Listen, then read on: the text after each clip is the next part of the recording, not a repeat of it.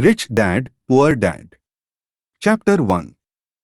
Had two fathers, a rich one and a poor one.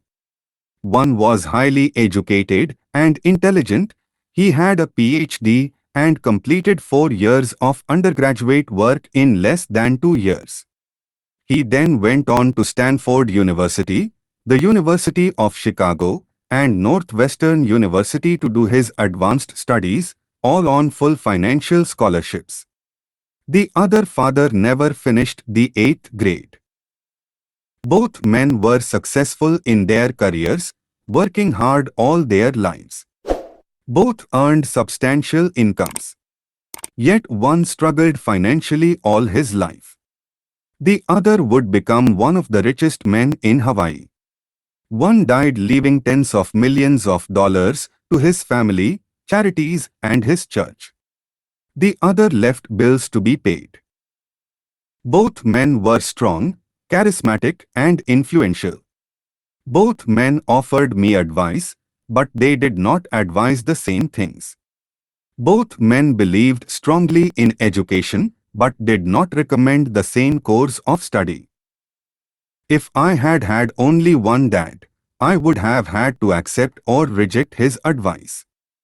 Having two dads advising me offered me the choice of contrasting points of view, one of a rich man and one of a poor man. Instead of simply accepting or rejecting one or the other, I found myself thinking more, comparing, and then choosing for myself. The problem was, the rich man was not rich yet, and the poor man not yet poor. Both were just starting out on their careers, and both were struggling with money and families. But they had very different points of view about the subject of money. For example, one dad would say, the love of money is the root of all evil. The other, the lack of money is the root of all evil. As a young boy, having two strong fathers both influencing me was difficult. I wanted to be a good son and listen, but the two fathers did not say the same things. The contrast in their points of view, particularly where money was concerned, was so extreme that I grew curious and intrigued. I began to start thinking for long periods of time about what each was saying. Much of my private time was spent reflecting, asking myself questions such as, why does he say that? And then asking the same question of the other dad's statement. It would have been much easier to simply say, yeah, he is right. I agree with that. Or to simply reject the point of view by saying, the old man doesn't know what he is talking about.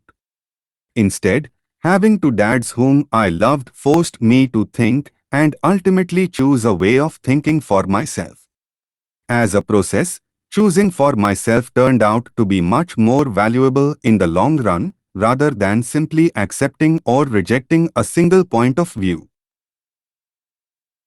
One of the reasons the rich get richer, the poor get poorer, and the middle class struggles in debt is because the subject of money is taught at home, not in school.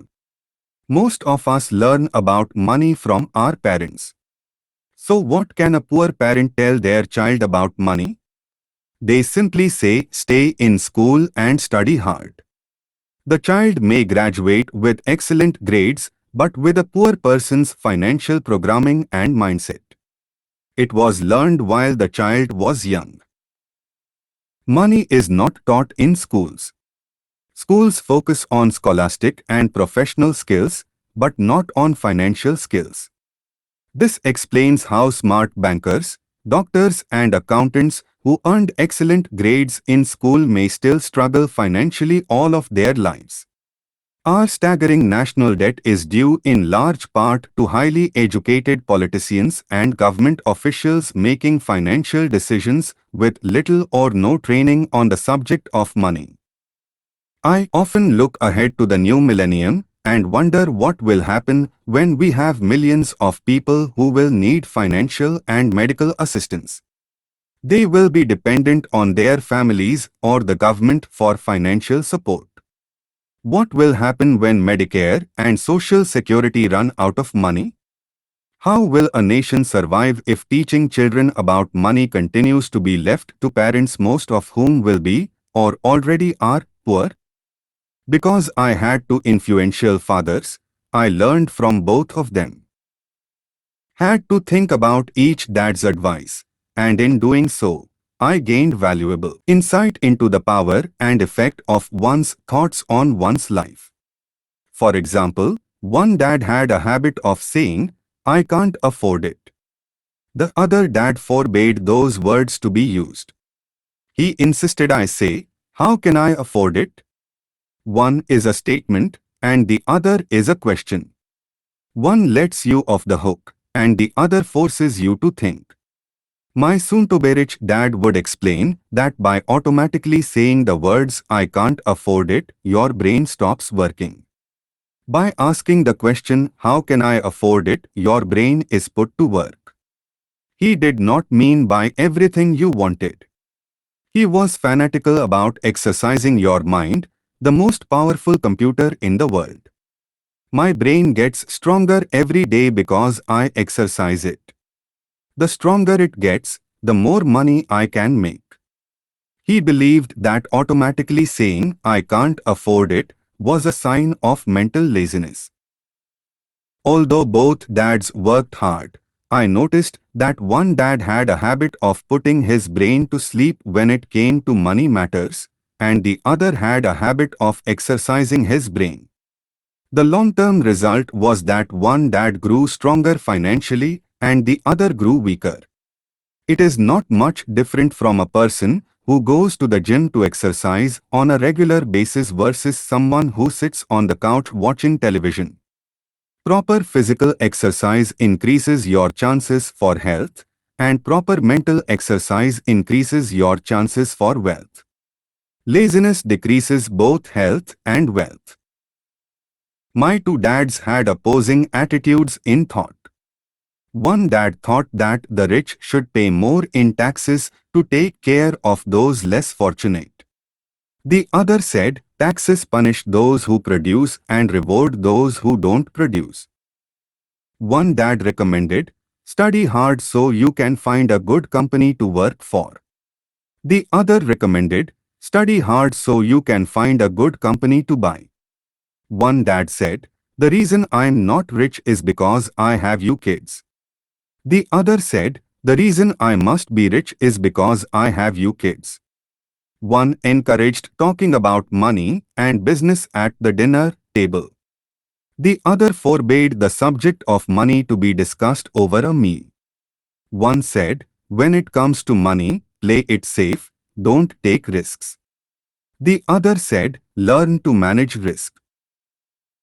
One believed, "Our home is our largest investment and our greatest asset." The other believed, "My house is a liability, and if your house is your largest investment, you are in trouble." Both dads paid their bills on time, yet one paid his bills first while the other paid his bills last. One dad believed in a company or the government taking care of you and your needs. He was always concerned about pay raises, retirement plans, medical benefits, sick leave, vacation days, and other perks. He was impressed with two of his uncles who joined the military and earned a retirement and entitlement package for life after 20 years of active service. He loved the idea of medical benefits and PX privileges the military provided its retirees. He also loved the tenure system available through the university. The idea of job protection for life and job benefits seemed more important, at times, than the job. He would often say, "I have worked hard for the government, and I'm entitled to these benefits." The other believed in total financial self-reliance. He spoke out against the entitlement mentality and how it was creating weak and financially needy people. He was emphatic about being financially competent. One dad struggled to save a few dollars. The other simply created investments. One dad taught me how to write an impressive resume so I could find a good job. The other taught me how to write strong business and financial plans so I could create jobs. Being a product of two strong dads allowed me the luxury of observing the effects different thoughts have on one's life. I noticed that people really do shape their life through their thoughts.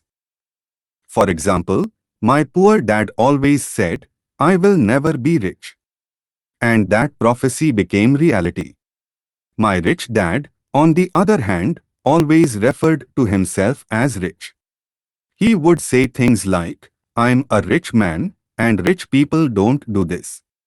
Even when he was flat broke after a major financial setback, he continued to refer to himself as a rich man. He would cover himself by saying, "There is a difference between being poor and being broke. Broke is temporary, and poor is eternal." My poor dad would also say, "I'm not interested in money," or "Money doesn't matter." My rich dad always said, "Money is power." The power of our thoughts may never be measured or appreciated, but it became obvious to me as a young boy to be aware of my thoughts and how I expressed myself. I noticed that my poor dad was poor not because of the amount of money he earned, which was significant, but because of his thoughts and actions. As a young boy, having two fathers, I became acutely aware of being careful which thoughts I chose to adopt as my own. Whom should I listen to, my rich dad or my poor dad? Although both men had tremendous respect for education and learning, they disagreed in what they thought was important to learn. One wanted me to study hard, earn a degree, and get a good job to work for money. He wanted me to study to become a professional, an attorney or an accountant, or to go to business school for my MBA. The other encouraged me to study to be rich, to understand how money works, and to learn how to have it work for me. "I don't work for money," were words he would repeat over and over. "Money works for me." At the age of 9, I decided to listen to and learn from my rich dad about money. In doing so, I chose not to listen to my poor dad, even though he was the one with all the college degrees. A lesson from Robert Frost. Robert Frost is my favorite poet. Although I love many of his poems, my favorite is The Road Not Taken. I use its lesson almost daily. The road not taken. Two roads diverged in a yellow wood, and sorry I could not travel both and be one traveler. Long I stood and looked down one as far as I could to where it bent in the undergrowth, then took the other, as just as fair, and having perhaps the better claim, because it was grassy and wanted wear, though as for that the passing there had worn them really about the same, and both that morning equally lay in leaves, no step had trodden black. Oh, I kept the first for another day. Yet knowing how way leads on to way, I doubted if I should ever come back. I shall be telling this with a sigh somewhere ages and ages hence. Two roads diverged in a wood, and I took the one less travelled by, and that has made all the difference. Robert Frost, 1916. And that made all the difference. Over the years, I have often reflected upon Robert Frost's poem.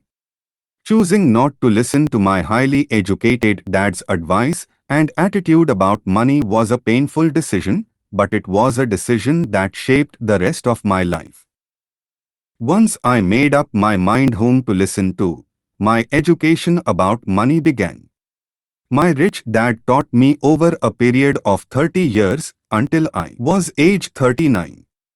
He stopped once he realized that I knew and fully understood what he had been trying to drum into my often thick skull.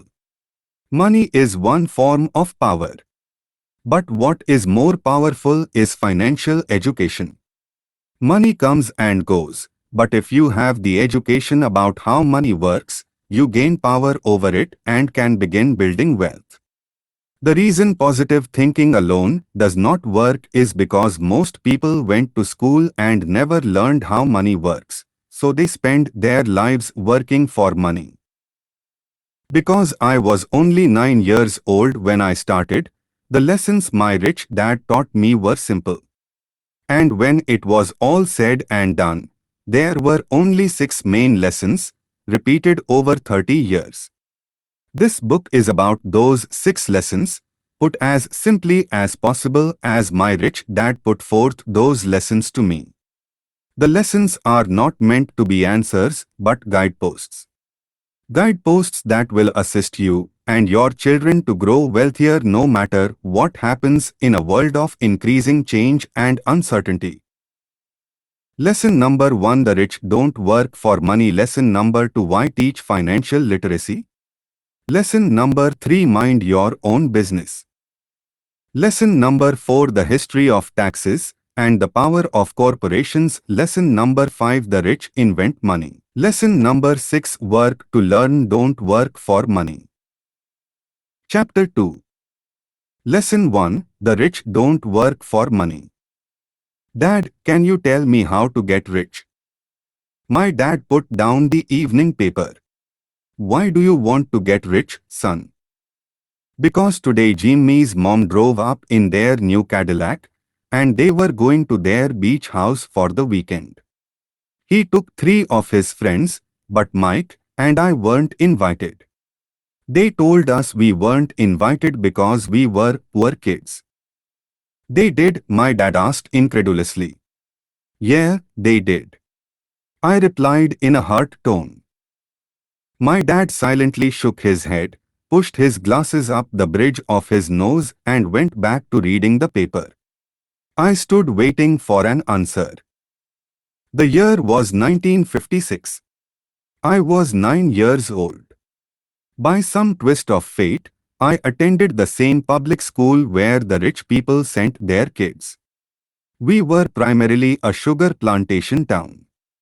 The managers of the plantation and the other affluent people of the town, such as doctors, business owners, and bankers, sent their children to this school, grades 1 to 6. After grade 6, their children were generally sent off to private schools. Because my family lived on one side of the street, I went to this school. Had I lived on the other side of the street, I would have gone to a different school, with kids from families more like mine. After grade 6, these kids and I would go on to the public intermediate and high school. There was no private school for them or for me. My dad finally put down the paper. I could tell he was thinking. Well, son, he began slowly. If you want to be rich, you have to learn to make money. How do I make money? I asked. Well, use your head, son, he said, smiling. Which really meant, that's all I'm going to tell you, or I don't know the answer, so don't embarrass me. A partnership is formed. The next morning, I told my best friend, Mike, what my dad had said. As best I could tell, Mike and I were the only poor kids in this school. Mike was like me in that he was in this school by a twist of fate. Someone had drawn a jog in the line for the school district, and we wound up in school with the rich kids. We weren't really poor, but we felt as if we were because all the other boys had new baseball gloves, new bicycles, new everything. Mom and Dad provided us with the basics, like food, shelter, clothes. But that was about it. My dad used to say, if you want something, work for it. We wanted things, but there was not much work available for 9-year-old boys. So what do we do to make money? Mike asked. I don't know, I said. But do you want to be my partner? He agreed, and so on that Saturday morning, Mike became my first business partner. We spent all morning coming up with ideas on how to one make money. Occasionally we talked about all the cool guys at Jimmy's beach house having fun. It hurt a little, but that hurt was good, for it inspired us to keep thinking of a way to make money. Finally, that afternoon, a bolt of lightning came through our heads. It was an idea Mike had gotten from a science book he had read. Excitedly, we shook hands, and the partnership now had a business. For the next several weeks, Mike and I ran around our neighborhood, knocking on doors and asking our neighbors if they would save their toothpaste tubes for us. With puzzled looks, most adults consented with a smile. Some asked us what we were doing. To which we replied, "We can't tell you. It's a business secret." My mom grew distressed as the weeks wore on. We had selected a site next to her washing machine as the place we would stockpile our raw materials. In a brown cardboard box that one time held catsup bottles, our little pile of used toothpaste tubes began to grow. Finally, my mom put her foot down. The sight of her neighbors' messy, crumpled used toothpaste tubes had gotten to her. "What are you boys doing?" she asked. "And I don't want to hear again that it's a business secret. Do something with this mess or I'm going to throw it out." Mike and I pleaded and begged, explaining that we would soon have enough and then we would begin production. We informed her that we were waiting on a couple of neighbors to finish using up their toothpaste so we could have their tubes. Mom granted us a 1-week extension. The date to begin production was moved up. The pressure was on. My first partnership was already being threatened with an eviction notice from our warehouse space by my own mom. It became Mike's job to tell the neighbors to quickly use up their toothpaste, saying their dentist wanted them to brush more often anyway. I began to put together the production line. One day my dad drove up with a friend to see 2 9-year-old boys in the driveway with a production line operating at full speed. There was fine white powder everywhere. On a long table were small milk cartons from school, and our family's hibachi grill was glowing with red-hot coals at maximum heat. Dad walked up cautiously, having to park the car at the base of the driveway since the production line blocked the carport. As he and his friend got closer, they saw a steel pot sitting on top of the coals, with the toothpaste tubes being melted down. In those days, toothpaste did not come in plastic tubes. The tubes were made of lead. So once the paint was burned off, the tubes were dropped in the small steel pot, melted until they became liquid, and with my mom's pot holders we were pouring the lead through a small hole in the top of the milk cartons. The milk cartons were filled with plaster of Paris. The white powder everywhere was the plaster before we mixed it with water.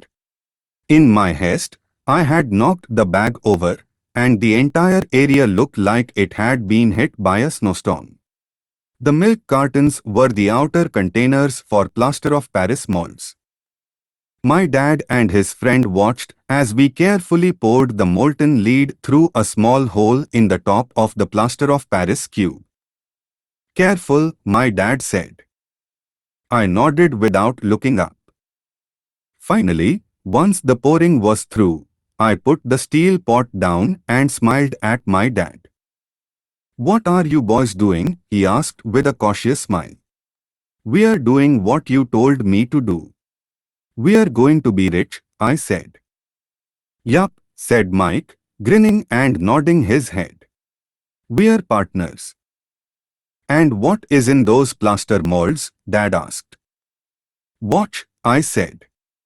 "This should be a good batch." With a small hammer, I tapped at the seal that divided the cube in half. Cautiously, I pulled up the top half of the plaster mold and a lead nickel fell out.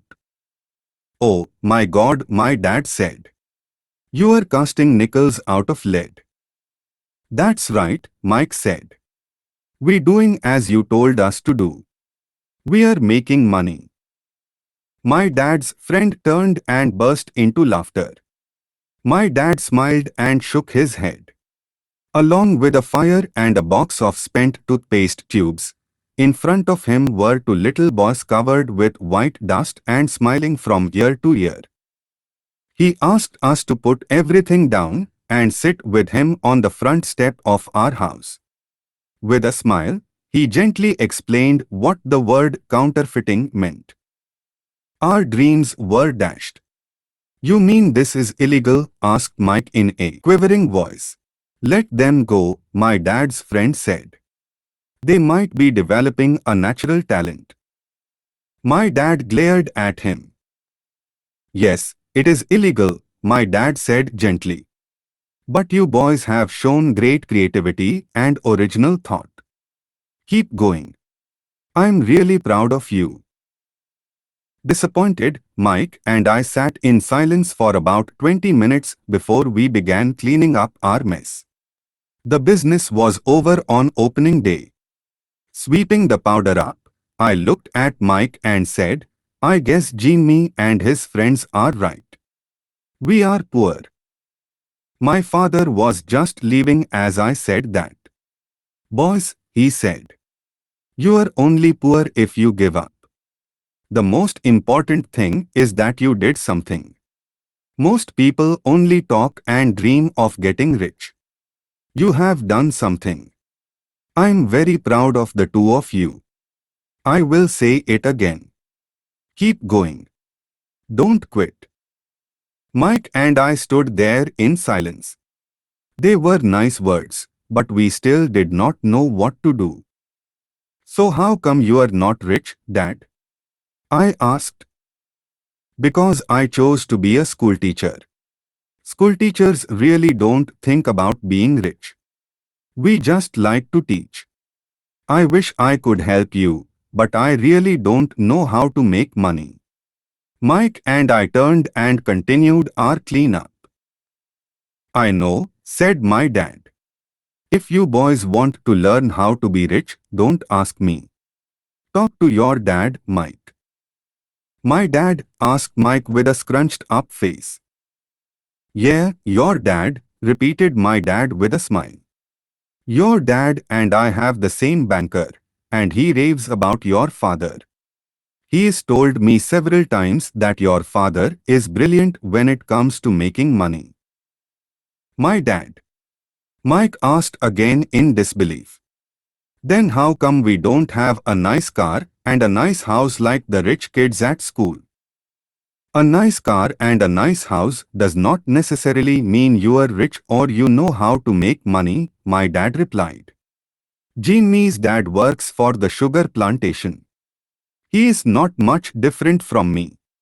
He works for a company, and I work for the government. The company buys the car for him.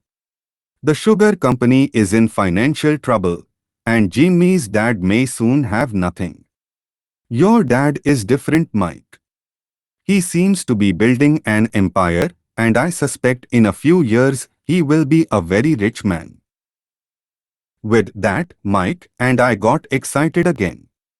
With new vigor, we began cleaning up the mess caused by our now defunct first business. As we were cleaning, we made plans on how and when to talk to Mike's dad. The problem was that Mike's dad worked long hours and often did not come home until late. His father owned warehouse, a construction company, a chain of stores, and 3 restaurants. It was the restaurants that kept him out late. Mike caught the bus home after we had finished cleaning up. He was going to talk to his dad when he got home that night and ask him if he would teach us how to become rich. Mike promised to call as soon as he had talked to his dad, even if it was late. The phone rang at 8:30 p.m. Okay, I said. Next Saturday. and put the phone down. Mike's dad had agreed to meet with Mike and me. At 7:30 Saturday morning, I caught the bus to the poor side of town. The lessons begin. I will pay you 10 cents an hour. Even by 1956 pay standards, 10 cents an hour was low. Michael and I met with his dad that morning at 8 o'clock. He was already busy and had been at work for more than an hour. His construction supervisor was just leaving in his pickup truck as I walked up to his simple, small and tidy home. Mike met me at the door. "Dad's on the phone, and he said to wait on the back porch," Mike said as he opened the door. The old wooden floor creaked as I stepped across the threshold of this aging house. There was a cheap mat just inside the door. The mat was there to hide the years of wear from countless footsteps that the floor had supported. Although clean, it needed to be replaced. I felt claustrophobic as I entered the narrow living room, which was filled with old musty overstuffed furniture that today would be collector's items. Sitting on the couch were two women, a little older than my mom. Across from the women sat a man in workman's clothes. He wore khaki slacks and a khaki shirt, neatly pressed but without starch, and polished work books. He was about 10 years older than my dad, I'd say about 45 years old. They smiled as Mike and I walked past them, heading for the kitchen, which led to the porch that overlooked the backyard. I smiled back shyly. "Who are those people?" I asked. "Oh, they work for my dad. The older man runs his warehouse, and the women are the managers of the restaurants. And you saw the construction supervisor, who is working on a road project about 50 miles from here. His other supervisor, who is building a track of houses, had already left before you got here." "Does this go on all the time?" I asked. "Not always, but quite often," said Mike, smiling as he pulled up a chair to sit down next to me. "I asked him if he would teach us to make money," Mike said. "Oh, and what did he say to that?" I asked with cautious curiosity. "Well, he had a funny look on his face at first, and then he said he would make us an offer." "Oh," I said, rocking my chair back against the wall. I sat there perched on two rear legs of the chair. Mike did the same thing. "Do you know what the offer is?" I asked. "No, but we will soon find out." Suddenly, Mike's dad burst through the rickety screen door and onto the porch. Mike and I jumped to our feet, not out of respect but because we were startled. "Ready, boys?" Mike's dad asked as he pulled up a chair to sit down. "With us." We nodded our heads as we pulled our chairs away from the wall to sit in front of him. He was a big man, about 6 feet tall and 200 pounds. My dad was taller, about the same weight, and 5 years older than Mike's dad. They sort of looked alike, though not of the same ethnic makeup. Maybe their energy was similar. "Mike says you want to learn to make money. Is that correct, Robert?" I nodded my head quickly, but with a little intimidation. He had a lot of power behind his words and smile. "Okay, here is my offer. I will teach you, but I won't do it classroom style. You work for me, I will teach you. You don't work for me, I won't teach you. I can teach you faster if you work, and I'm wasting my time if you just want to sit and listen, like you do in school. That's my offer. Take it or leave it." May I ask a question first?" I asked. "No. Take it or leave it. I have got too much work to do to waste my time. If you can't make up your mind decisively, then you'll never learn to make money anyway. Opportunities come and go. Being able to know when to make quick decisions is an important skill. You have an opportunity that you asked for. School is beginning or it's over in 10 seconds, Mike's dad said with a teasing smile. Take it, I said. Take it, said Mike. Good, said Mike's dad. Mrs. Martin will be by in 10 minutes. After I'm through with her, you ride with her to my superette and you can begin working. I will pay you 10 cents an hour and you will work for 3 hours every Saturday. But I have a softball game today, I said. Mike's dad lowered his voice to a stern tone. Take it or leave it. I will take it, I replied, choosing to work and learn instead of playing softball. 30 cents later. By 9 a.m. on a beautiful Saturday morning, Mike and I were working for Mrs. Martin. She was a kind and patient woman. She always said that Mike and I reminded her of her two sons who were grown and gone. Although kind, she believed in hard work and she kept us working. She was a taskmaster. We spent 3 hours taking canned goods off the shelves and, with a feather duster, brushing each can to get the dust off, and then restacking them neatly. It was excruciatingly boring work. Mike's dad, whom I call my rich dad, owned 9 of these little superettes with large parking lots. They were the early version of the 7-Eleven convenience stores. Little neighborhood grocery stores where people bought items such as milk, bread, butter and cigarettes. The problem was, this was Hawaii before air conditioning, and the stores could not close its doors because of the heat. On two sides of the store, the doors had to be wide open to the road and parking lot. Every time a car drove by or pulled into the parking lot, dust would swirl and settle in the store. Hence, we had a job for as long as there was no air conditioning. For 3 weeks, Mike and I reported to Mrs. Martin and worked our 3 hours. By noon, our work was over, and she dropped 3 little dimes in each of our hands. Now, even at the age of 9 in the mid-1950s, 30 cents was not too exciting. Comic books cost 10 cents back then, so I usually spent my money on comic books and went home. By Wednesday of the 4th week, I was ready to quit.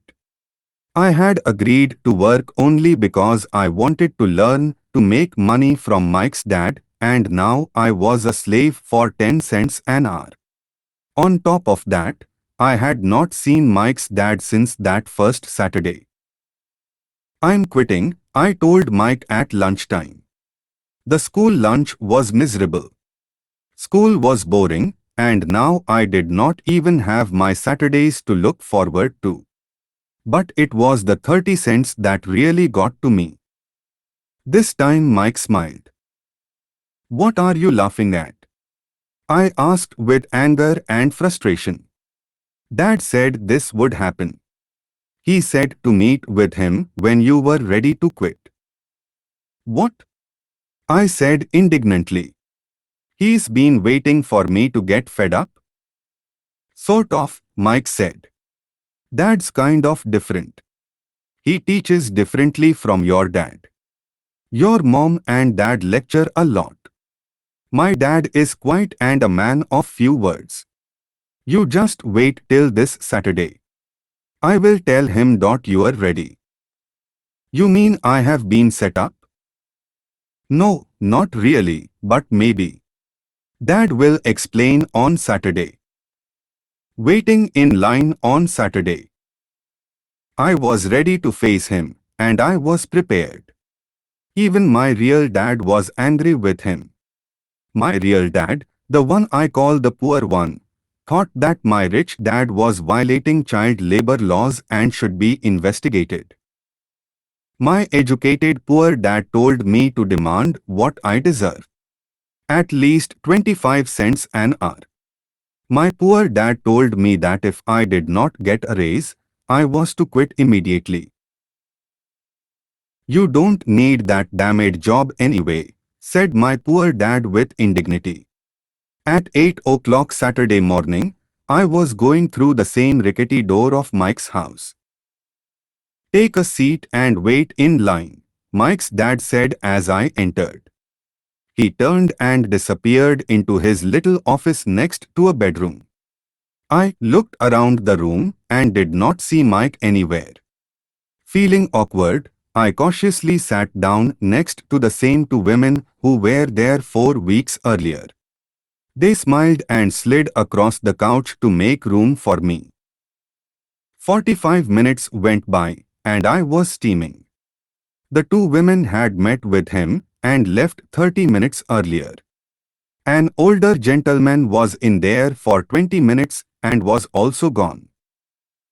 The house was empty, and I sat out in his musty dark living room on a beautiful sunny Hawaiian day, waiting to talk to a cheapskate who exploited children. I could hear him rustling around the office, talking on the phone and ignoring me. I was now ready to walk out, but for some reason I stayed.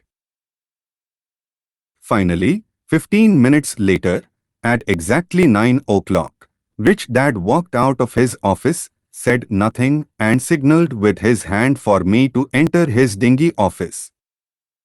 I understand you want a raise or you are going to quit, Rich Dad said as he swiveled in his office chair. Well, you are not keeping your end of the bargain, I blurted out nearly in tears. It was really frightening for a 9-year-old boy to confront a grown-up. You said that you would teach me if I worked for you. Well, I have worked for you. I have worked hard. I have given up my baseball games to work for you. And you don't keep your word. You haven't taught me anything. You are a crook like everyone in town thinks you are. You are greedy. You want all the money and don't take care of your employees. You make me wait and don't show me any respect. I'm only a little boy, and I deserve to be treated better. Rich Dad rocked back in his swivel chair, hands up to his chin, somewhat staring at me. It was like he was studying me. Not bad, he said. In less than a month, you sound like most of my employees. What? I asked. Not understanding what he was saying, I continued with my grievance. I thought you were going to keep your end of the bargain and teach me. Instead you want to torture me. That's cruel. That's really cruel. I am teaching you, Rich Dad said quietly. What have you taught me? Nothing. I said angrily. You haven't even talked to me once since I agreed to work for peanuts. 10 cents an hour.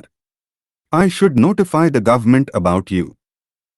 We have child labor laws, you know. My dad works for the government, you know. Wow, said Rich Dad. Now you sound just like most of the people who used to work for me. People I have either fired or they have quit. So what do you have to say? I demanded, feeling pretty brave for a little kid. You lied to me. I have worked for you, and you have not kept your word. You haven't taught me anything. How do you know that I have not taught you anything? Asked Rich Dad calmly.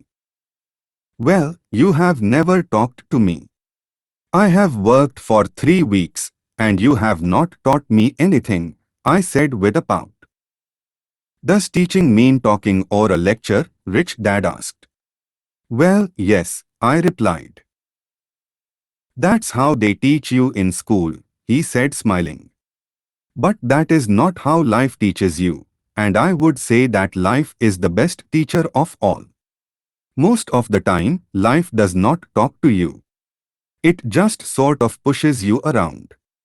Each push is life saying, wake up. There is something I want you to learn.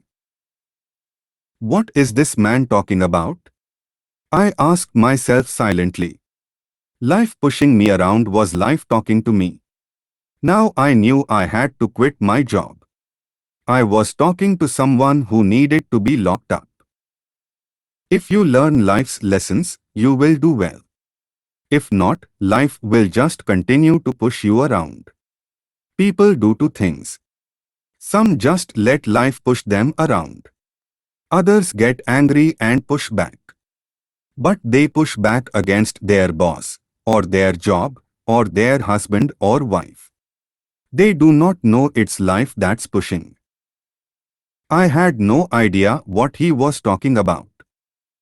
Life pushes all of us around. Some give up. Others fight. A few learn the lesson and move on. They welcome life pushing them around. To these few people, it means they need and want to learn something. They learn and move on. Most quit, and a few like you fight. Rich Dad stood and shut the creaky old wooden window that needed repair. If you learn this lesson, you will grow into a wise, wealthy and happy young man. If you don't, you will spend your life blaming a job, low pay or your boss for your problems. You'll live life hoping for that big break that will solve all your money problems. Rich Dad looked over at me to see if I was still listening. His eyes met mine. We stared at each other, streams of communication going between us through our eyes. Finally, I pulled away once I had absorbed his last message. I knew he was right. I was blaming him, and I did ask to learn. I was fighting. Rich Dad continued. Or if you are the kind of person who has no guts, you just give up every time life pushes you. If you are that kind of person, you live all your life playing it safe, doing the right things, saving yourself for some event that never happens. Then, you die a boring old man. You'll have lots of friends who really like you because you were such a nice hard-working guy. You spent a life playing it safe, doing the right things. But the truth is, you let life push you into submission. Deep down you were terrified of taking risks. You really wanted to win, but the fear of losing was greater than the excitement of winning. Deep inside, you and only you will know you didn't go for it. You chose to play it safe. Our eyes met again. For 10 seconds, we looked at each other, only pulling away once the message was received. You have been pushing me around, I asked. Some people might say that, smiled Rich Dad. I would say that I just gave you a taste of life. What taste of life? I asked, still angry but now curious. Even ready to learn. You boys are the first people that have ever asked me to teach them how to make money. I have more than 150 employees, and not one of them has asked me what I know about money. They ask me for a job and a paycheck, but never to teach them about money. So most will spend the best years of their lives working for money, not really understanding what it is they are working for. I sat there listening intently. So when Mike told me about you wanting to learn how to make money, I decided to design a course that was close to real life. I could talk until I was blue in the face, but you wouldn't hear a thing. So I decided to let life push you around a bit so you could hear me. That's why I only paid you 10 cents. So what is the lesson I learned from working for only 10 cents an hour? I asked. That you are cheap and exploit your workers. Rich Dad rocked back and laughed heartily. Finally, after his laughing stopped, he said, "You'd best change your point of view. Stop blaming me, thinking I'm the problem. If you think I'm the problem, then you have to change me. If you realize that you are the problem, then you can change yourself, learn something and grow wiser." Most people want everyone else in the world to change but themselves. Let me tell you, it's easier to change yourself than everyone else. I don't understand, I said. Don't blame me for your problems, Rich Dad said, growing impatient. But you only pay me 10 cents. So what are you learning? Rich Dad asked, smiling. That you are cheap, I said with a sly grin. See, you think I'm the problem, said Rich Dad. But you are. Well, keep that attitude and you learn nothing. Keep the attitude that I'm the problem and what choices do you have? Well, if you don't pay me more or show me more respect and teach me, I will quit. Well put, Rich Dad said.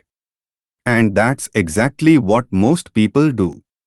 They quit and go looking for another job, better opportunity, and higher pay, actually thinking that a new job or more pay will solve the problem. In most cases, it won't. So what will solve the problem? I asked. Just take this measly 10 cents an hour and smile. Rich Dad smiled. That's what the other people do. Just accept a paycheck knowing that they and their family will struggle financially.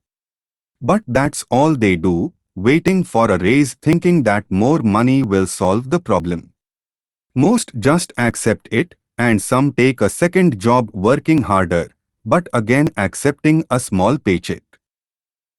I sat staring at the floor, beginning to understand the lesson Rich Dad was presenting. I could sense it was a taste of life. Finally, I looked up and repeated the question. So what will solve the problem? This, he said, tapping me gently on the head. This stuff between your ears. It was at that moment that Rich Dad shared the pivotal point of view that separated him from his employees and my poor dad and led him to eventually become one of the richest men in Hawaii while my highly educated, but poor, dad struggled financially all his life. It was a singular point of view that made all the difference over a lifetime. Rich Dad said over and over, this point of view, which I call lesson number 1. The poor and the middle class work for money. The rich have money work for them. On that bright Saturday morning, I was learning a completely different point of view from what I had been taught by my poor dad. At the age of 9, I grew aware that both dads wanted me to learn. Both dads encouraged me to study, but not the same things. My highly educated dad recommended that I do what he did.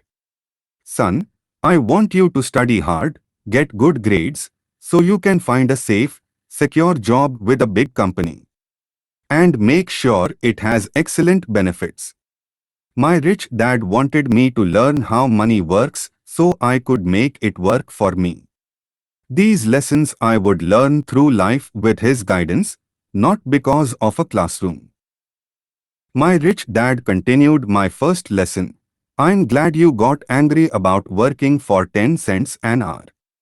If you had not gotten angry and had gladly accepted it, I would have to tell you that I could not teach you. You see, true learning takes energy, passion, a burning desire. Anger is a big part of that formula, for passion is anger and love combined. When it comes to money, most people want to play it safe and feel secure. So passion does not direct them, fear does. So is that why they'll take a job with low power? I asked. Yes, said Rich Dad. Some people say I exploit people because I don't pay as much as the sugar plantation or the government. I say the people exploit themselves. It's their fear, not mine. But don't you feel you should pay them more? I asked. I don't have to. And besides, more money will not solve the problem. Just look at your dad. He makes a lot of money, and he still can't pay his bills. Most people, given more money, only get into more debt. So that's why the 10 cents an hour, I said, smiling. It's a part of the lesson. That's right, smiled Rich Dad. You see, your dad went to school and got an excellent education, so he could get a high-paying job. Which he did. But he still has money problems because he never learned anything about money at school. On top of that, he believes in working for money. And you don't? I asked. No, not really, said Rich Dad. If you want to learn to work for money, then stay in school. That is a great place to learn to do that. But if you want to learn how to have money work for you, then I will teach you that. But only if you want to learn. Wouldn't everyone want to learn that? I asked. No, said Rich Dad. Simply because it's easier to learn to work for money, especially if fear is your primary emotion when the subject of money is discussed. I don't understand, I said with a frown. Don't worry about that for now. Just know that it's fear that keeps most people working at a job. The fear of not paying their bills. The fear of being fired. The fear of not having enough money. The fear of starting over. That's the price of starting to learn a profession or trade and then working for money. Most people become a slave to money and then get angry at their boss. Learning to have money work for you is a completely different course of study? I asked.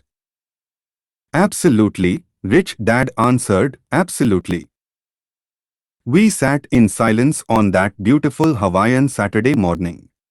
My friends would have just been starting their little league baseball game. But for some reason, I was now thankful I had decided to work for 10 cents an hour. I sensed that I was about to learn something my friends would not learn in school. Ready to learn? Asked Rich Dad. Absolutely, I said with a grin. I have kept my promise. I have been teaching you from afar, my Rich Dad said. At 9 years old, you have gotten a taste of what it feels like to work for money. Just multiply your last month by 50 years and you will have an idea of what most people spend their life doing. I don't understand, I said. How did you feel waiting in line to see me? Once to get hired and once to ask for more money? Terrible, I said. If you choose to work for money, that is what life is like for many people, said Rich Dad. And how did you feel when Mrs. Martin dropped 3 dimes in your hand for 3 hours work? I felt like it wasn't enough. It seemed like nothing. I was disappointed, I said. And that is how most employees feel when they look at their paychecks. Especially after all the tax and other deductions are taken out. At least you got 100%. You mean most workers don't get paid everything? I asked with amazement. Heavens no, said Rich Dad. The government always takes its share first. How do they do that? I asked. Taxes, said Rich Dad. You are taxed when you earn. You are taxed when you spend. You are taxed when you save. You are taxed when you die. Why do people let the government do that to them? The rich don't, said Rich Dad with a smile. The poor and the middle class do. I will bet you that I earn more than your dad, yet he pays more in taxes. How can that be? I asked. As a 9-year-old boy, that made no sense to me. Why would someone let the government do that to them? Rich Dad sat there in silence. I guess he wanted me to listen instead of jabber away at the mouth. Finally, I calmed down. I did not like what I had heard. I knew my dad complained constantly about paying so much in taxes, but really did nothing about it. Was that life pushing him around? Rich Dad rocked slowly and silently in his chair, just looking at me. Ready to learn? He asked. I nodded my head slowly. As I said, there is a lot to learn. Learning how to have money work for you is a lifetime study. Most people go to college for 4 years, and their education ends. I already know that my study of money will continue over my lifetime, simply because the more I find out, the more I find out I need to know. Most people never study the subject. They go to work, get their paycheck, balance their checkbooks, and that's it. On top of that, they wonder why they have money problems. Then, they think that more money will solve the problem. Few realize that it's their lack of financial education that is the problem. So my dad has tax problems because he doesn't understand money? I asked, confused. Look, said Rich Dad. Taxes are just one small section on learning how to have money work for you. Today, I just wanted to find out if you still have the passion to learn about money. Most people don't. They want to go to school, learn a profession, have fun at their work, and earn lots of money. One day they wake up with big money problems, and then they can't stop working. That's the price of only knowing how to work for money instead of studying how to have money work for you. So do you still have the passion to learn? Asked Rich Dad. I nodded my head. Good, said Rich Dad. Now get back to work. This time, I will pay you nothing. What? I asked in amazement. You heard me. Nothing. You will work the same 3 hours every Saturday, but this time you will not be paid 10 cents per hour. You said you wanted to learn to not work for money, so I'm not going to pay you anything. I couldn't believe what I was hearing. I have already had this conversation with Mike. He is already working, dusting and stacking canned goods for free. You'd better hurry and get back there. That's not fair, I shouted. You have got to pay something. You said you wanted to learn. If you don't learn this now, you'll grow up to be like the 2 women and the older man sitting in my living room, working for money and hoping I don't fire them. Or like your dad, earning lots of money only to be in debt up to his eyeballs, hoping more money will solve the problem. If that's what you want, I will go back to our original deal of 10 cents an hour. Or you can do what most people grow up to do. Complain that there is not enough pay, quit and go looking for another job. But what do I do? I asked. Rich Dad tapped me on the head. Use this, he said. If you use it well, you will soon thank me for giving you an opportunity, and you will grow into a rich man. I stood there still not believing what a raw deal I had been handed. Here I came to ask for a raise, and now I was being told to keep working for nothing. Rich Dad tapped me on the head again and said, use this. Now get out of here and get back to work. Lesson: the rich don't work for money. I didn't tell my poor dad I wasn't being paid. He would not have understood, and I did not want to try to explain something that I did not yet understand myself. For 3 more weeks, Mike and I worked for 3 hours every Saturday for nothing. The work didn't bother me, and the routine got easier. It was the missed baseball games and not being able to afford to buy a few comic books that got to me. Rich Dad stopped by at noon on the third week. We heard his truck pull up in the parking lot and sputter when the engine was turned off. He entered the store and greeted Mrs. Martin with a hug. After finding out how things were going in the store, he reached into the ice cream freezer, pulled out 2 bars, paid for them, and signaled to Mike and me. "Let's go for a walk, boys." We crossed the street, dodging a few cars, and walked across a large grassy field where a few adults were playing softball. Sitting down at a remote picnic table, he handed Mike and me the ice cream bars. "How's it going, boys?" "Okay," Mike said. I nodded in agreement. "Learn anything yet?" Rich Dad asked. Mike and I looked at each other, shrugged our shoulders and shook our heads in unison. Avoiding one of life's biggest traps. Well, you boys had better start thinking. You're staring at one of life's biggest lessons. If you learn the lesson, you'll enjoy a life of great freedom and security.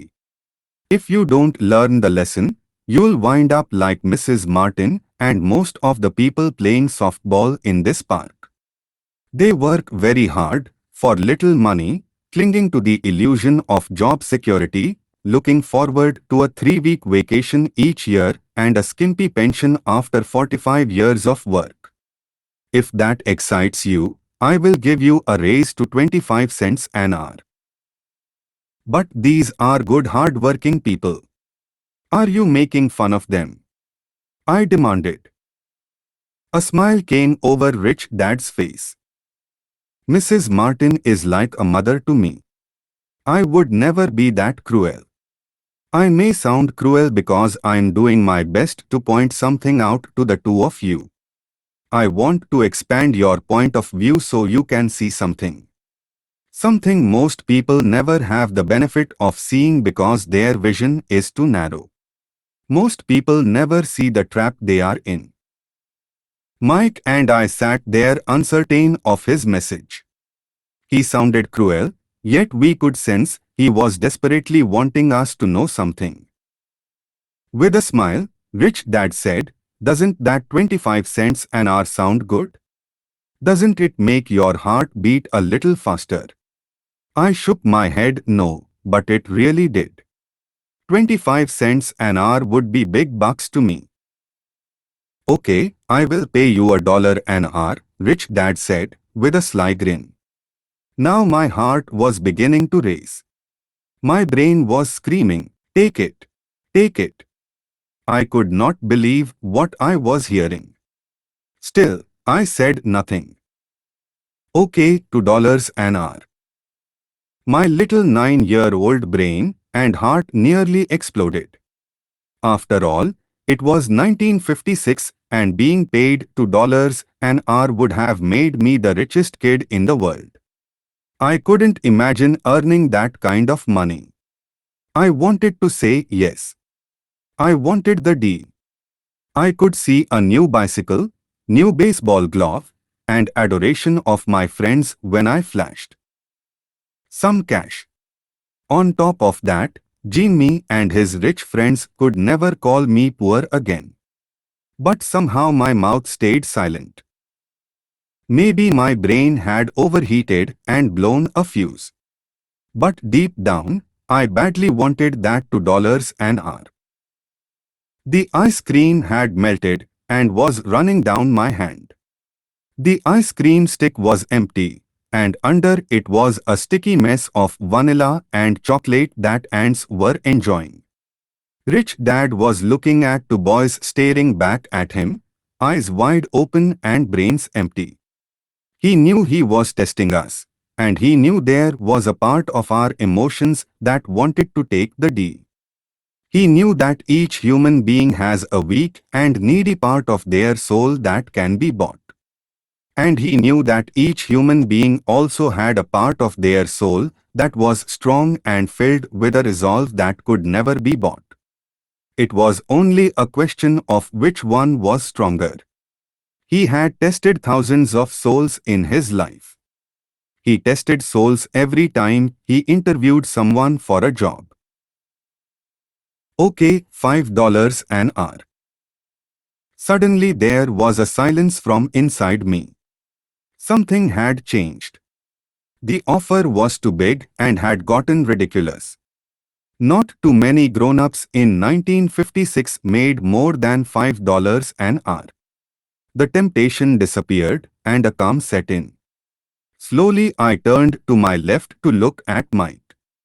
He looked back at me. The part of my soul that was weak and needy was silenced.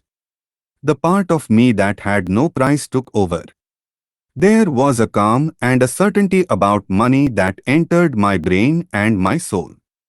I knew Mike had gotten to that point also.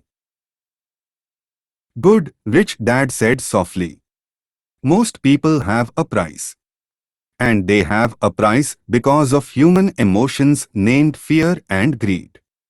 First, the fear of being without money motivates us to work hard, and then once we get that paycheck, greed or desire starts us thinking about all the wonderful things money can buy.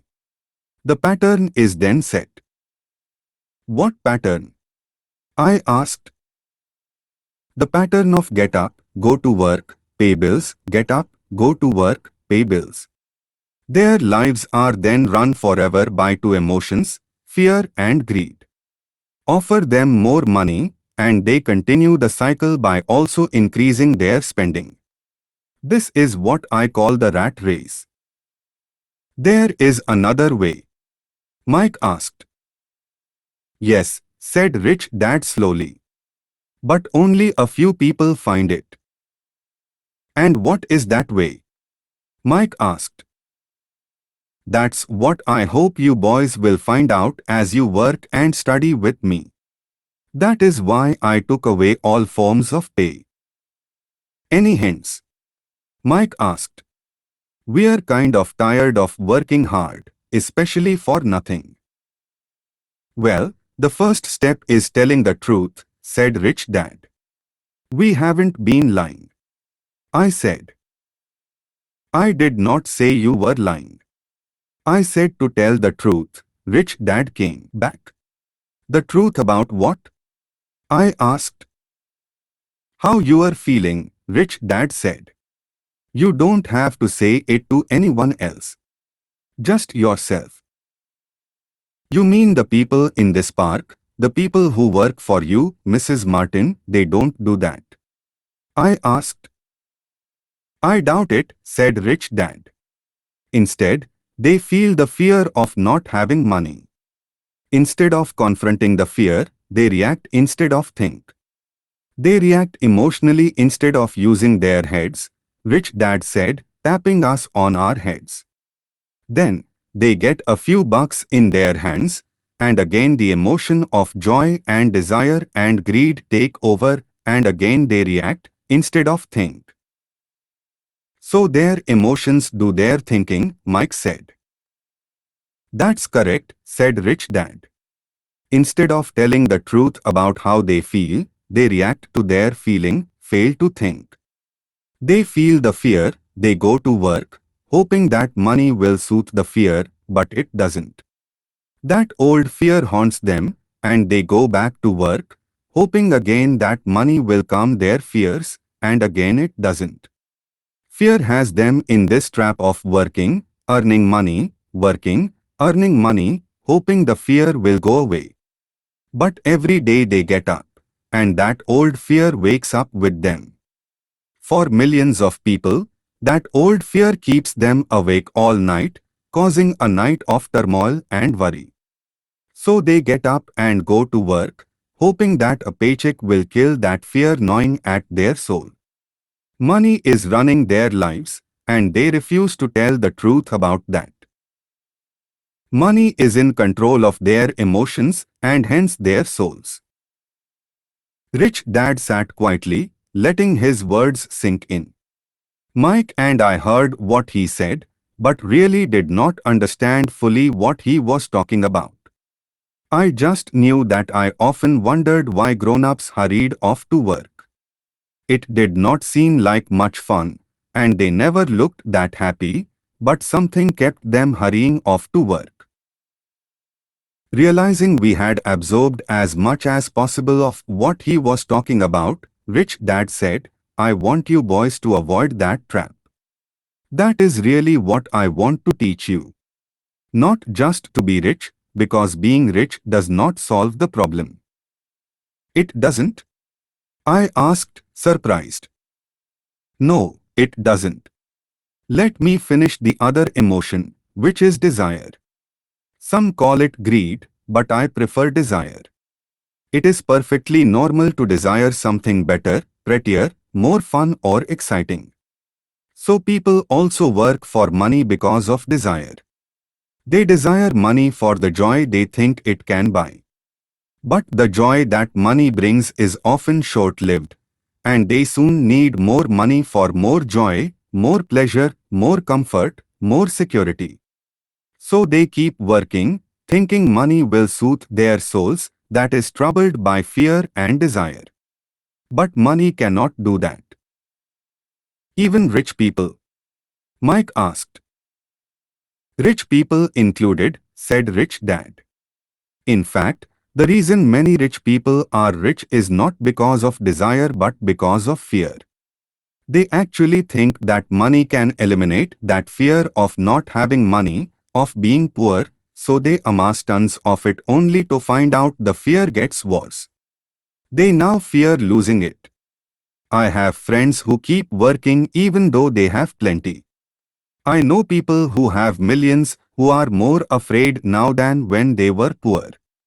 They are terrified of losing all their money. The fears that drove them to get rich got worse. That weak and needy part of their soul is actually screaming louder. They don't want to lose the big houses, the cars, the high life that money has bought them. They worry about what their friends would say if they lost all their money. Many are emotionally desperate and neurotic, although they look rich and have more money. "So is a poor man happier?" I asked. "No, I don't think so," replied Rich Dad. "The avoidance of money is just as psychotic as being attached to money."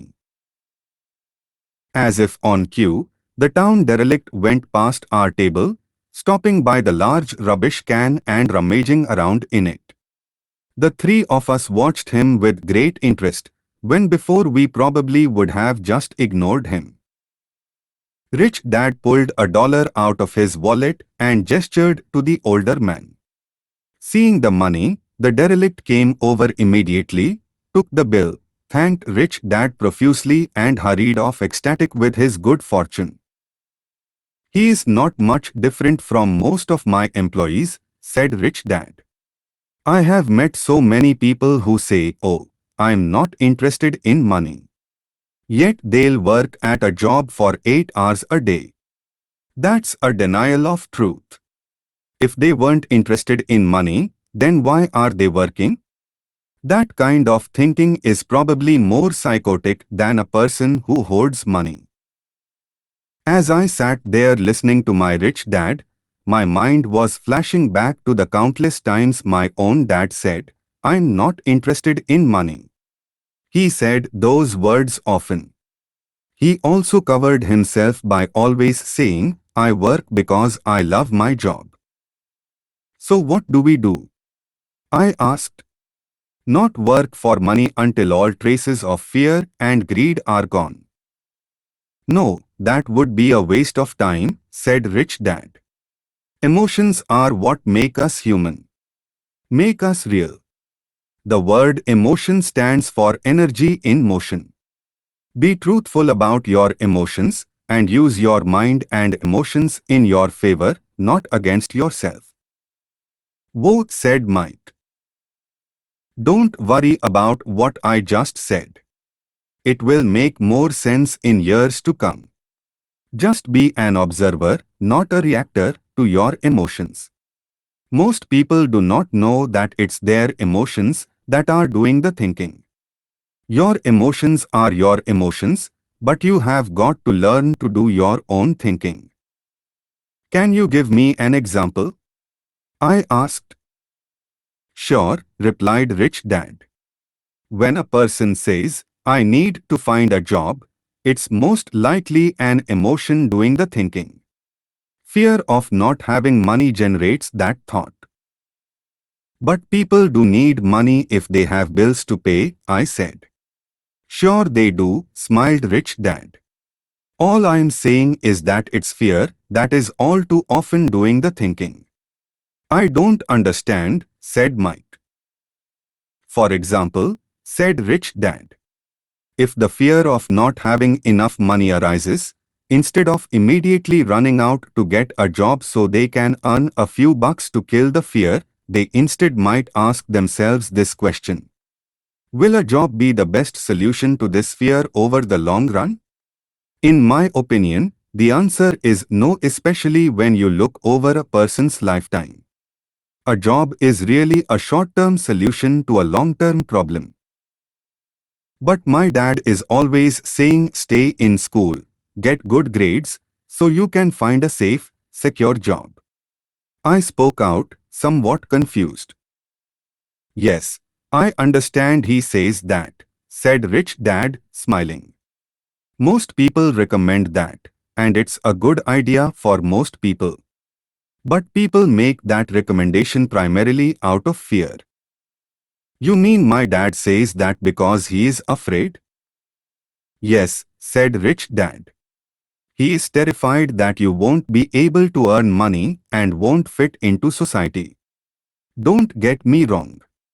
He loves you and wants the best for you. And I think his fear is justified.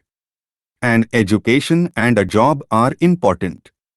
But it won't handle the fear. You see, that same fear that makes him get up in the morning to earn a few bucks is the fear that is causing him to be so fanatical about you going to school. So what do you recommend? I asked. I want to teach you to master the power of money. Not be afraid of it. And they don't teach that in school. If you don't learn it, you become a slave to money. It was finally making sense. He did want us to widen our views. To see what Mrs. Martin could not see, his employees could not see, or my dad for that matter. He used examples that sounded cruel at the time, but I have never forgotten them. My vision widened that day, and I could begin to see the trap that lay ahead for most people. You see, we are all employees ultimately. We just work at different levels, said Rich Dad. I just want you boys to have a chance to avoid the trap. The trap caused by those two emotions, fear and desire. Use them in your favor, not against you. That's what I want to teach you. I'm not interested in just teaching you to make a pile of money. That won't handle the fear or desire. If you don't first handle fear and desire, and you get rich, you'll only be a high-paid slave. So how do we avoid the trap? I asked. The main cause of poverty or financial struggle is fear and ignorance, not the economy or the government or the rich. It's self-inflicted fear and ignorance that keeps people trapped. So you boys go to school and get your college degrees. I will teach you how to stay out of the trap. The pieces of the puzzle were appearing. My highly educated dad had a great education and a great career. But school never told him how to handle money or his fears. It became clear that I could learn different and important things from two fathers. So you have been talking about the fear of not having money. How does the desire of money affect our thinking? Mike asked. How did you feel when I tempted you with a pay raise? Did you notice your desires rising? We nodded our heads. By not giving in to your emotions, you were able to delay your reactions and think. That is most important. We will always have emotions of fear and greed. From here on in, it is most important for you to use those emotions to your advantage and for the long term, and not simply let your emotions run you by controlling your thinking. Most people use fear and greed against themselves. That's the start of ignorance. Most people live their lives chasing paychecks, pay raises, and job security because of the emotions of desire and fear, not really questioning where those emotion-driven thoughts are leading them. It's just like the picture of a donkey dragging a cart, with its owner dangling a carrot just in front of the donkey's nose. The donkey's owner may be going where he wants to go, but the donkey is chasing an illusion. Tomorrow there will only be another carrot for the donkey. You mean the moment I began to picture a new baseball glove, candy and toys, that's like a carrot to a donkey? Mike asked. Yeah. And as you get older, your toys get more expensive. A new car, a boat and a big house to impress your friends, said Rich Dad with a smile. Fear pushes you out the door, and desire calls to you, enticing you toward the rocks. That's the trap. So what's the answer? Mike asked. What intensifies fear and desire is ignorance. That is why rich people with lots of money often have more fear the richer they get. Money is the carrot, the illusion. If the donkey could see the whole picture, it might rethink its choice to chase the carrot. Rich Dad went on to explain that a human's life is a struggle between ignorance and illumination. He explained that once a person stops searching for information and knowledge of one's self, ignorance sets in. That struggle is a moment-to-moment decision to learn, to open or close one's mind. Look, school is very, very important. You go to school to learn a skill or profession so as to be a contributing member of society. Every culture needs teachers, doctors, mechanics, artists, cooks, business people, police officers, firefighters, soldiers. Schools train them so our culture can thrive and flourish, said Rich Dad. Unfortunately, for many people, school is the end, not the beginning. There was a long silence. Rich Dad was smiling. I did not comprehend everything he said that day. But as with most great teachers, whose words continue to teach for years, often long after they are gone, his words are still with me today. I have been a little cruel today, said Rich Dad. Cruel for a reason. I want you to always remember this talk. I want you to always think of Mrs. Martin. I want you always to think of the donkey. Never forget, because your two emotions, fear and desire, can lead you into life's biggest trap if you are not aware of them controlling your thinking. To spend your life living in fear, never exploring your dreams, is cruel.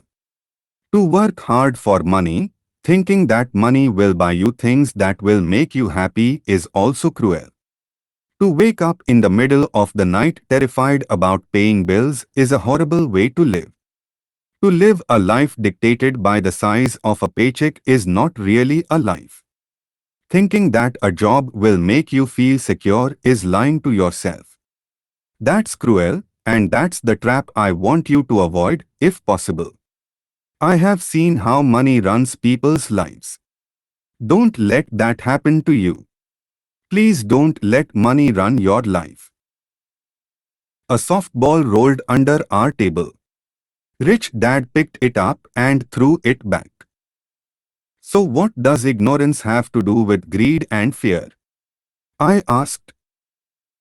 Because it is ignorance about money that causes so much greed and so much fear, said Rich Dad. Let me give you some examples. A doctor, wanting more money to better provide for his family, raises his fees. By raising his fees, it makes health care more expensive for everyone. Now, it hurts the poor people the most, so poor people have worse health than those with money. Because the doctors raise their rates, the attorneys raise their rates.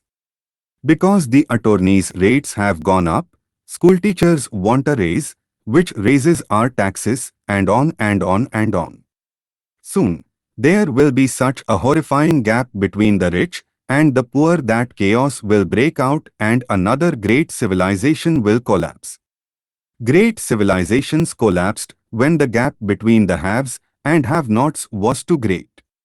America is on the same course, proving once again that history repeats itself because we do not learn from history. We only memorize historical dates and names, not the lesson. Aren't prices supposed to go up? I asked. Not in an educated society with a well-run government. Prices should actually come down. Of course, that is often only true in theory. Prices go up because of greed and fear caused by ignorance. If schools taught people about money, there would be more money and lower prices, but schools focus only on teaching people to work for money, not how to harness money's power. But don't we have business schools? Mike asked. Aren't you encouraging me to go to business school for my master's degree? Yes, said Rich Dad. But all too often, business schools train employees who are sophisticated bean counters. Heaven forbid a bean counter takes over a business. All they do is look at the numbers, fire people and kill the business. I know because I hire bean counters. All they think about is cutting costs and raising prices, which cause more problems. Bean counting is important. I wish more people knew it, but it, too, is not the whole picture, added Rich Dad angrily. So is there an answer? Asked Mike. Yes, said Rich Dad. Learn to use your emotions to think, not think with your emotions. When you boys mastered your emotions, first by agreeing to work for free, I knew there was hope. When you again resisted your emotions when I tempted you with more money, you were again learning to think in spite of being emotionally charged. That's the first step. Why is that step so important? I asked. Well, that's up to you to find out. If you want to learn, I will take you boys into the briar patch. That place where almost everyone else avoids. I will take you to that place where most people are afraid to go. If you go with me, you'll let go of the idea of working for money and instead learn to have money work for you. And what will we get if we go with you? What if we agree to learn from you? What will we get? I asked.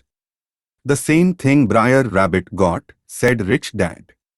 Freedom from the tar baby. Is there a briar patch?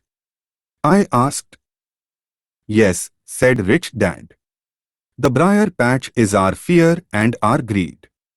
Going into our fear and confronting our greed, our weaknesses, our neediness is the way out. And the way out is through the mind by choosing our thoughts. Choosing our thoughts. Mike asked, puzzled. Yes. Choosing what we think rather than reacting to our emotions. Instead of just getting up and going to work to solve your problems, just because the fear of not having the money to pay your bills is scaring you. Thinking would be taking the time to ask yourself a question. A question like, is working harder at this the best solution to this problem? Most people are so terrified at not telling themselves the truth that fear is in control that they cannot think and instead run out the door. Tar baby is in control. That's what I mean by choosing your thoughts. And how do we do that? Mike asked. That's what I will be teaching you. I will be teaching you to have a choice of thoughts to consider, rather than knee-jerk reacting, like gulping down your morning coffee and running out the door. Remember what I said before, a job is only a short-term solution to a long-term problem. Most people have only one problem in mind, and it's short-term. It's the bills at the end of the month, the tar baby. Money now runs their lives. Or should I say the fear and ignorance about money. So they do as their parents did, get up every day and go work for money. Not having the time to say, is there another way? Their emotions now control their thinking, not their heads. Can you tell the difference between emotions thinking and the head thinking? Mike asked. Oh, yes. I hear it all the time, said Rich Dad. I hear things like, well, everyone has to work. Or the rich are crooks. Or I will get another job. I deserve this raise.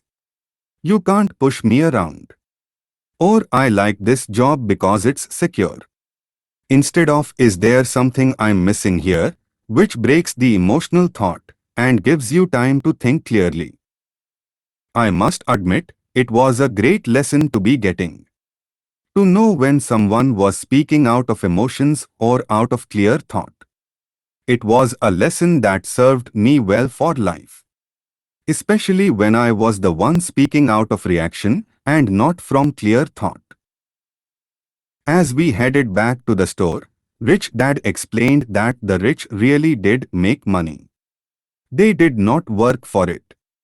He went on to explain that when Mike and I were casting 5-cent pieces out of lead, thinking we were making money, we were very close to thinking the way the rich think. The problem was that it was illegal for us to do it. It was legal for the government and banks to do it, but not us. He explained that there are legal ways to make money and illegal ways. Rich Dad went on to explain that the rich know that money is an illusion, truly like the carrot for the donkey. It's only out of fear and greed that the illusion of money is held together by billions of people thinking that money is real. Money is really made up. It was only because of the illusion of confidence and the ignorance of the masses that the house of cards stood standing. In fact, he said, in many ways the donkey's carrot was more valuable than money. He talked about the gold standard that America was on, and that each dollar bill was actually a silver certificate. What concerned him was the rumor that we would someday go off the gold standard and our dollars would no longer be silver certificates. When that happens, boys, all hell is going to break loose. The poor, the middle class, and the ignorant will have their lives ruined simply because they will continue to believe that money is real and that the company they work for, or the government, will look after them. We really did not understand what he was saying that day, but over the years it made more and more sense. Seeing what others miss. As he climbed into his pickup truck, outside of his little convenience store, he said, keep working boys, but the sooner you forget about needing a paycheck, the easier your adult life will be. Keep using your brain, work for free, and soon your mind will show you ways of making money far beyond what I could ever pay you. You will see things that other people never see. Opportunities right in front of their noses. Most people never see these opportunities because they are looking for money and security, so that's all they get. The moment you see one opportunity, you will see them for the rest of your life. The moment you do that, I will teach you something else. Learn this, and you'll avoid one of life's biggest traps. You'll never, ever, touch that tar baby. Mike and I picked up our things from the store and waved goodbye to Mrs. Martin. We went back to the park, to the same picnic bench, and spent several more hours thinking and talking. We spent the next week at school, thinking and talking. For 2 more weeks, we kept thinking, talking, and working for free. At the end of the second Saturday, I was again saying goodbye to Mrs. Martin and looking at the comic book stand with a longing gaze. The hard thing about not even getting 30 cents every Saturday was that I didn't have any money to buy comic books. Suddenly, as Mrs. Martin was saying goodbye to Mike and me, I saw something she was doing that I had never seen her do before. I mean, I had seen her do it, but I never took notice of it. Mrs. Martin was cutting the front page of the comic book in half. She was keeping the top half of the comic book cover and throwing the rest of the comic book into a large brown cardboard box. When I asked her what she did with the comic books, she said, "I throw them away. I give the top half of the cover back to the comic book distributor for credit when he brings in the new comics. He is coming in an hour." Mike and I waited for an hour. Soon the distributor arrived, and I asked him if we could have the comic books. To which he replied, "You can have them if you work for this store and do not resell them." Our partnership was revived. Mike's mom had a spare room in the basement that no one used. We cleaned it out and began piling hundreds of comic books in that room. Soon our comic book library was open to the public. We hired Mike's younger sister, who loved to study, to be head librarian. She charged each child 10 cents admission to the library, which was open from 2:30 to 4:30 p.m. every day after school. The customers, the children of the neighborhood, could read as many comics as they could in 2 hours. It was a bargain for them since a comic costs 10 cents each, and they could read 5 or 6 in 2 hours. Mike's sister would check the kids as they left to make sure they weren't borrowing any comic books. She also kept the books, logging in how many kids showed up each day, who they were, and any comments they might have. Mike and I averaged $9.50 per week over a 3-month period. We paid his sister $1 a week and allowed her to read the comics for free, which she rarely did since she was always studying. Mike and F kept our agreement by working in the store every Saturday and collecting all the comic books from the different stores. We kept our agreement to the distributor by not selling any comic books. We burned them once they got too tattered. We tried opening a branch office, but we could never quite find someone as dedicated as Mike's sister we could trust. At an early age, we found out how hard it was to find good staff. 3 months after the library first opened, a fight broke out in the room. Some bullies from another neighborhood pushed their way in and started it. Mike's dad suggested we shut down the business. So our comic book business shut down, and we stopped working on Saturdays at the convenience store. Anyway, Rich Dad was excited because he had new things he wanted to teach us. He was happy because we had learned our first lesson so well. We had learned to have money work for us. By not getting paid for our work at the store, we were forced to use our imaginations to identify an opportunity to make money. By starting our own business, the comic book library, we were in control of our own finances, not dependent on an employer.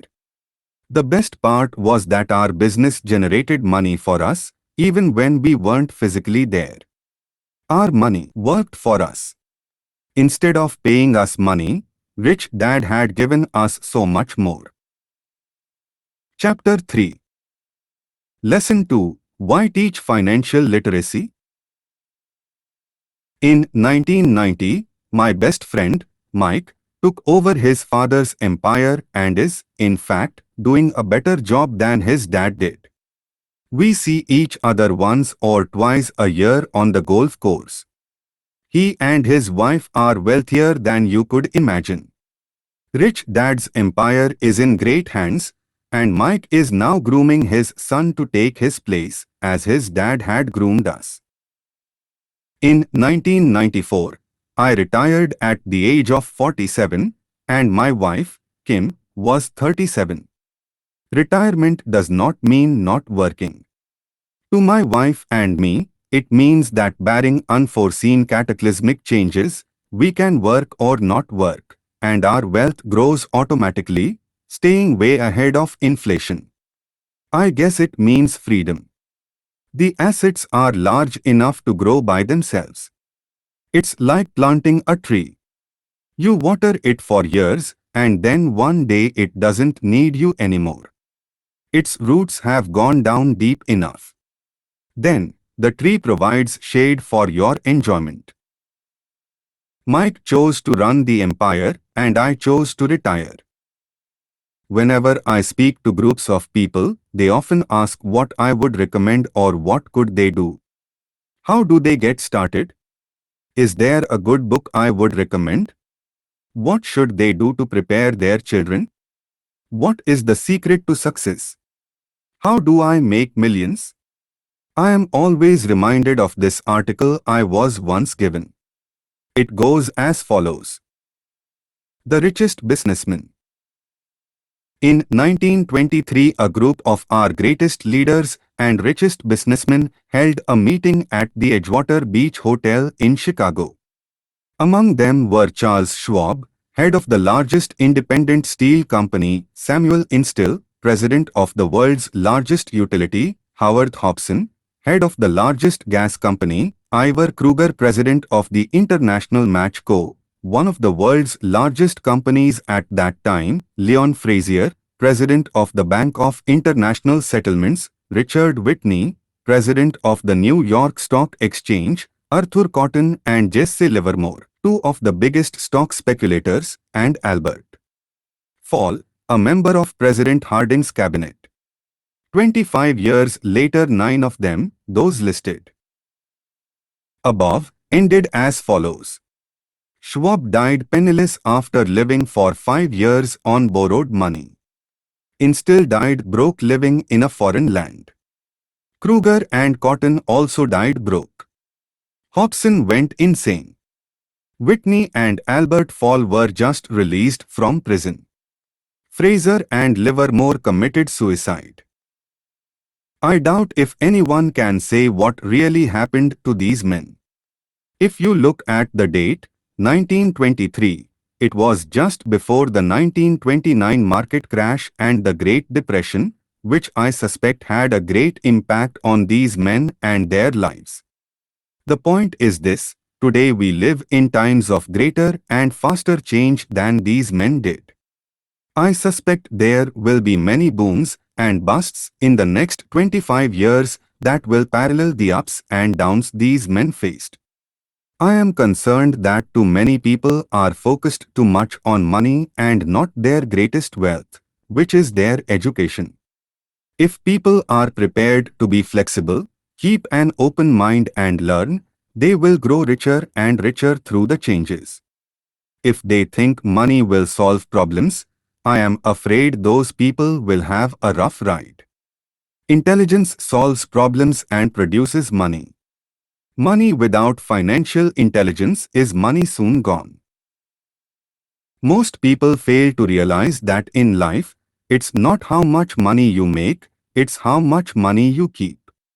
We have all heard stories of lottery winners who are poor, then suddenly rich, then poor again. They win millions and are soon back to where they started. or stories of professional athletes who at the age of 24 are earning millions of dollars a year and are sleeping under a bridge by age 34. In the paper this morning, as I write this, there is a story of a young basketball player who a year ago had millions. Today, he claims his friends, attorney and accountant took his money, and now he works at a car wash for minimum wage. He is only 29. He was fired from the car wash because he refused to take off his championship ring as he was wiping off the cars, so his story made the newspaper. He is appealing his termination, claiming hardship and discrimination and that the ring is all he has left. He claims that if you take that away, he'll crumble. In 1997, I know so many people who are becoming instant millionaires. It's the roaring 20s one more time. And while I am glad people have been getting richer and richer, I only caution that in the long run, it's not how much you make, it's how much you keep, and how many generations you keep it.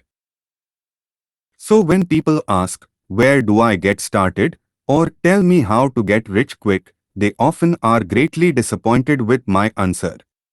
I simply say to them what my rich dad said back to me when I was a little kid. If you want to be rich, you need to be financially literate. That idea was drummed into my head every time we were together.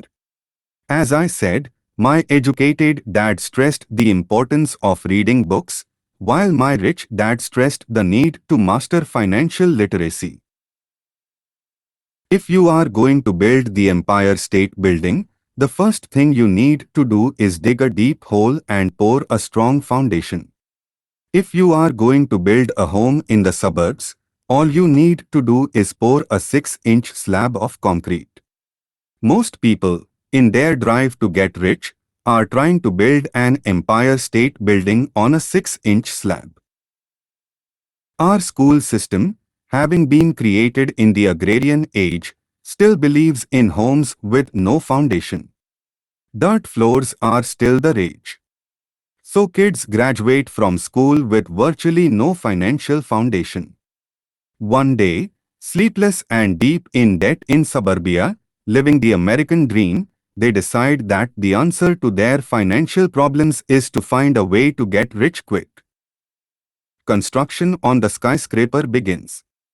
It goes up quickly, and soon, instead of the Empire State Building, we have the Leaning Tower of suburbia. The sleepless nights return.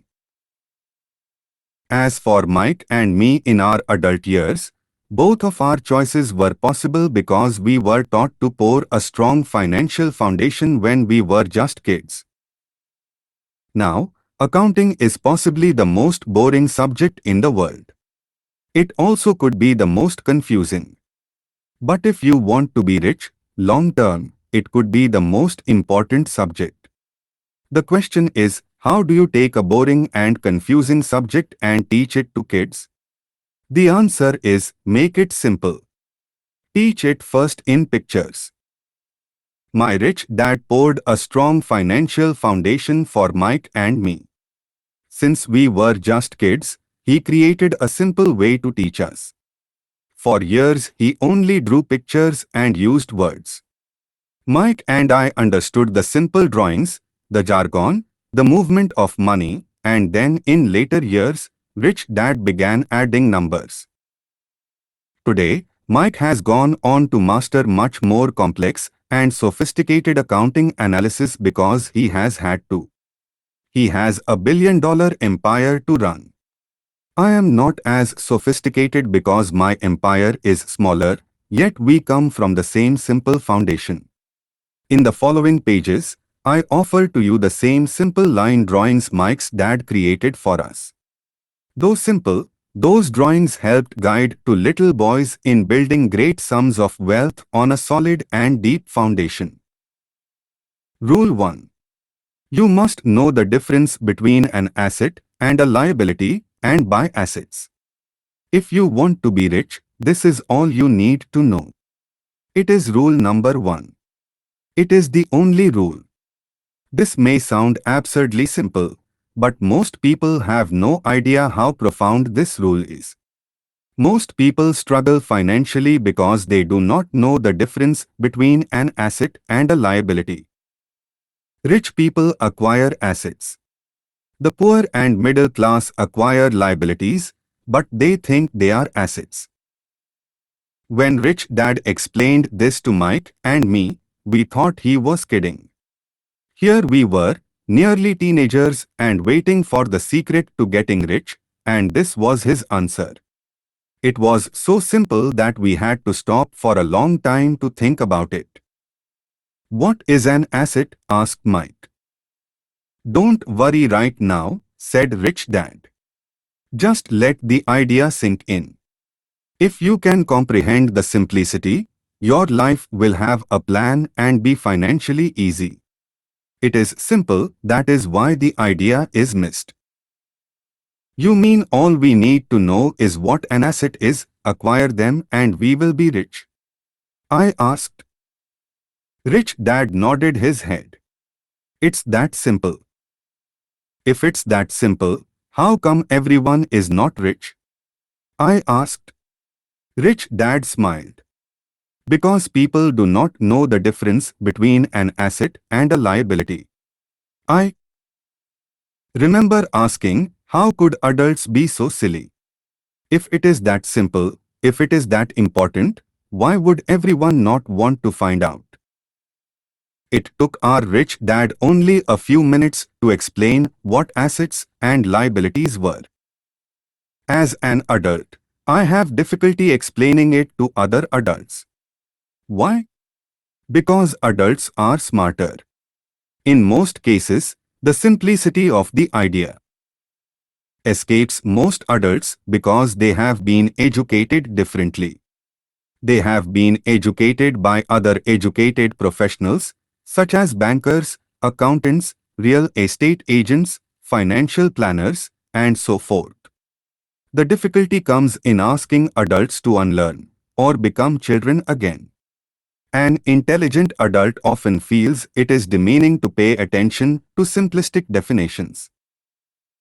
Rich Dad believed in the KISS principle, keep it simple stupid, so he kept it simple for two young boys, and that made the financial foundation strong. So what causes the confusion? Or how could something so simple be so screwed up? Why would someone buy an asset that was really a liability? The answer is found in basic education. We focus on the word literacy and not financial literacy. What defines something to be an asset or something to be a liability are not words.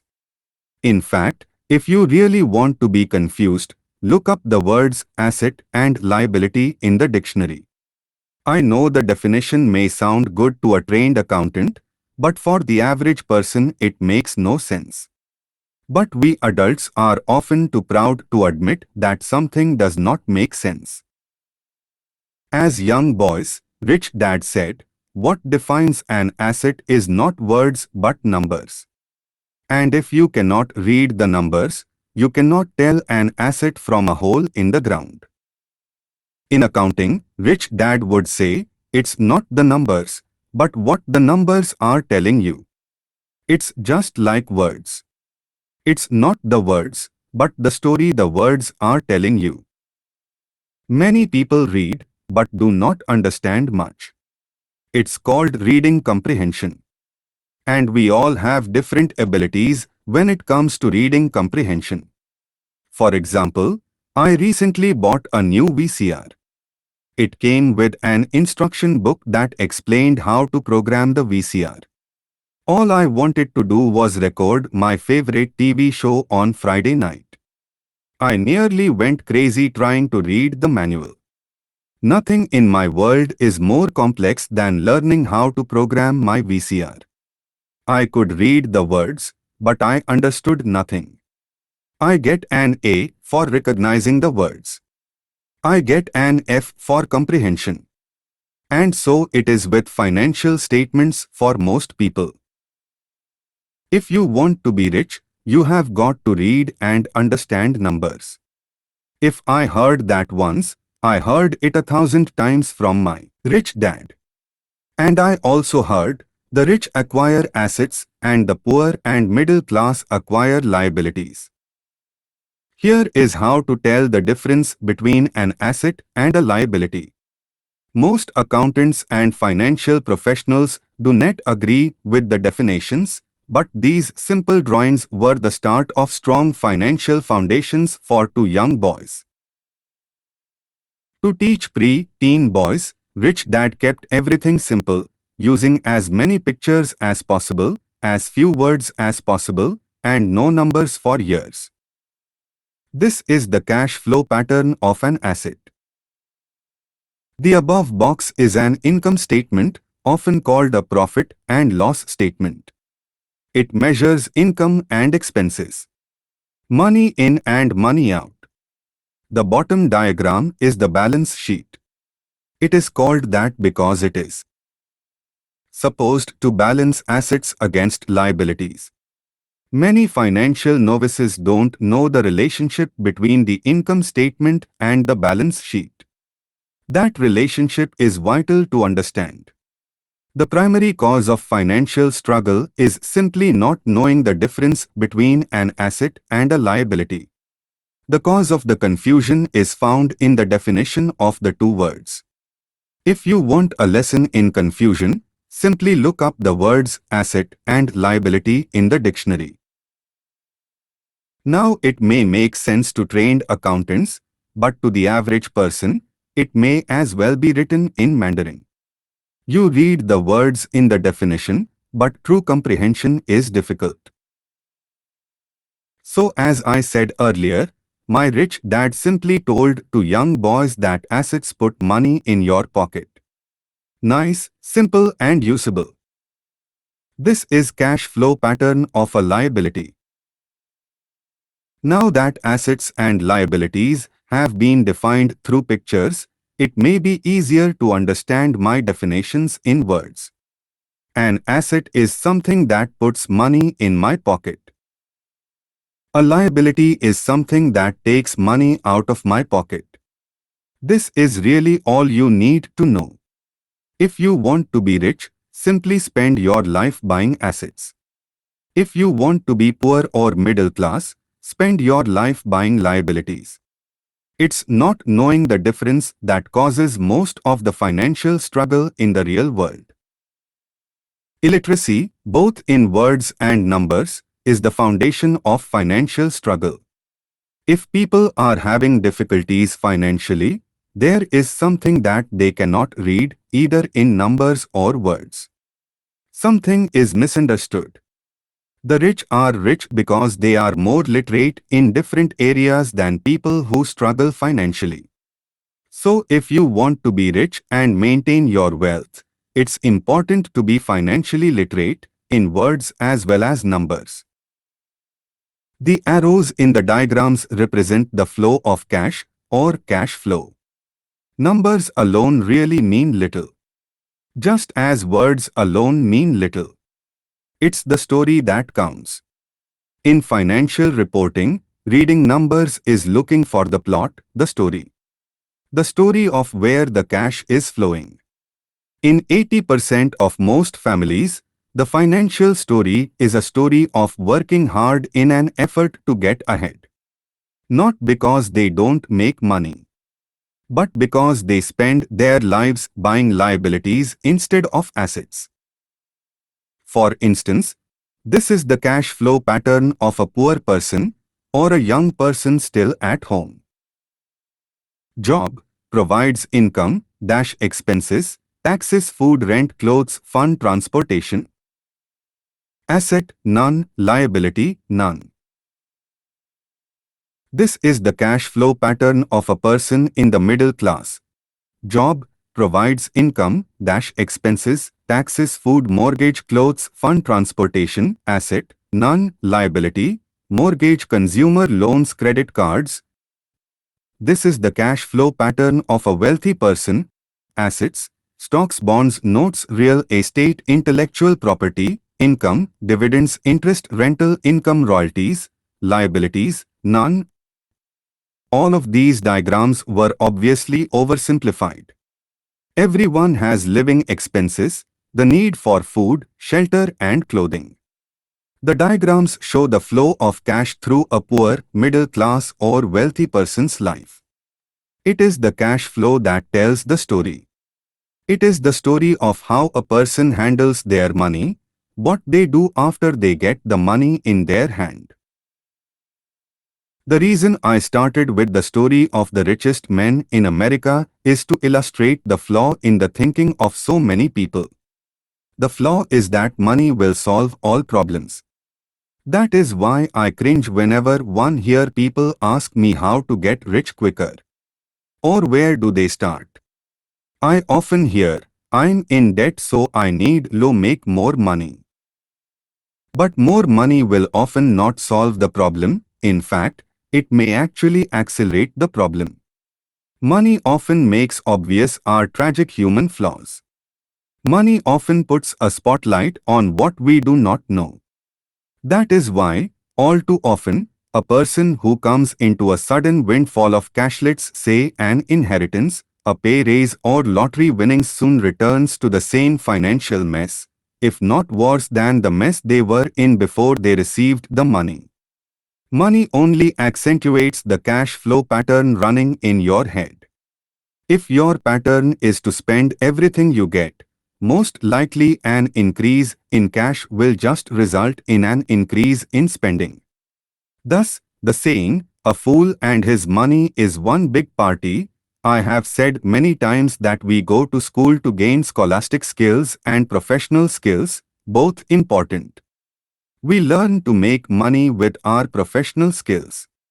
When I was in high school, if someone did well in school academically, almost immediately people assumed this bright student would go on to be a medical doctor.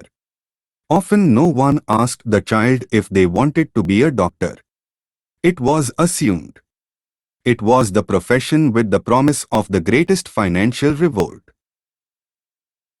Today, doctors are facing financial challenges I would not wish on my worst enemy: insurance companies taking control of the business, managed health care, government intervention, and malpractice suits, to name a few. Today, kids want to be basketball stars, golfers like Tiger Woods, computer nerds, movie stars, rock stars, beauty queens, or traders on Wall Street.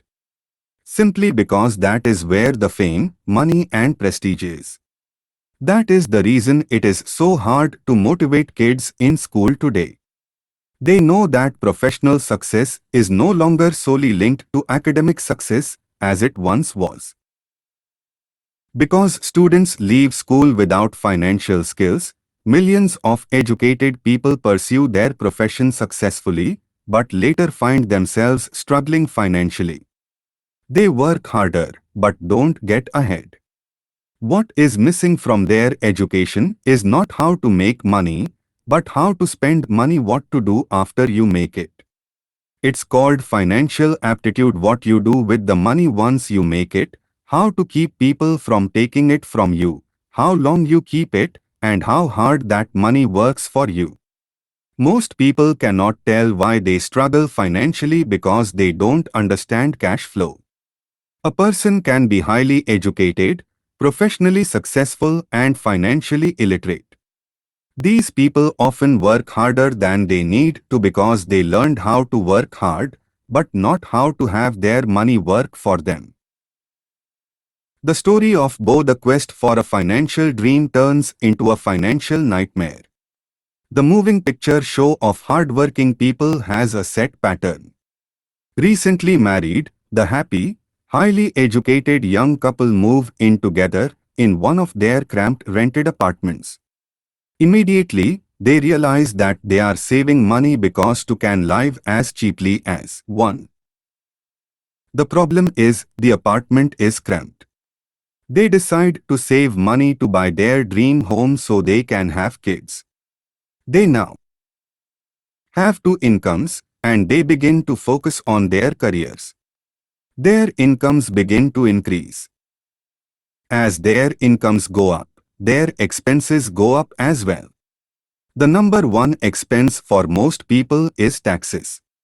Many people think it's income tax, but for most Americans, their highest tax is Social Security.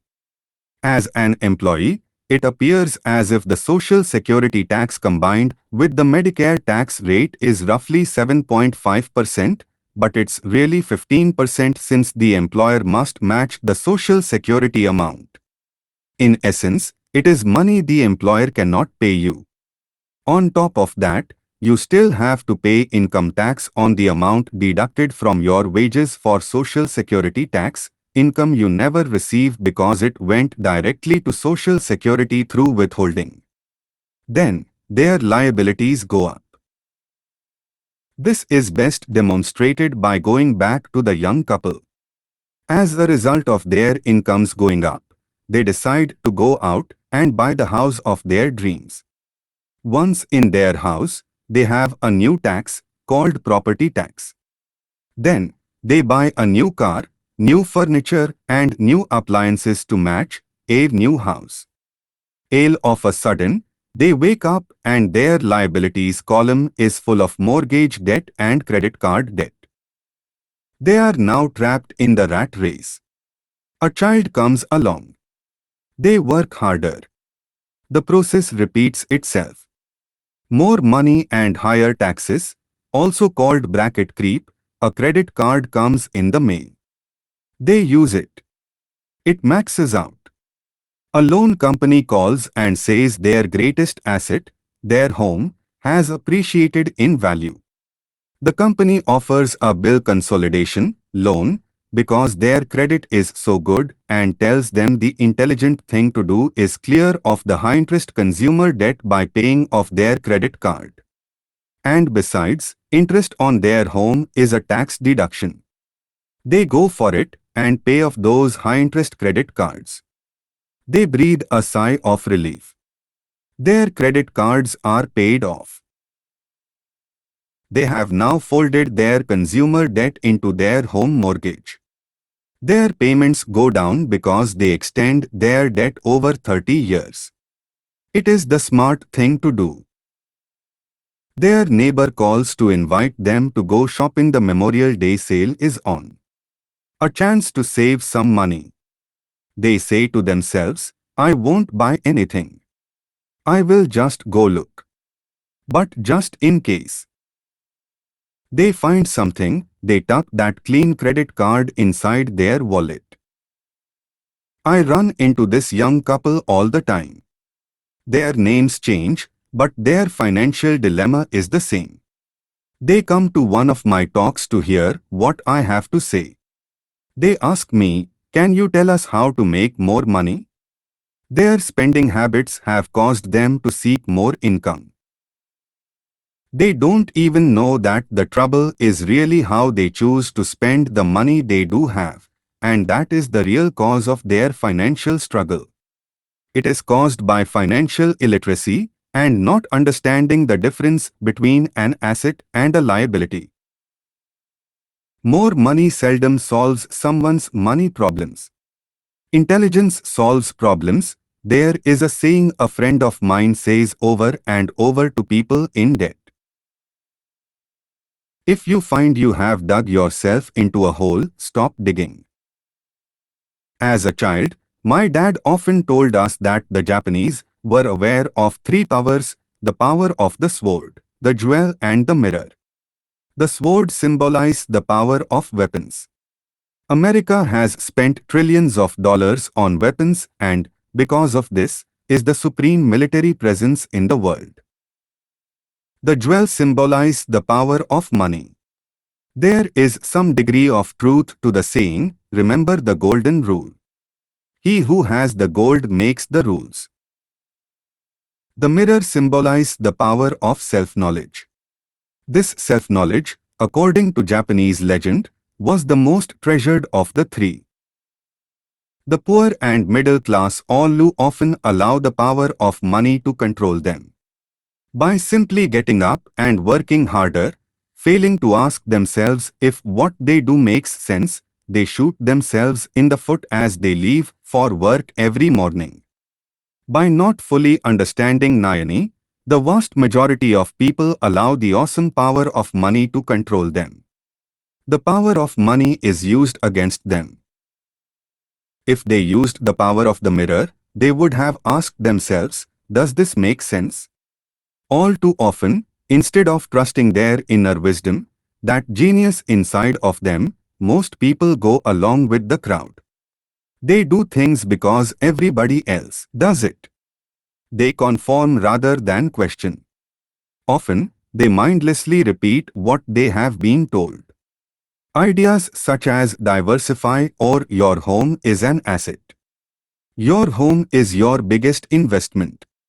You get a tax break for going into greater debt. Get a safe job. Don't make mistakes. Don't take risks. It is said that the fear of public speaking is a fear greater than death for most people. According to psychiatrists, the fear of public speaking is caused by the fear of ostracism, the fear of standing out, the fear of criticism, the fear of ridicule, the fear of being an outcast. The fear of being different prevents most people from seeking new ways to solve their problems. That is why my educated dad said the Japanese valued the power of the mirror the most, for it is only when we as humans look into the mirror do we find truth. And the main reason that most people say, play it safe one is out of fear. That goes for anything, be it sports, relationships, career, money. It is that same fear, the fear of ostracism, that causes people to conform and not question commonly accepted opinions or popular trends. Your home is an asset. Get a bill consolidation loan and get out of debt. Work harder. It's a promotion. Someday I will be a vice president. Save money. When get a raise, I will buy us a bigger house. Mutual funds are safe. Pickle me Elmo dolls are out of stock, but I just happen to have one in back that another customer has not come by for yet.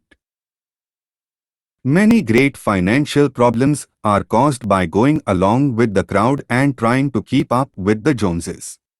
Occasionally, we all need to look in the mirror and be true to our inner wisdom rather than our fears. By the time Mike and I were 16 years old, we began to have problems in school. We were not bad kids. We just began to separate from the crowd.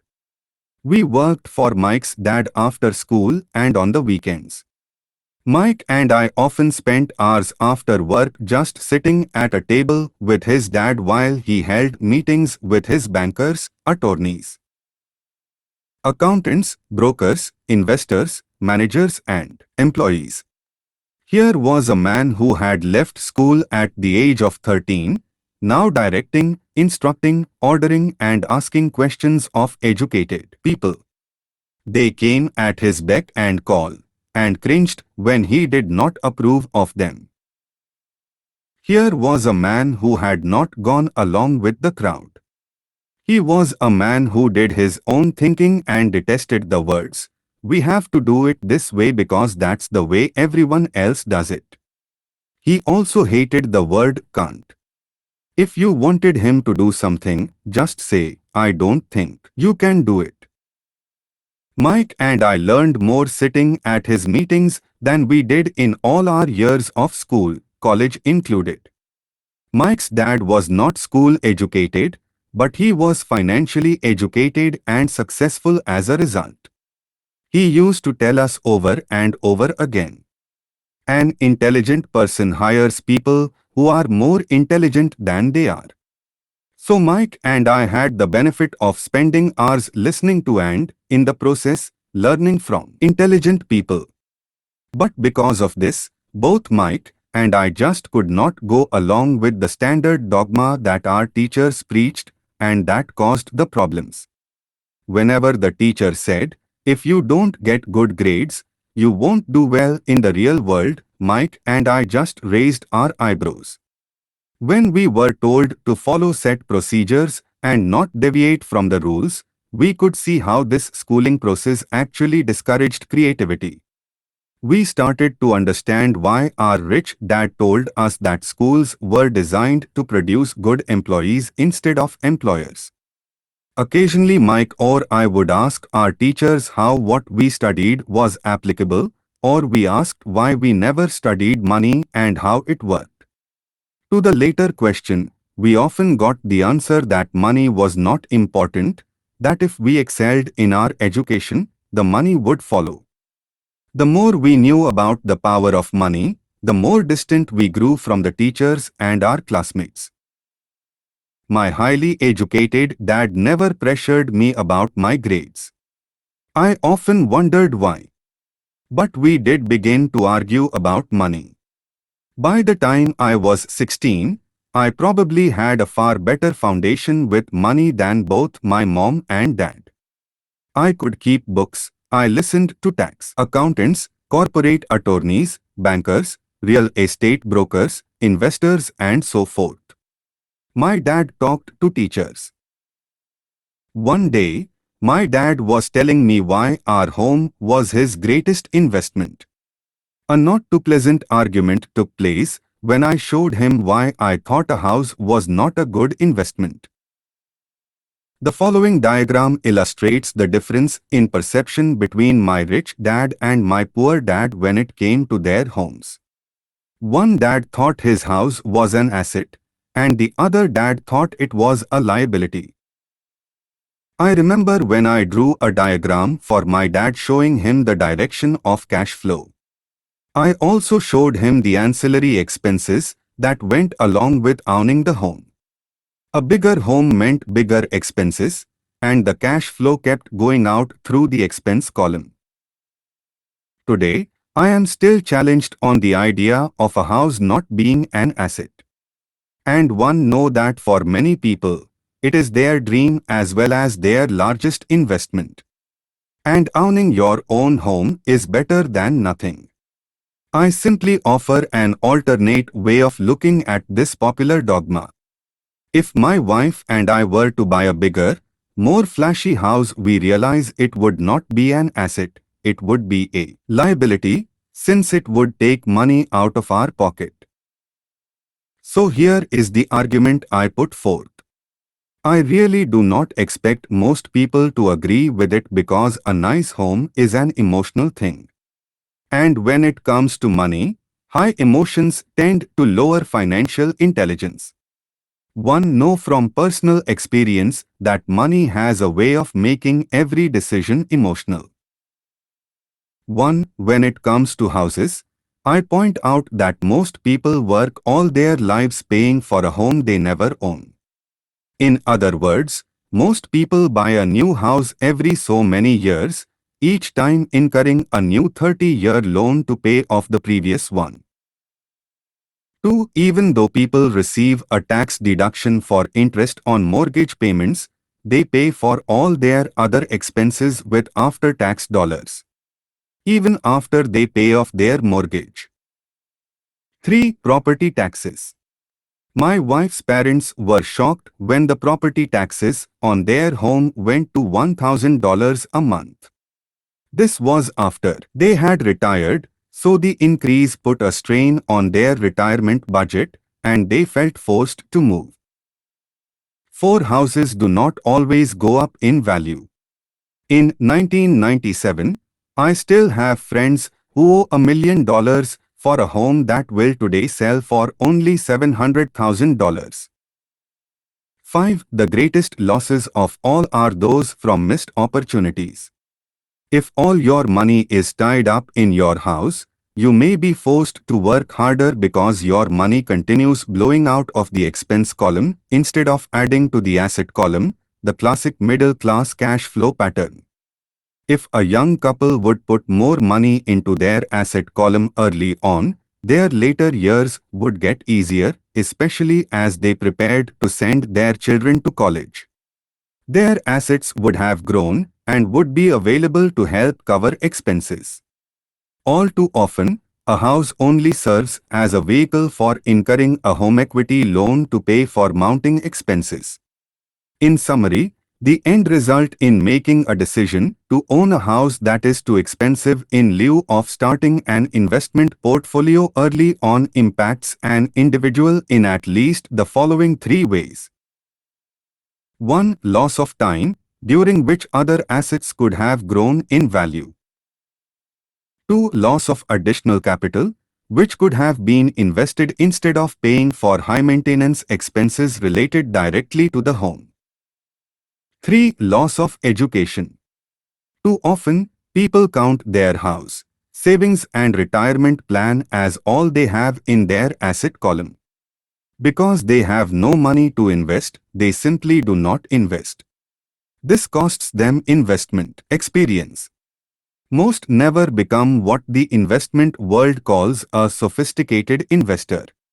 And the best investments are usually first sold to sophisticated investors, who then turn around and sell them to the people playing it safe.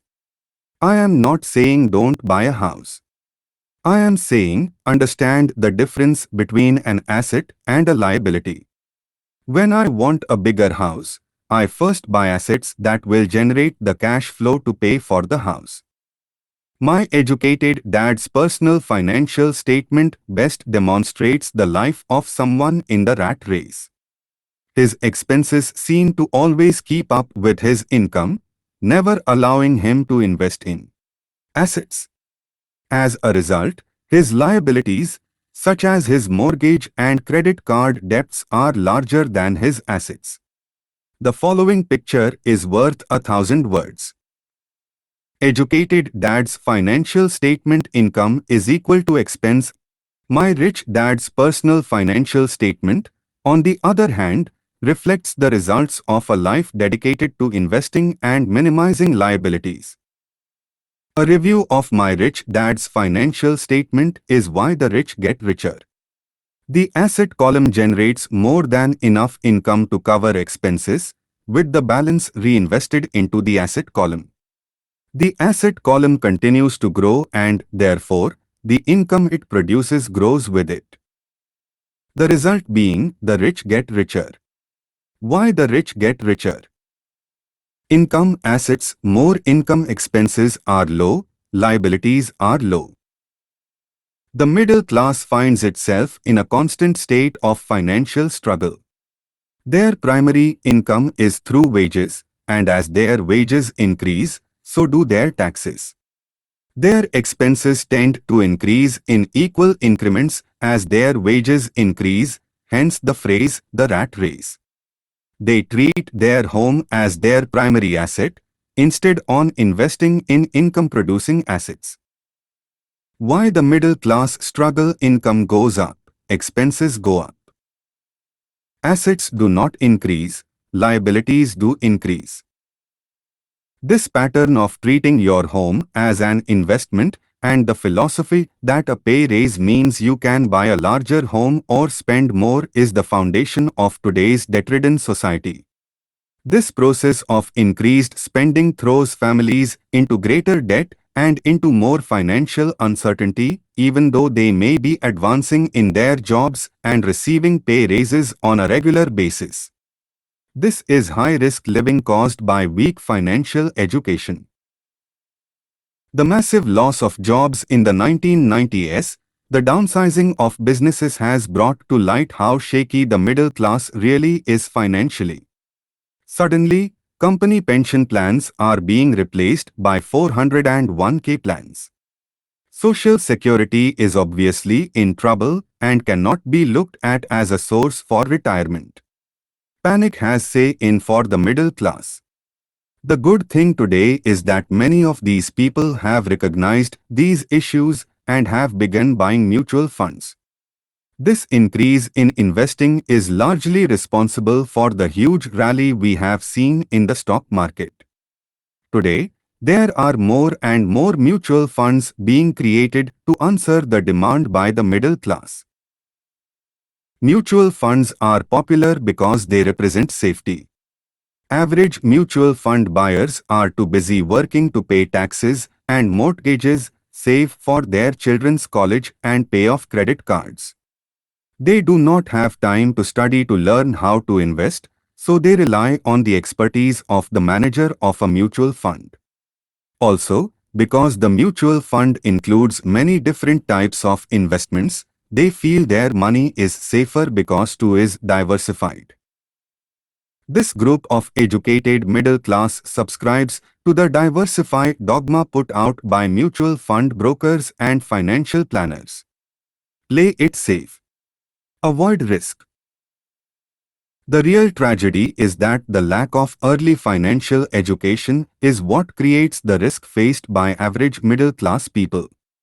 The reason they have to play it safe is because their financial positions are tenuous at best. Their balance sheets are not balanced. They are loaded with liabilities, with no real assets that generate income. Typically, their only source of income is their paycheck. Their livelihood becomes entirely dependent on their employer. So when genuine deals of a lifetime come along, those sane people cannot take advantage of the opportunity. They must play it safe, simply because they are working so hard, are taxed to the max, and are loaded with debt.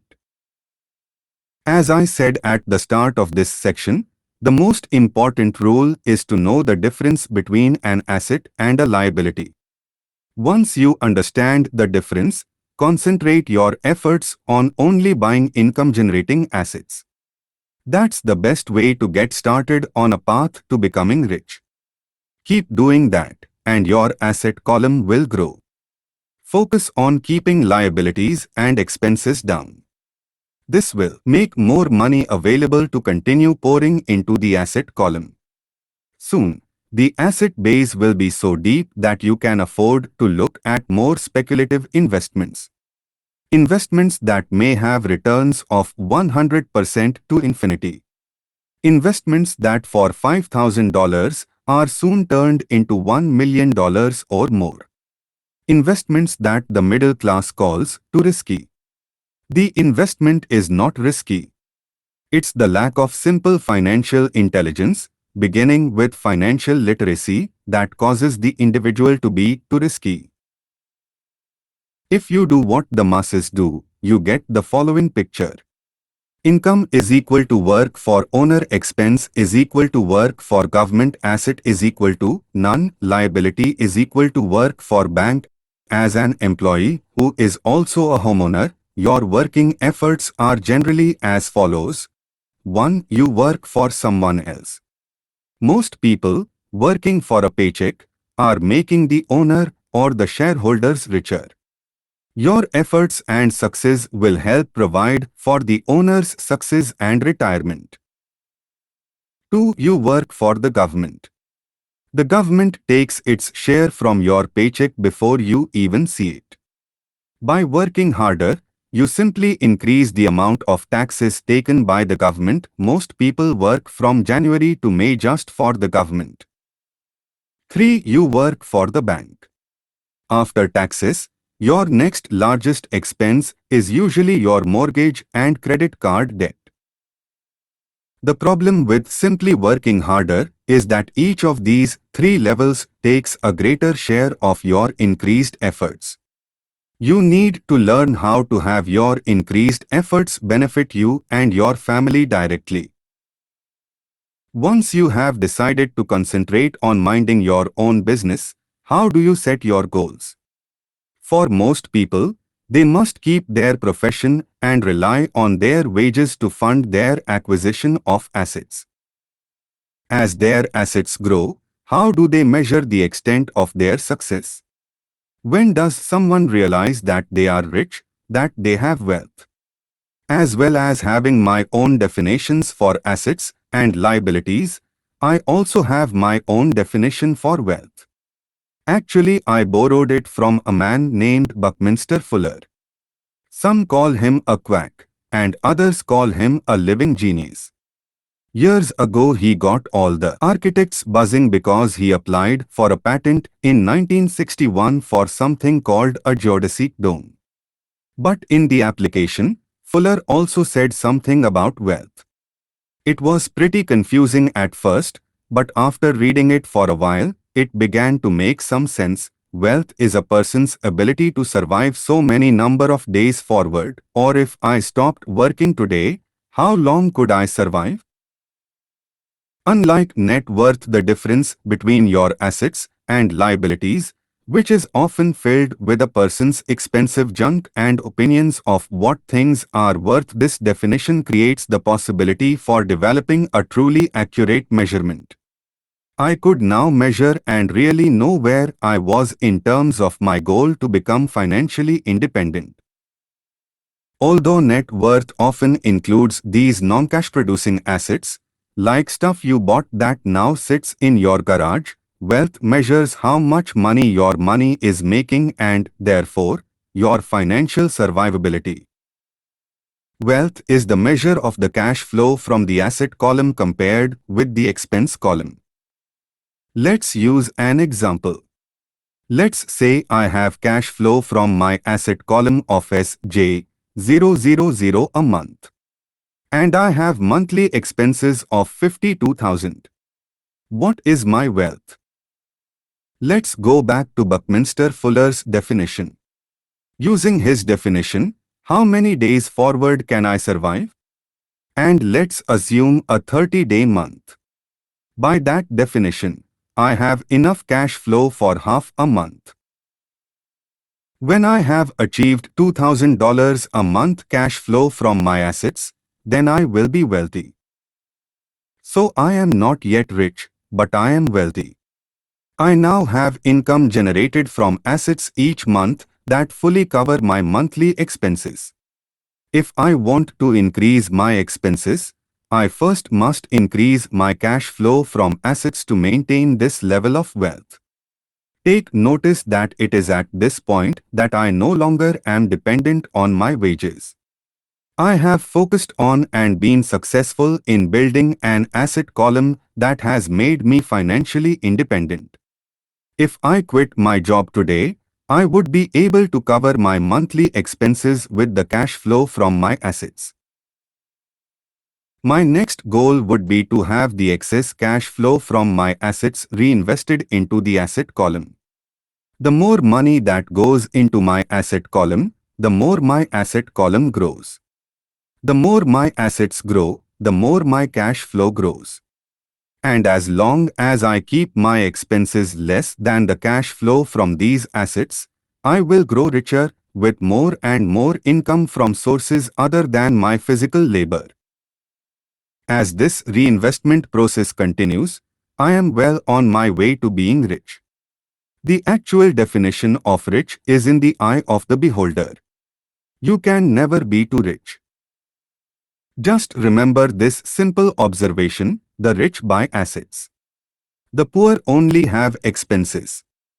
The middle class buys liabilities they think are assets. So how do I start minding my own business? What is the answer? Listen to the founder of McDonald's. Lesson 3. Mind your own business. In 1974, Ray Kroc, the founder of McDonald's, was asked to speak to the MBA class at the University of Texas at Austin. A dear friend of mine, Keith Cunningham, was a student in that MBA class. After a powerful and inspiring talk, the class adjourned and the students asked Ray if he would join them at their favorite hangout to have a few beers. Ray graciously accepted. "What business am I in?" Ray asked, once the group had all their beers in hand. "Everyone laughed," said Keith. Most of the MBA students thought Ray was just fooling around. No one answered, so Ray asked the question again. "What business do you think I'm in?" The students laughed again, and finally one brave soul yelled out, "Ray, who in the world does not know that you're in the hamburger business?" Ray chuckled. "That is what I thought you would say." He paused and then quickly said, "Ladies and gentlemen, I'm not in the hamburger business. My business is real estate." Keith said that Ray spent a good amount of time explaining his viewpoint. In their business plan, Ray knew that the primary business focus was to sell hamburger franchises, but what he never lost sight of was the location of each franchise. He knew that the real estate and its location was the most significant factor in the success of each franchise. Basically, the person that bought the franchise was also paying for buying the land under the franchise for Ray Kroc's organization. McDonald's today is the largest single owner of real estate in the world, owning even more than the Catholic Church. Today, McDonald's owns some of the most valuable intersections and street corners in America, as well as in other parts of the world.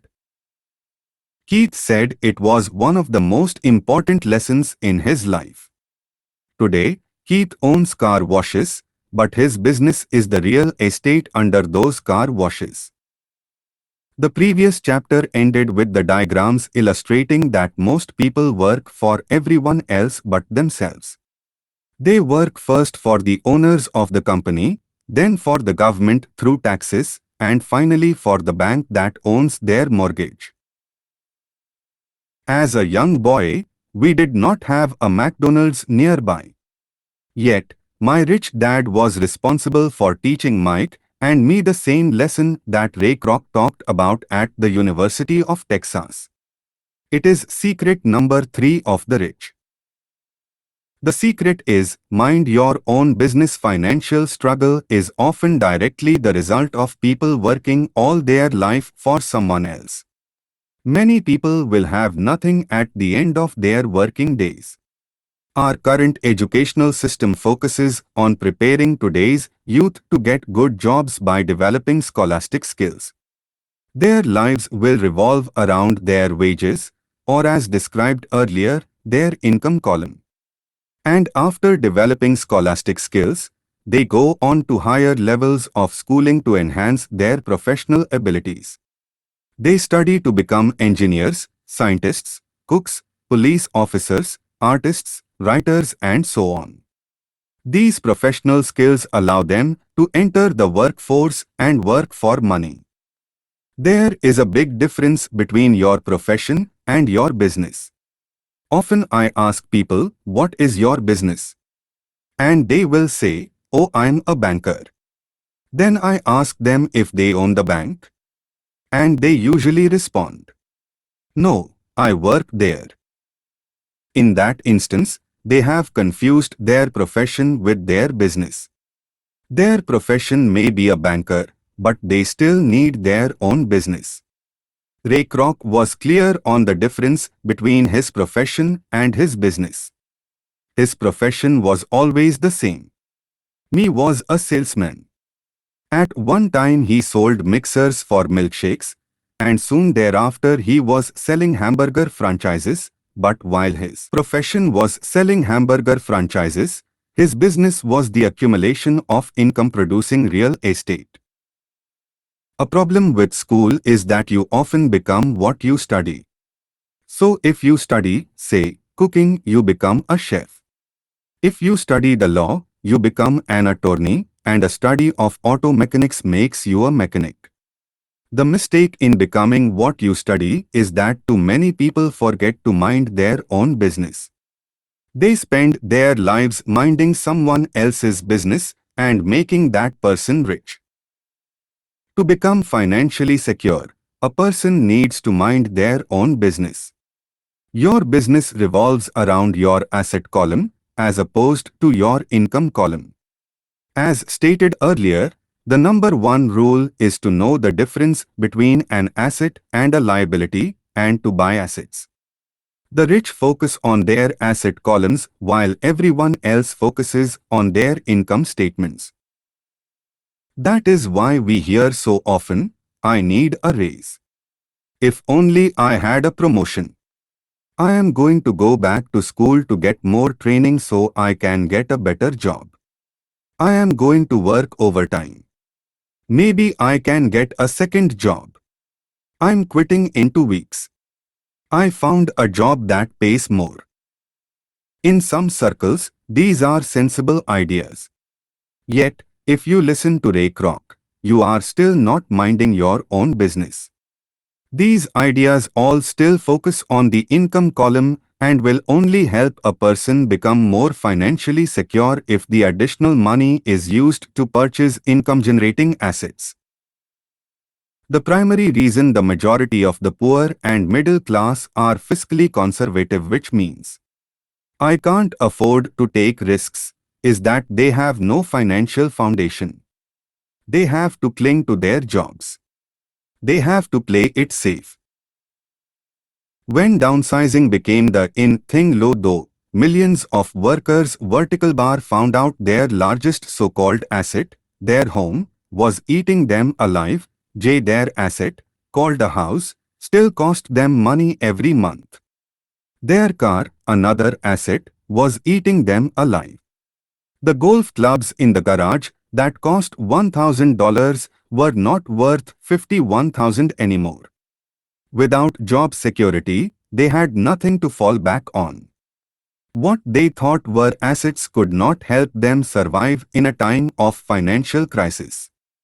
Assume most of us have filled out a credit application for a banker to buy a house or to buy a car. It is always interesting to look at the net worth section. It is interesting because of what accepted banking and accounting practices allow a person to count as assets. One day, to get a loan, my financial position did not look too good. So I added my new golf clubs, my art collection, books, stereo, television, Armani suits, wristwatches, shoes and other personal effects to boost the number in the asset column. But I was turned down for the loan because I had too much investment real estate. The loan committee did not like that one made so much money off of apartment houses. They wanted to know why I did not have a normal job with a salary. They did not question the Armani suits, golf clubs or art collection. Life is sometimes tough when you do not fit the standard profile. I cringe every time I hear someone say to me that their net worth is $1 million or $100,000 or whatever. One of the main reasons net worth is not accurate is simply because the moment you begin selling your assets, you are taxed for any gains. So many people have put themselves in deep financial trouble when they run short of income. To raise cash, they sell their assets. First, their personal assets can generally be sold for only a fraction of the value that is listed in their personal balance sheet. Or if there is a gain on the sale of the assets, they are taxed on the gain. So again, the government takes its share of the gain, thus reducing the amount available to help them out of debt. That is why I say someone's net worth is often worth less than they think. Start minding your own business. Keep your daytime job, but start buying real assets, not liabilities or personal effects that have no real value once you get them home. A new car loses nearly 25% of the price you pay for it the moment you drive it off the lot. It is not a true asset even if your banker lets you list it as one. My $400 new titanium driver was worth as $150 the moment I teed off. For adults, keep your expenses low, reduce your liabilities, and diligently build a base of solid assets. For young people who have not yet left home, it is important for parents to teach them the difference between an asset and a liability. Get them to start building a solid asset column before they leave home, get married, buy a house, have kids and get stuck in a risky financial position, clinging to a job and buying everything on credit. I see so many young couples who get married and trap themselves into a lifestyle that will not let them get out of debt for most of their working years. For most people, just as the last child leaves home, the parents realize they have not adequately prepared for retirement and they begin to scramble to put some money away. Then, their own parents become ill and they find themselves with new responsibilities. So what kind of assets am I suggesting that you or your children acquire? In my world, real assets fall into several different categories. Businesses that do not require my presence. I own them, but they are managed or run by other people. If I have to work there, it's not a business. It becomes my job. Stocks, bonds, mutual funds, income-generating real estate, notes, royalties from intellectual property such as music, scripts, patents, and anything else that has value, produces income or appreciates and has a ready market. As a young boy, my educated dad encouraged me to find a safe job. My rich dad, on the other hand, encouraged me to begin acquiring assets that I loved. If you don't love it, you won't take care of it. I collect real estate simply because I love buildings and land. I love shopping for them. One could look at them all day long. When problems arise, the problems are not so bad that it changes my love for real estate. For people who hate real estate, they shouldn't buy it. I love stocks of small companies, especially startups. The reason is that I am an entrepreneur, not a corporate person.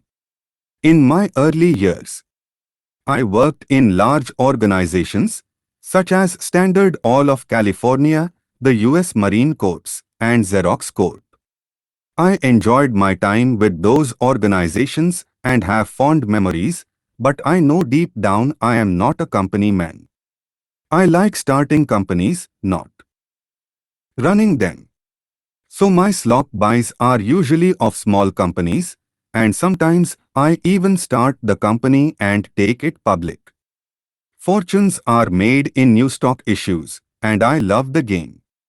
Many people are afraid of small-cap companies and call them risky, and they are.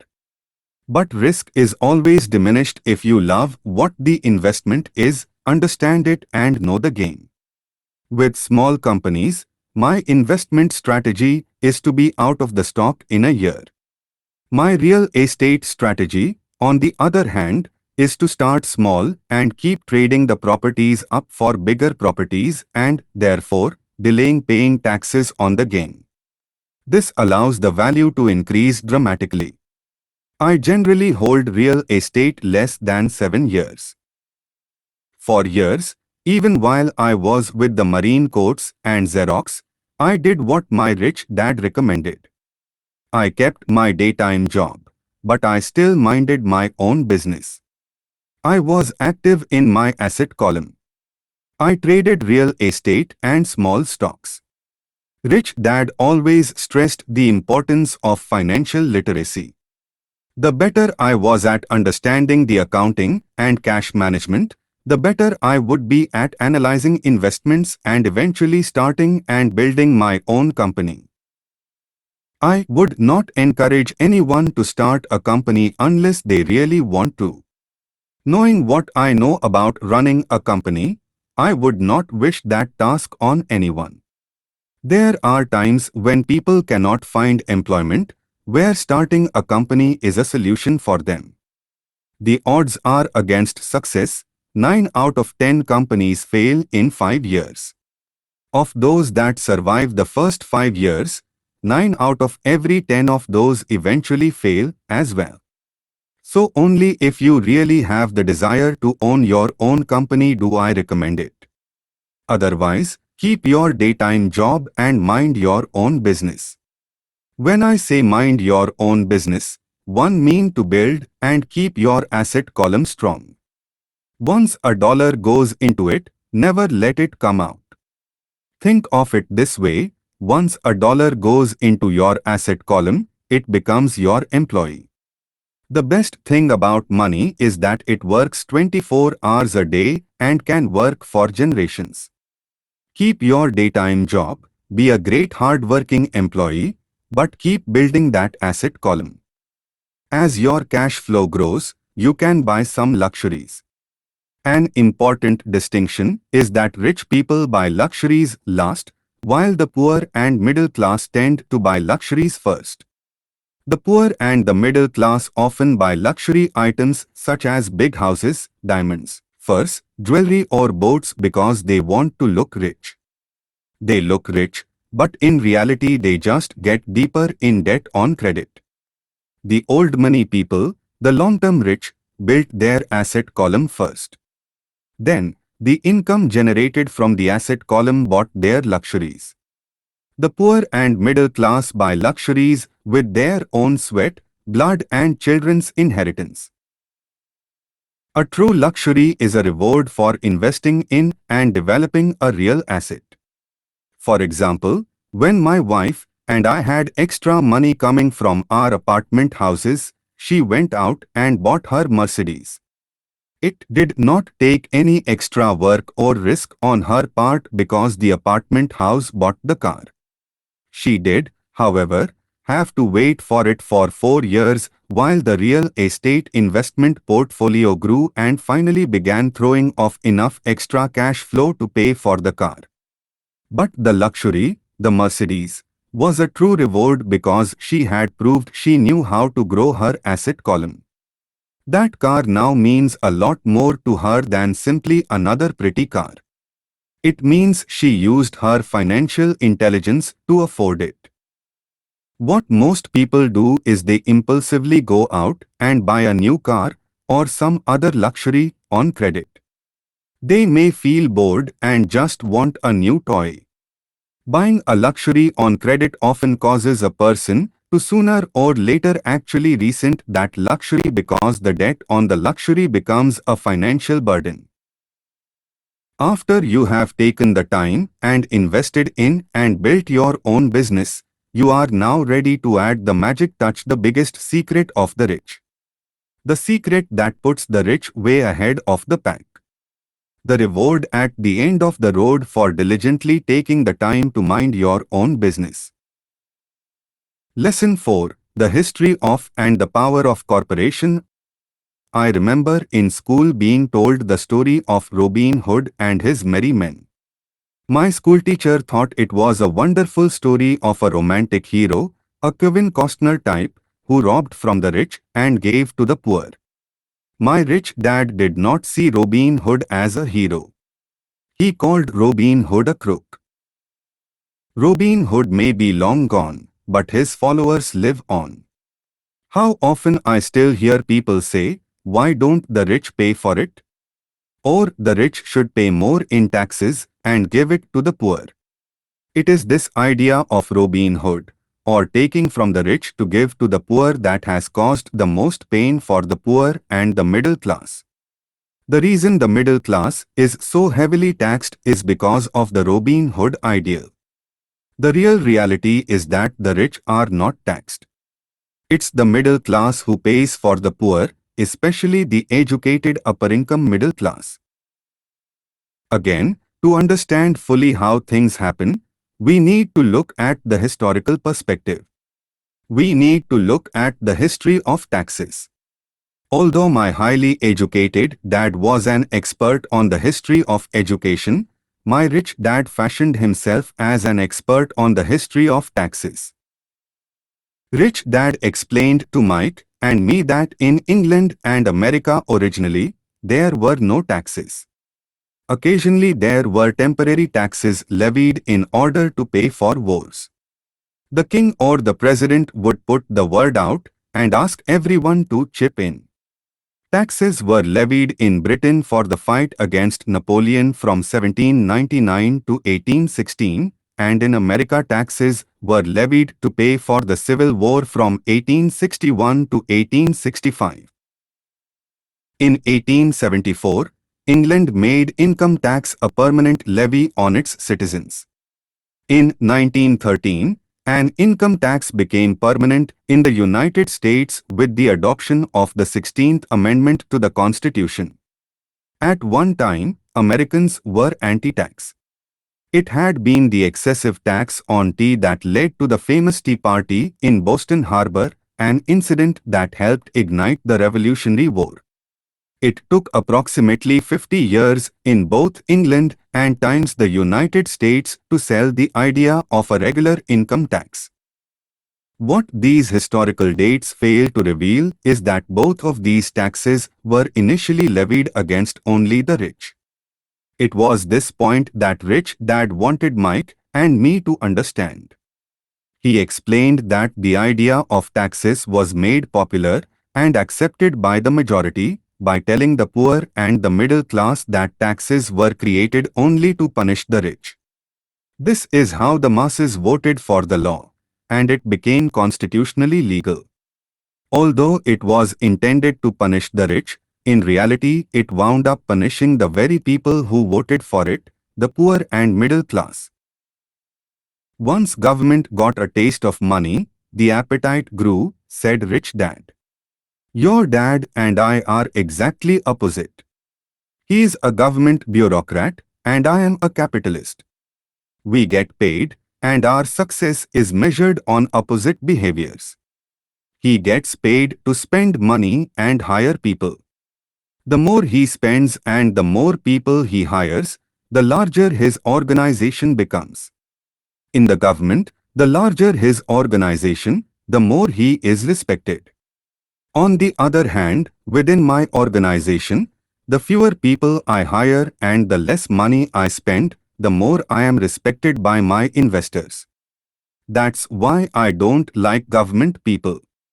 They have different objectives from most business people. As the government grows, more and more tax dollars will be needed to support it. My educated dad sincerely believed that government should help people. He loved John F. Kennedy and especially the idea of the Peace Corps. He loved the idea so much that both he and my mom worked for the Peace Corps, training volunteers to go to Malaysia, Thailand and the Philippines.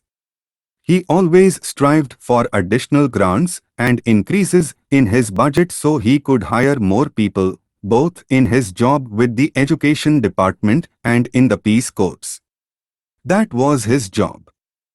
From the time I was about 10 years old, I would hear from my rich dad that government workers were a pack of lazy thieves, and from my poor dad I would hear how the rich were greedy crooks who should be made to pay more taxes.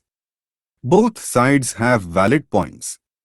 It was difficult to go to work for one of the biggest capitalists in town and come home to a father who was a prominent government leader. It was not easy knowing who to believe. Yet, when you study the history of taxes, an interesting perspective emerges. As I said, the passage of taxes was only possible because the masses believed in the Robin Hood theory of economics, which was to take from the rich and give to everyone else. The problem was that the government's appetite for money was so great that taxes soon needed to be levied on the middle class, and from there it kept trickling down. The rich, on the other hand, saw an opportunity. They do not play by the same set of rules. As I have stated, the rich already knew about corporations, which became popular in the days of sailing ships. The rich created the corporation as a vehicle to limit their risk to the assets of each voyage. The rich put their money into a corporation to finance the voyage. The corporation would then hire a crew to sail to the New World to look for treasures. If the ship was lost, the crew lost their lives, but the loss to the rich would be limited only to the money they invested for that particular voyage. The diagram that follows shows how the corporate structure sits outside your personal income statement and balance sheet. How the rich play the game. It is the knowledge of the power of the legal structure of the corporation that really gives the rich a vast advantage over the poor and the middle class. Having two fathers teaching me, one a socialist and the other a capitalist, I quickly began to realize that the philosophy of the capitalist made more financial sense to me. It seemed to me that the socialists ultimately penalized themselves due to their lack of financial education. No matter what the take from the rich crowd came up with, the rich always found a way to outsmart them. That is how taxes were eventually levied on the middle class. The rich outsmarted the intellectuals solely because they understood the power of money, a subject not taught in schools. How did the rich outsmart the intellectuals? Once the take from the rich tax was passed, cash started flowing into government coffers. Initially, people were happy. Money was handed out to government workers and the rich. It went to government workers in the form of jobs and pensions. It went to the rich via their factories, receiving government contracts. The government became a large pool of money, but the problem was the fiscal management of that money. There really is no recirculation. In other words, the government policy, if you were a government bureaucrat, was to avoid having excess money. If you failed to spend your allotted funding, you risked losing it in the next budget. You would certainly not be recognized for being efficient. Business people, on the other hand, are rewarded for having excess money and are recognized for their efficiency. As this cycle of growing government spending continued, the demand for money increased and the tax the rich idea was now being adjusted to include lower income levels, down to the very people who voted it in, the poor and the middle class. True capitalists used their financial knowledge to simply find a way to escape. They headed back to the protection of a corporation. A corporation protects the rich. But what many people who have never formed a corporation do not know is that a corporation is not really a thing. A corporation is merely a file folder with some legal documents in it, sitting in some attorney's office registered with a state government agency. It's not a big building with the name of the corporation on it. It's not a factory or a group of people. A corporation is merely a legal document that creates a legal body without a soul. The wealth of the rich was once again protected. Once again, the use of corporations became popular once the permanent income laws were passed because the income tax rate of the corporation was less than the individual income tax rates. In addition, as described earlier, certain expenses could be paid with pre-tax dollars within the corporation. This war between the haves and have-nots has been going on for hundreds of years. It is the take from the rich crowd versus the rich. The battle is waged whenever and wherever laws are made. The battle will go on forever. The problem is the people who lose are the uninformed. The ones who get up every day and diligently go to work and pay taxes. If they only understood the way the rich play the game, they could play it too. Then, they would be on their way to their own financial independence. This is why I cringe every time I hear a parent advise their children to go to school so they can find a safe, secure job. An employee with a safe, secure job without financial aptitude has no escape. Average Americans today work 5 to 6 months for the government before they make enough to cover their taxes. In my opinion, that is a long time. The harder you work, the more you pay the government. That is why I believe that the idea of take from the rich backfired on the very people who voted it in. Every time people try to punish the rich don't simply comply, they react. They have the money, power and intent to change things. They do not just sit there and voluntarily pay more taxes. They search for ways to minimize their tax burden. They hire smart attorneys and accountants and persuade politicians to change laws or create legal loopholes. They have the resources to effect change. The tax code of the United States also allows other ways to save on taxes. Most of these vehicles are available to anyone, but it is the rich who usually look for them because they are minding their own business. For example, 1031 is jargon for Section 1031 of the Internal Revenue Code, which allows a seller to delay paying taxes on a piece of real estate that is sold for a capital gain through an exchange for a more expensive piece of real estate. Real estate is one investment vehicle that allows such a great tax advantage.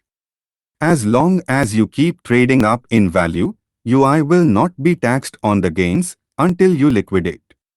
People who do not take advantage of these tax savings offered legally are missing a great opportunity to build their asset columns.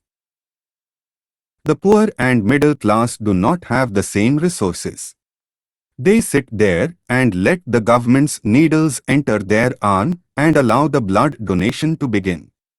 Today, I am constantly shocked at the number of people who pay more taxes or take fewer deductions simply because they are afraid of the government. And I do know how frightening and intimidating a government tax agent can be. I have had friends who have had their businesses shut down and destroyed only to find out it was a mistake on the part of the government. I realize all that. But the price of working from January to mid-May is a high price to pay for that intimidation. My poor dad never fought back. My rich dad didn't either. He just played the game smarter, and he did it through corporations, the biggest secret of the rich. You may remember the first lesson I learned from my rich dad.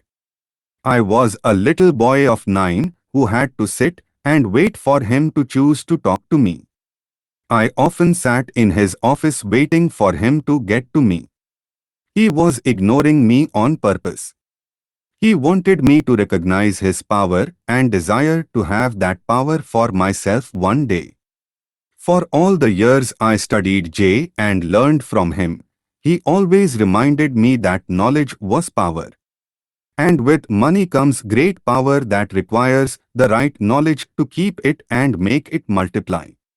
Without that knowledge, the world pushes you around. Rich Dad constantly reminded Mike and me that the biggest bully was not the boss or the supervisor, but the tax man. The tax man will always take more if you let him. The first lesson of having money work for me, as opposed to working for money, is really all about power. If you work for money, you give the power up to your employer. If your money works for you, you keep and control the power. Once we had this knowledge of the power of money working for us, he wanted us to be financially smart and not let bullies push us around. You need to know the law and how the system works. If you are ignorant, it is easy to be bullied. If you know what you are talking about, you have a fighting chance. That is why he paid so much for smart tax accountants and attorneys. It was less expensive to pay them than pay the government. His best lesson to me, which I have used most of my life, is be smart and you won't be pushed around as much. He knew the law because he was a law-abiding citizen. He knew the law because it was expensive to not know the law. If you know you are right, you are not afraid of fighting back. Even if you are taking on Robin Hood and his band of merry men. My highly educated dad always encouraged me to seek a good job with a strong corporation. He spoke of the virtues of working your way up the corporate ladder. He didn't understand that, by relying solely on a paycheck from a corporate employer, I would be a docile cow ready for milking. When I told my rich dad of my father's advice, he only chuckled. "Why not own the ladder?" was all he said. As a young boy, I did not understand what rich dad meant by owning my own corporation. It was an idea that seemed impossible and intimidating. Although I was excited by the idea, my youth would not let me envision the possibility that grown-ups would someday work for a company I would own. The point is, if not for my rich dad, I would have probably followed my educated dad's advice. It was merely the occasional reminder of my rich dad that kept the idea of owning my own corporation alive and kept me on a different path. By the time I was 15 or 16, I knew I was not going to continue down the path my educated dad was recommending.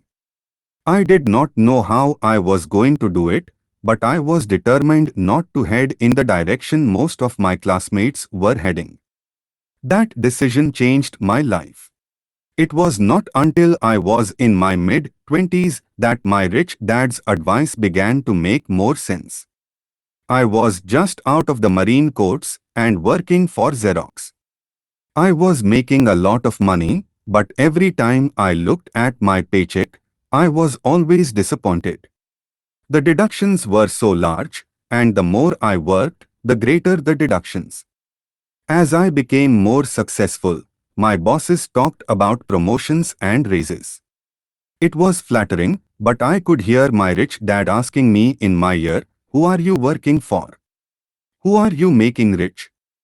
In 1974, while still an employee for Xerox, I formed my first corporation and began minding my own business. There were already a few assets in my asset column, but now I was determined to focus on making it bigger.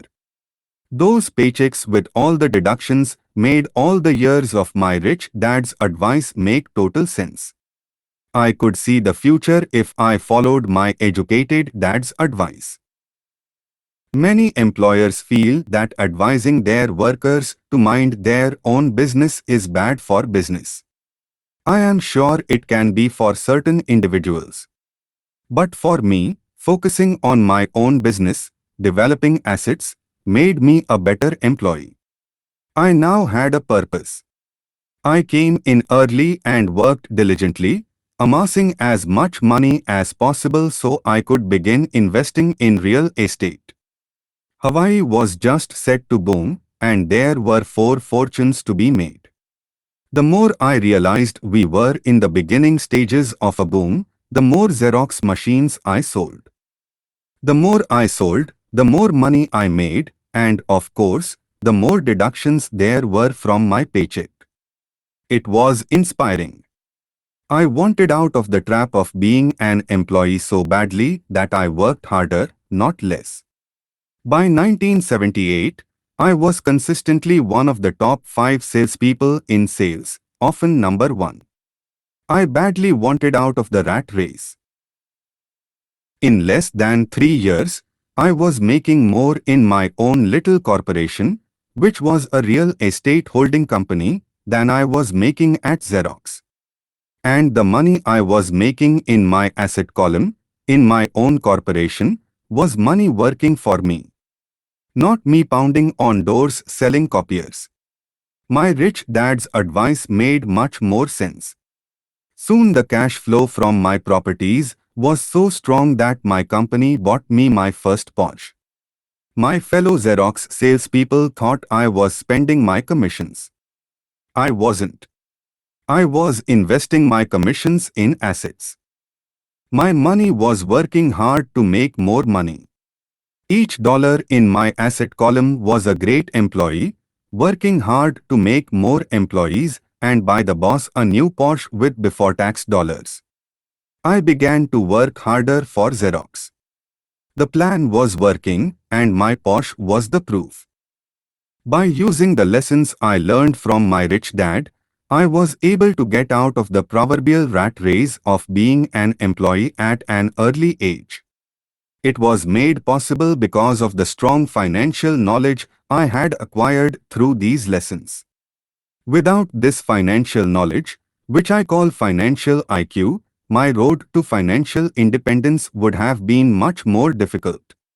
I now teach others through financial seminars in the hope that I may share my knowledge with them. Whenever I do my talks, I remind people that financial IQ is made up of knowledge from 4 broad areas of expertise. Number 1 is accounting. What I call financial literacy. A vital skill if you want to build an empire. The more money you are responsible for, the more accuracy is required, or the house comes tumbling down. This is the left brain side, or the details. Financial literacy is the ability to read and understand financial statements. This ability allows you to identify the strengths and weaknesses of any business. Number 2 is investing.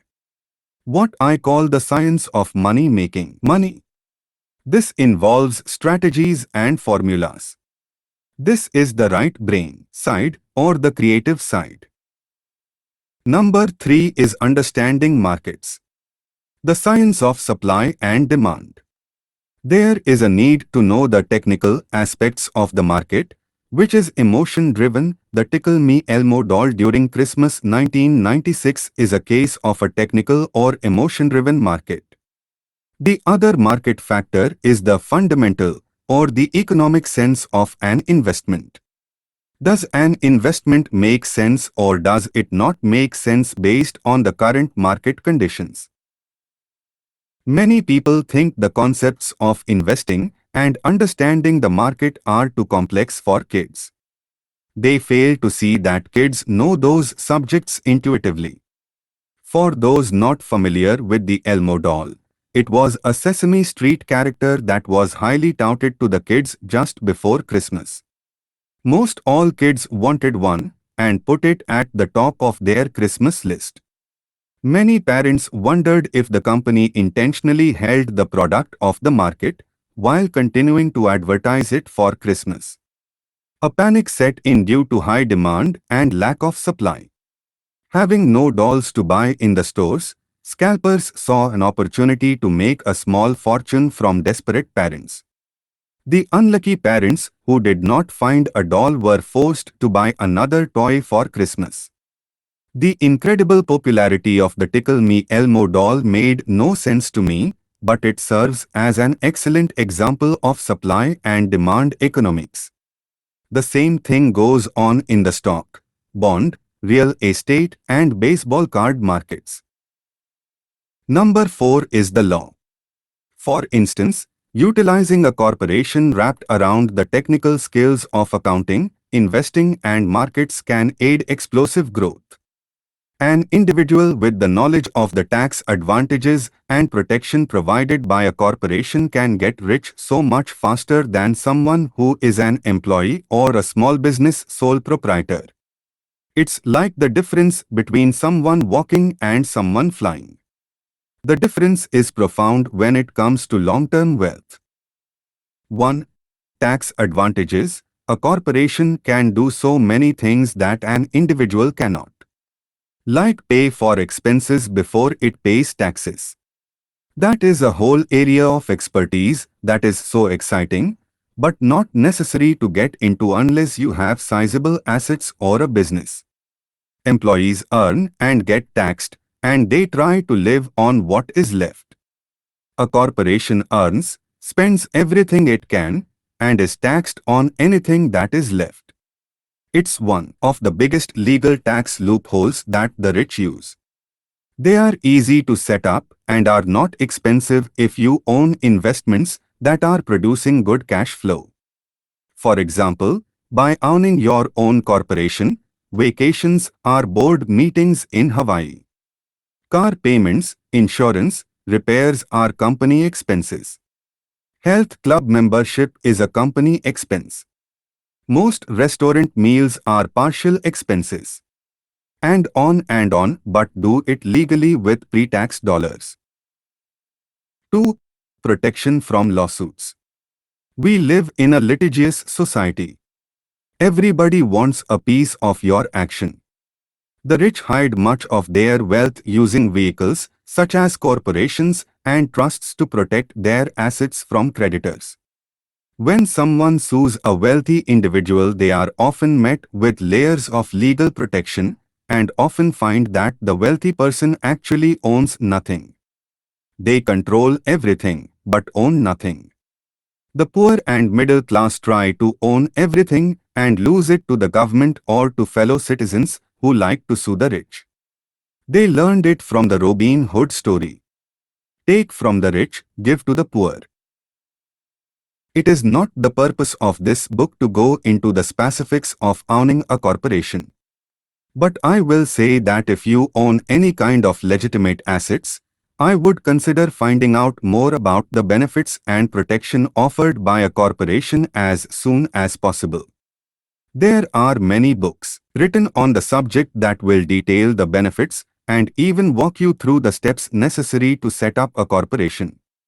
One book in particular, And Grow Rich, provides a wonderful insight into the power of personal corporations.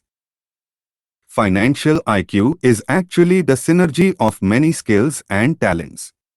But I would say it is the combination of the 4 technical skills listed above that make up basic financial intelligence. If you aspire to great wealth, it is the combination of these skills that will greatly amplify an individual's financial intelligence. In summary, spend, pay taxes, spend. As part of your overall financial strategy, we strongly recommend owning your own corporation wrapped around your assets. Lesson 5. The Rich Invent Money. Last night, I took a break from writing and watched a TV program on the history of a young man named Alexander Graham Bell. Bell had just patented his telephone and was having growing pains because the demand for his new invention was so strong. Needing a bigger company, he then went to the giant at that time, Western Union, and asked them if they would buy his patent and his tiny company. He wanted $100,000 for the whole package. The president of Western Union scoffed at him and turned him down, saying the price was ridiculous. The rest is history. A multi-billion-dollar industry emerged, and AT&T was born. The evening news came on right after the story of Alexander Graham Bell ended. On the news was a story of another downsizing at a local company. The workers were angry and complained that the company ownership was unfair. A terminated manager of about 45 years of age had his wife and 2 babies at the plant and was begging the guards to let him talk to the owners to ask if they would reconsider his termination. He had just bought a house and was afraid of losing it. The camera focused in on his pleading for all the world to see. Needless to say, it held my attention. I have been teaching professionally since 1984. It has been a great experience and rewarding. It is also a disturbing profession, for I have taught thousands of individuals, and I see one thing in common in all of us, myself included. We all have tremendous potential, and we all are blessed with gifts. Yet, the one thing that holds all of us back is some degree of self-doubt. It is not so much the lack of technical information that holds us back, but more the lack of self-confidence. Some are more affected than others. Once we leave school, most of us know that it is not as much a matter of college degrees or good grades that count. In the real world outside of academics, something more than just grades is required. I have heard it called guts, chutzpah, balls, audacity, bravado, cunning, daring, tenacity, and brilliance. This factor, whatever it is labeled, ultimately decides one's future much more than school grades. Inside each of us is one of these brave, brilliant, and daring characters. There is also the flip side of that character, people who could get down on their knees and beg if necessary. After a year in Vietnam, as a Marine Corps pilot, I intimately got to know both of those characters inside of me. One is not better than the other. Yet, as a teacher, I recognized that it was excessive fear and self-doubt that were the greatest detractors of personal genius. It broke my heart to see students know the answers, yet lack the courage to act on the answer. Often in the real world, it's not the smart that get ahead but the bold. In my personal experience, your financial genius requires both technical knowledge as well as courage. If fear is too strong, the genius is suppressed. In my classes, I strongly urge students to learn to take time's risks, to be bold, to let their genius convert that fear into power and brilliance. It works for some and just terrifies others. I have come to realize that for most people, when it comes to the subject of money, they would rather play it safe. I have had to field questions such as, why take risks? Why should I bother developing my financial IQ? Why should I become financially literate? And I answer, just to have more options. There are huge changes up ahead. Just as I started with the story of the young inventor Alexander Graham Bell, in the coming years there will be more people just like him. There will be 100 people like Bill Gates, and hugely successful companies like Microsoft created every year, all over the world. And there also will be many more bankruptcies, layoffs and downsizing. So why bother developing your financial IQ? No one can answer that but you. Yet, I can tell you why I myself do it. I do it because it is the most exciting time to be alive. I'd rather be welcoming change than dreading change. I'd rather be excited about making millions than worrying about not getting a raise. This period we are in now is a most exciting time, unprecedented in our world's history. Generations from now, people will look back at this period of time and remark at what an exciting era it must have been. It was the death of the old and birth of the new. It was full of turmoil and it was exciting. So why bother developing your financial IQ? Because if you do, you will prosper greatly. And if you don't, this period of time will be a frightening one. It will be a time of watching people move boldly forward while others cling to decaying life rings. Land was wealth 300 years ago. So the person who owned the land owned the wealth. Then, it was factories and production, and America rose to dominance. The industrialist owned the wealth. Today, it is information. And the person who has the most timely information owns the wealth. The problem is information flies all around the world at the speed of light. The new wealth cannot be contained by boundaries and borders as land and factories were. The changes will be faster and more dramatic. There will be a dramatic increase in the number of new multimillionaires. There also will be those who are left behind. Today, I find so many people struggling, often working harder, simply because they cling to old ideas. They want things to be the way they were, they resist change. I know people who are losing their jobs or their houses, and they blame technology or the economy or their boss. Sadly, they fail to realize that they might be the problem. Old ideas are their biggest liability. It is a liability simply because they fail to realize that while that idea or way of doing something was an asset yesterday, yesterday is gone. One afternoon, I was teaching investing using a board game I had invented, Cash Flow, as a teaching tool. A friend had brought someone along to attend the class.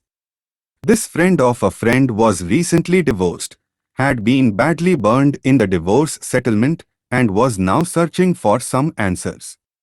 Her friend thought the class might help. The game was designed to help people learn how money works. In playing the game, they learn about the interaction of the income statement with the balance sheet. They learn how cash flows between the two and how the road to wealth is through striving to increase your monthly cash flow from the asset column to the point that it exceeds your monthly expenses. Once you accomplish this, you are able to get out of the rat race and out onto the fast track. As I have said, some people hate the game, some love it, and others miss the point. This woman missed a valuable opportunity to learn something. In the opening round, she drew a doodad card with the boat on it. At first she was happy. Oh, I have got a boat. Then, as her friend tried to explain how the numbers worked on her income statement and balance sheet, she got frustrated because she had never liked math. The rest of her table waited while her friend continued explaining the relationship between the income statement, balance sheet and monthly cash flow. Suddenly, when she realized how the numbers worked, it dawned on her that her boat was eating her alive. Later on in the game, she was also downsized and had a child. It was a horrible game for her. After the class, her friend came by and told me that she was upset. She had come to the class to learn about investing and did not like the idea that it took so long to play a silly game. Her friend attempted to tell her to look within herself to see if the game reflected on herself in any way. With that suggestion, the woman demanded her money back. She said that the very idea that a game could be a reflection of her was ridiculous. Her money was promptly refunded and she left. Since 1984, I have made millions simply by doing what the school system does not. In school, most teachers lecture. I hated lectures as a student. I was soon bored and my mind would drift. In 1984, I began teaching via games and simulations.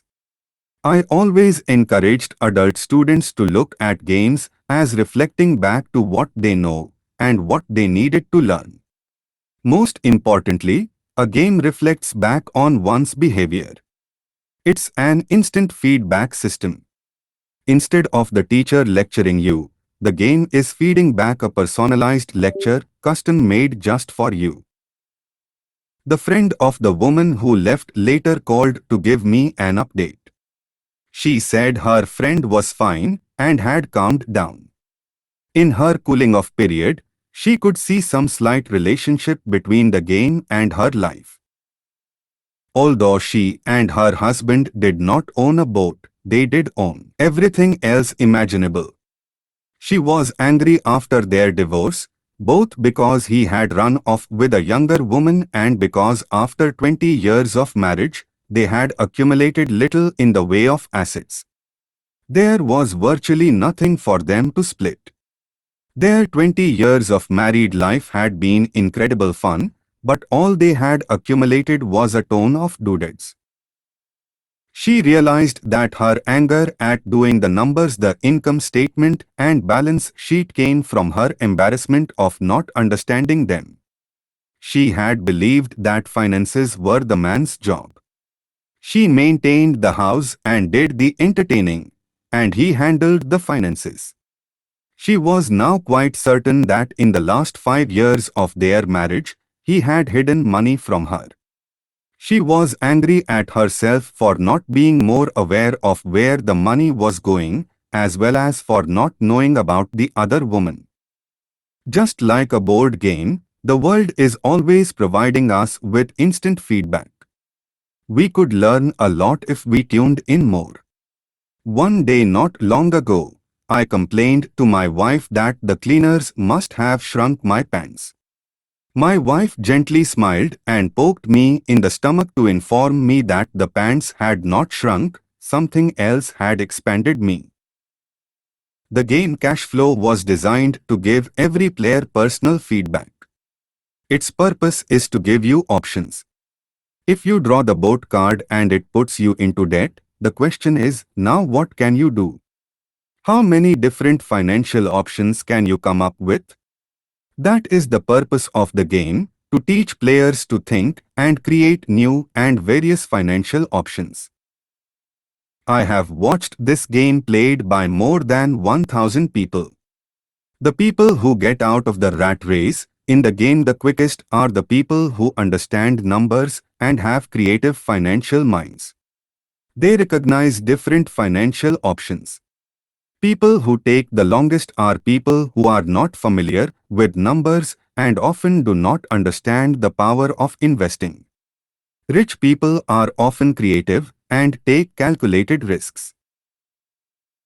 There have been people playing cash flow who gain lots of money in the game, but they don't know what to do with it. Most of them have not been financially successful in real life either. Everyone else seems to be getting ahead of them, even though they have money. And that is true in real life. There are a lot of people who have a lot of money and do not get ahead financially. Lesson 6. Work to learn. Don't work for money. In 1995, one granted an interview with a newspaper in Singapore. The young female reporter was on time, and the interview got underway immediately. We sat in the lobby of a luxurious hotel, sipping coffee and discussing the purpose of my visit to Singapore. I was to share the platform with Zig Ziglar. He was speaking on motivation, and I was speaking on the secrets of the rich. Someday, I would like to be a best-selling author like you, she said. I had seen some of the articles she had written for the paper, and I was impressed. She had a tough, clear style of writing. Her articles held a reader's interest. You have a great style, I said in reply. What holds you back from achieving your dream? My work does not seem to go anywhere, she said quietly. Everyone says that my novels are excellent, but nothing happens. So I keep my job with the paper. At least it pays the bills. Do you have any suggestions? Yes, I do, I said brightly. A friend of mine here in Singapore runs a school that trains people to sell.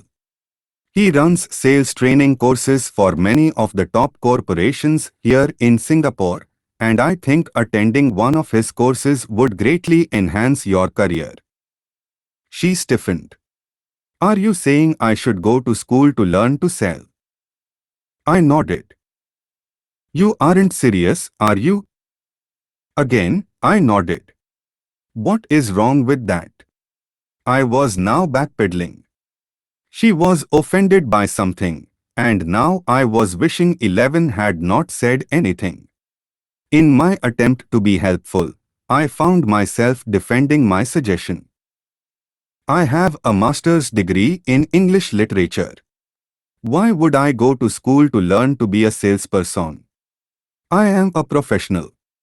I went to school to be trained in a profession so I would not have to be a salesperson. I hate salespeople. All they want is money. So tell me, why vertical bar I should study sales? She was now packing her briefcase forcibly. The interview was over. On the coffee table sat a copy of an earlier best-selling book I wrote. I picked it up as well as the notes she had jotted down on her legal pad. Vertical bar, do you see this? I said, pointing to her notes. She looked down at her notes. What? She said, confused. Again, I pointed deliberately to her notes.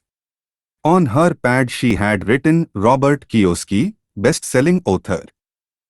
It says best-selling author, not best writing author. Her eyes widened immediately. I am a terrible writer. You are a great writer. I went to sales school. You have a master's degree. Put them together and you get a best-selling author and a best-writing author. Anger flared from her eyes. I will never stoop so low as to learn how to sell. People like you have no business writing. I am a professionally trained writer and you are a salesman. It is not fair. The rest of her notes were put away, and she hurried out through the large glass doors into the humid Singapore morning. At least she gave me a fair and favorable write-up the next morning. The world is filled with smart, talented, educated and gifted people. We meet them every day. They are all around us.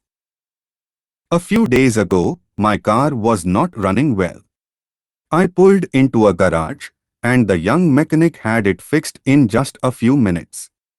He knew what was wrong by simply listening to the engine. I was amazed. The sad truth is, great talent is not enough. I am constantly shocked at how little talented people earn. I heard the other day that less than 5% of Americans earn more than $100,000 a year. I have met brilliant, highly educated people who earn less than $20,000 a year. A business consultant who specializes in the medical trade was telling me how many doctors, dentists and chiropractors struggle financially.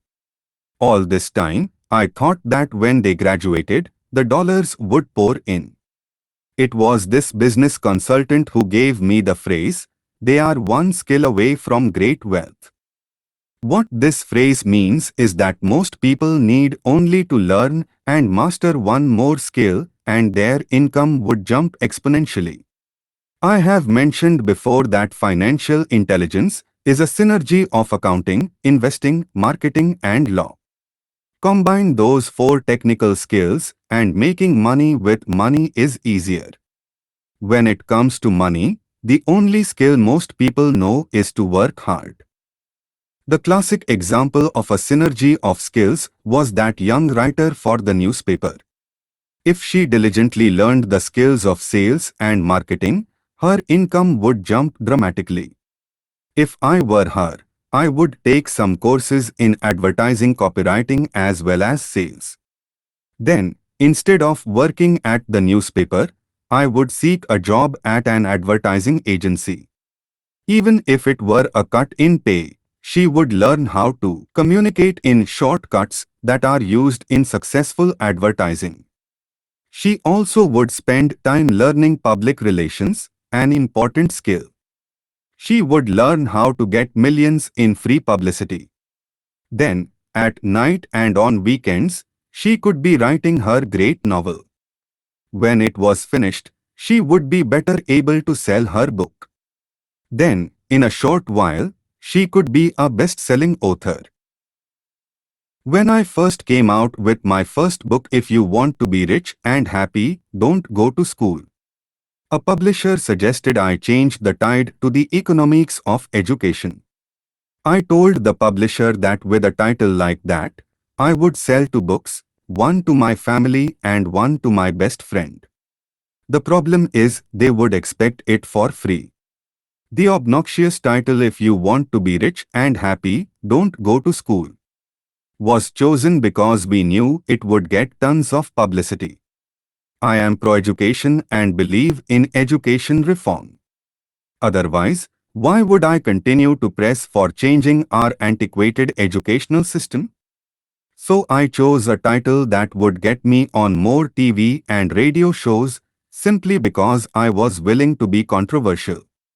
Many people thought I was a fruitcake, but the book sold and sold.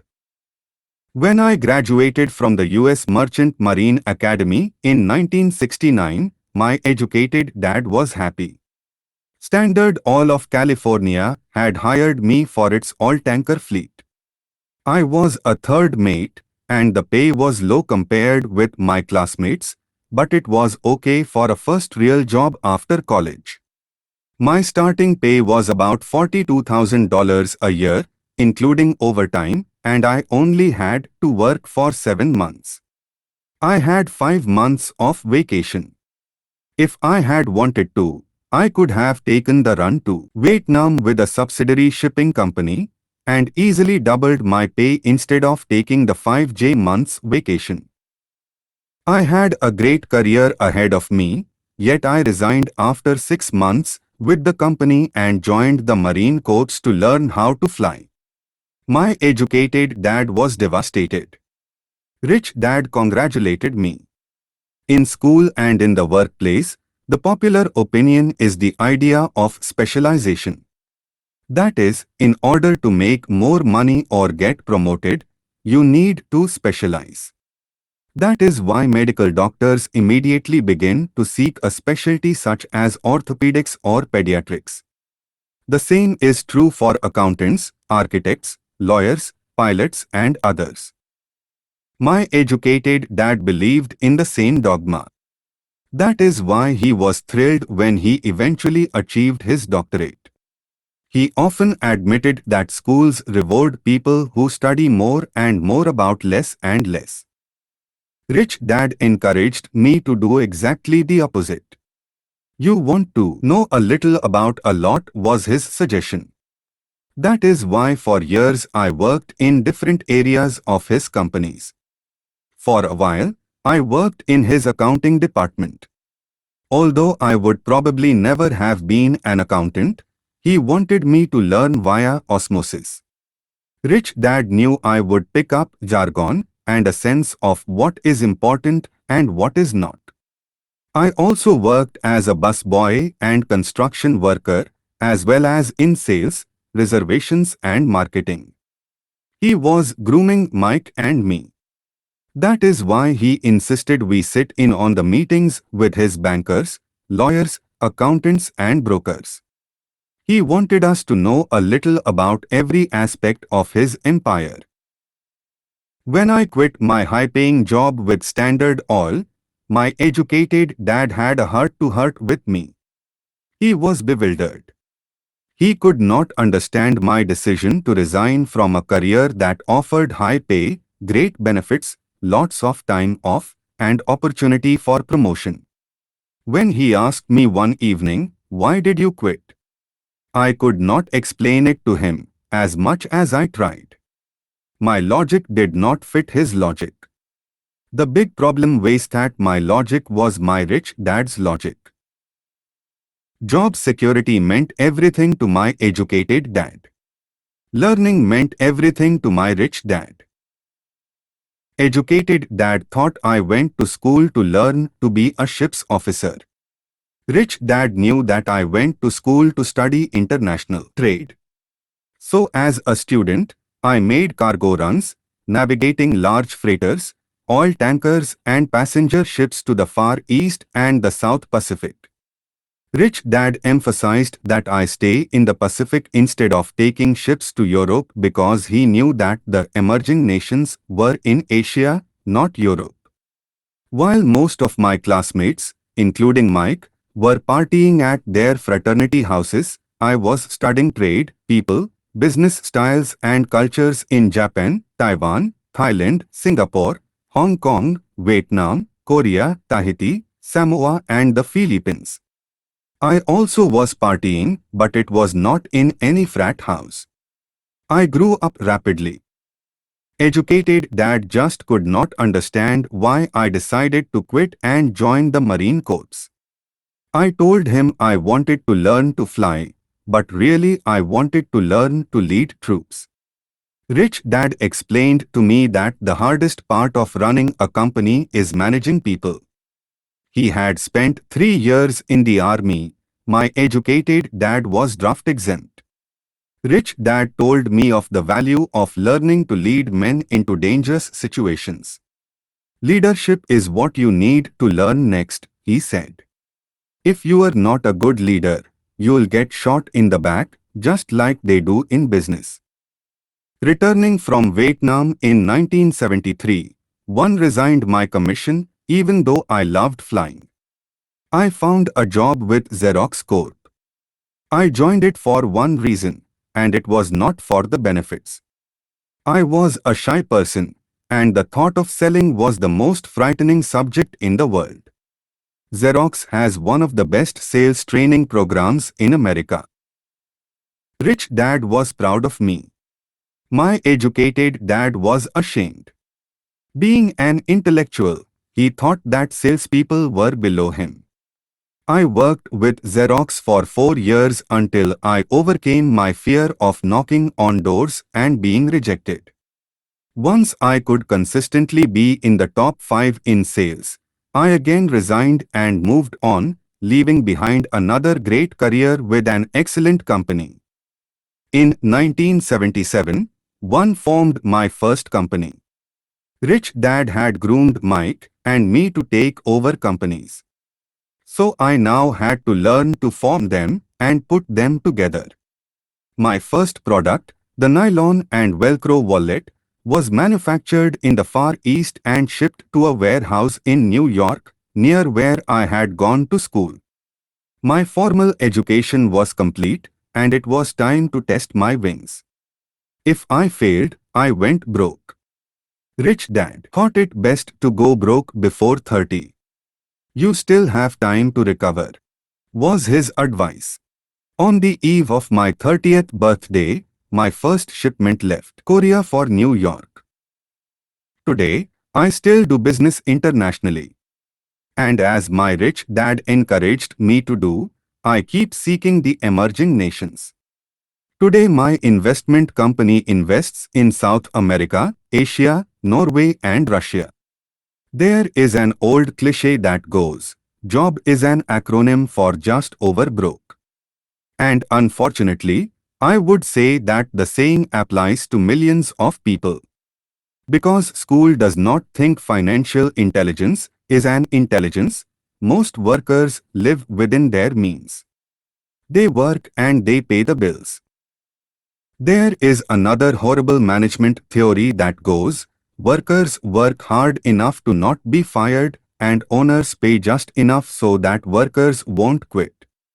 And if you look at the pay scales of most companies, again I would say there is a degree of truth in that statement.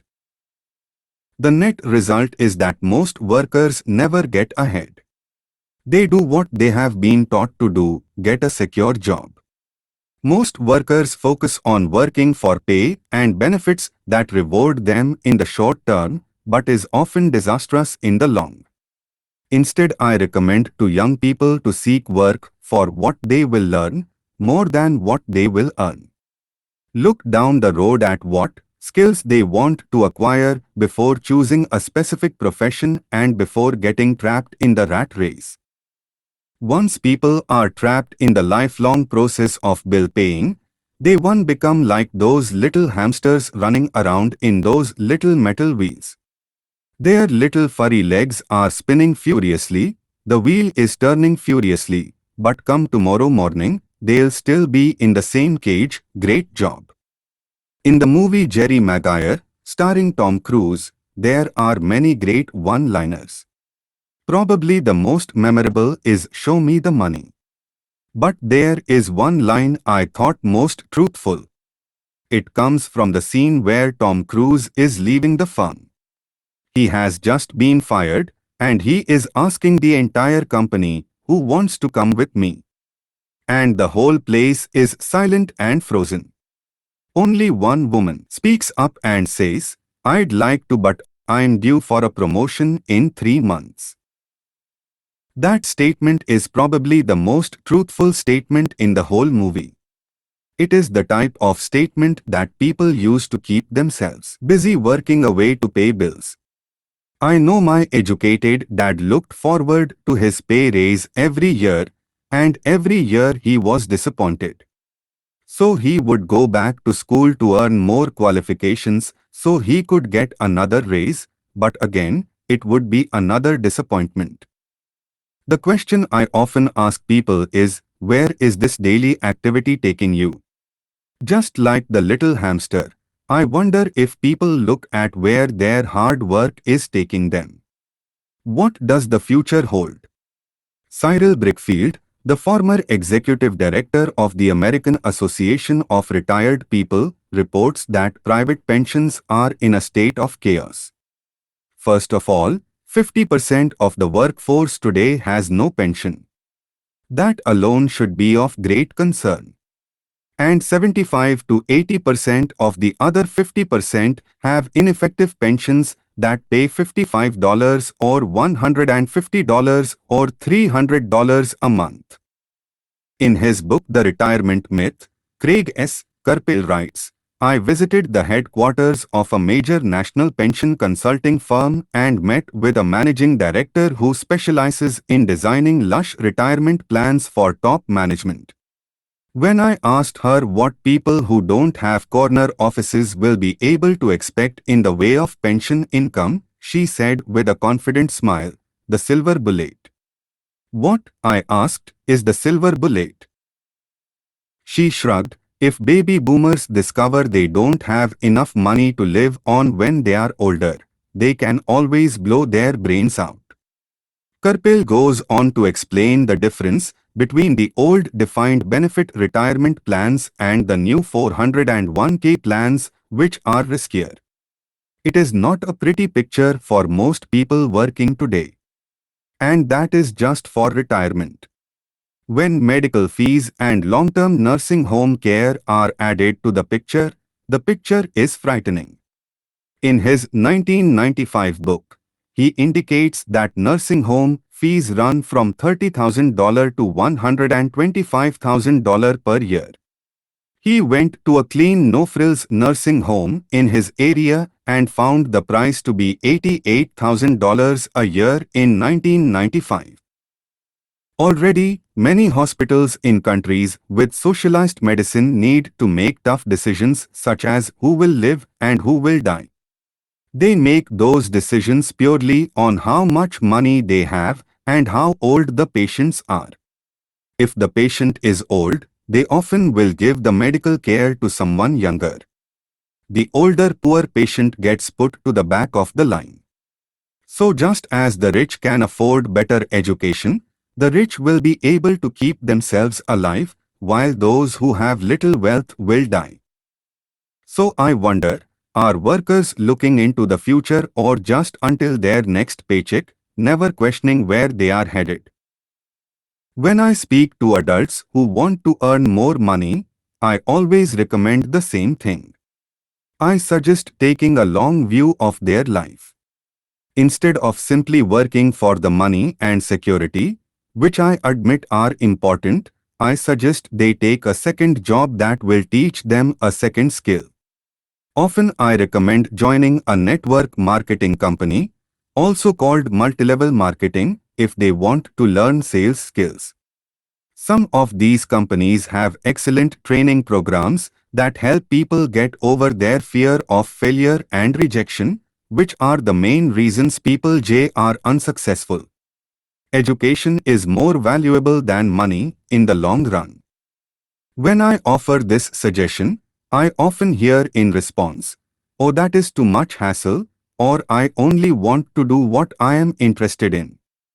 To the statement of "it's too much of a hassle," I ask, so you would rather work all your life giving 50% of what you earn to the government? To the other statement, "I only do what I am interested in," I say, I'm not interested in going to the gym, but I go because I want to feel better and live longer. Unfortunately, there is some truth to the old statement, you can't teach an old dog new tricks. Unless a person is used to changing, it's hard to change. But for those of you who might be on the fence when it comes to the idea of working to learn something new, I offer this word of encouragement: life is much like going to the gym. The most painful part is deciding to go. Once you get past that, it's easy. There have been many days I have dreaded going to the gym, but once I am there and in motion, it is a pleasure. After the workout is over, I am always glad I talked myself into going. If you are unwilling to work to learn something new and insist on, instead, becoming highly specialized within your field, make sure the company you work for is unionized. Labor unions are designed to protect specialists. My educated dad, after falling from grace with the governor, became the head of the teachers' union in Hawaii. He told me that it was the hardest job he ever held. My rich dad, on the other hand, spent his life doing his best to keep his companies from becoming unionized. He was successful. Although the unions came close, Rich Dad was always able to fight them off. Personally, I take no sides because I can see the need for and the benefits of both sides. If you do as school recommends, become highly specialized, then seek union protection. For example, had I continued on with my flying career, I would have sought a company that had a strong pilots union. Why? Because my life would be dedicated to learn a skill that was valuable in only one industry. If I were pushed out of that industry, my life's skills would not be as valuable to another industry. A displaced senior pilot with 100,000 hours of heavy airline transport time, earning $150,000 a year would have a hard time finding an equivalent high-paying job in school teaching. The skills do not necessarily transfer from industry to industry, because the skills the pilots are paid for in the airline industry are not as important in, say, the school system. The same is true even for doctors today. With all the changes in medicine, many medical specialists are needing to conform to medical organizations such as HMOs. School teachers definitely need to be union members. Today in America, the teachers' union is the largest and the richest labor union of all. The NEA, National Education Association, has tremendous political clout. Teachers need the protection of their union because their skills are also of limited value to an industry outside of education. So the rule of thumb is highly specialized, then unionize. It's the smart thing to do. When I ask the classes I teach, how many of you can cook a better hamburger than McDonald's, almost all the students raise their hands. I then ask, so if most of you can cook a better hamburger, how come McDonald's makes more money than you? The answer is obvious: McDonald's is excellent at business systems. The reason so many talented people are poor is because they focus on building a better hamburger and know little to nothing about business systems.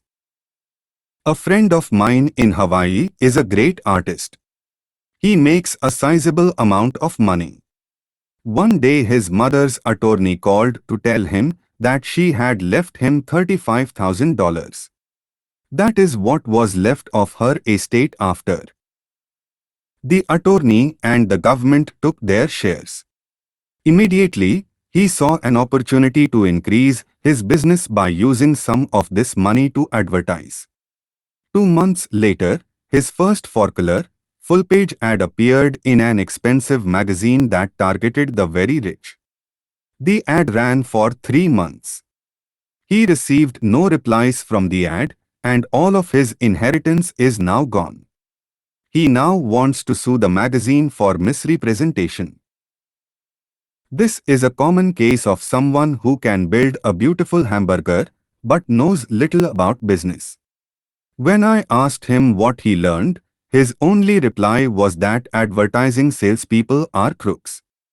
I then asked him if he would be willing to take a course in sales and a course in direct marketing. His reply, "I don't have the time, and I don't want to waste my money." The world is filled with talented poor people. All too often, they are times poor or struggle financially or earn less than they are capable of, not if because of what they know but because of what they do not know. They focus on perfecting their skills at building a better hamburger rather than the skills of selling and delivering the hamburger. Maybe McDonald's does not make the best hamburger, but they are the best at selling and delivering a basic average burger. Poor Dad wanted me to specialize. That was his view on how to be paid more. Even after being told by the governor of Hawaii that he could no longer work in state government, my educated dad continued to encourage me to get specialized. Educated Dad then took up the cause of the teachers' union, campaigning for further protection and benefits for these highly skilled and educated professionals. We argued often, but I know he never agreed that over-specialization is what caused the need for union protection. He never understood that the more specialized you become, the more you are trapped and dependent on that specialty. Rich Dad advised that Mike and I groom ourselves. Many corporations do the same thing. They find a young bright student out of business school and begin grooming that person to someday take over the company. So these bright young employees do not specialize in one department, they are moved from department to learn all the aspects of business systems. The rich often groom their children or the children of others. By doing so, their children gain an overall knowledge of the operations of the business and how the various departments interrelate. For the World War II generation, it was considered bad to skip from company to company. Today, it is considered smart. Since people will skip from company to company, rather than seek greater specialization, why not seek to learn more than earn? In the short term, it may earn you less. In the long term, it will pay off in large dividends. The main management skills needed for success are 1. The management of cash flow. 2. The management of systems, including yourself and time with family. 3. The management of people. The most important specialized skills are sales and understanding marketing. It is the ability to sell, therefore, to communicate to another human being, be it a customer, employee, boss, spouse or child. That is the base skill of personal success. It is communication skills such as writing, speaking and negotiating that are crucial to a life of success. It is a skill that I work on constantly, attending courses or buying educational tapes to expand my knowledge. As I have mentioned, my educated dad worked harder and harder the more competent he became. He also became more trapped the more specialized he got. Although his salary went up, his choices diminished. Soon after he was locked out of government work, he found out how vulnerable he really was professionally. It is like professional athletes who suddenly are injured or are too old to play. Their once high-paying position is gone, and they have limited skills to fall back on. I think that is why my educated dad sided so much with unions after that. He realized how much a union would have benefited him. Rich Dad encouraged Mike and me to know a little about a lot. He encouraged us to work with people smarter than we were and to bring smart people together to work as a team. Today it would be called a synergy of professional specialties. Today, I meet ex-school teachers earning hundreds of thousands of dollars a year. They earn that much because they have specialized skills in their field as well as other skills. They can teach as well as sell and market. I know of no other skills to be more important than selling as well as marketing. The skills of selling and marketing are difficult for most people primarily due to their fear of rejection. The better you are at communicating, negotiating, and handling your fear of rejection, the easier life is. Just as I advised that newspaper writer who wanted to become a best-selling author, I advise anyone else today.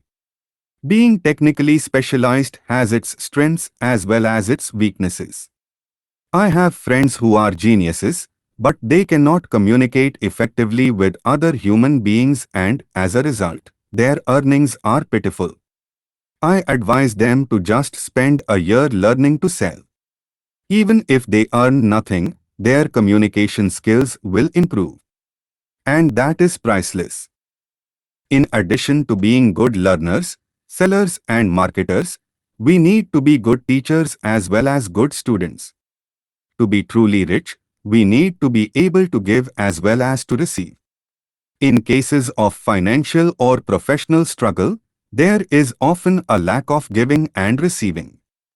I know many people who are poor because they are neither good students nor good teachers. Both of my dads were generous men. Both made it a practice to give first. Teaching was one of their ways of giving. The more they gave, the more they received.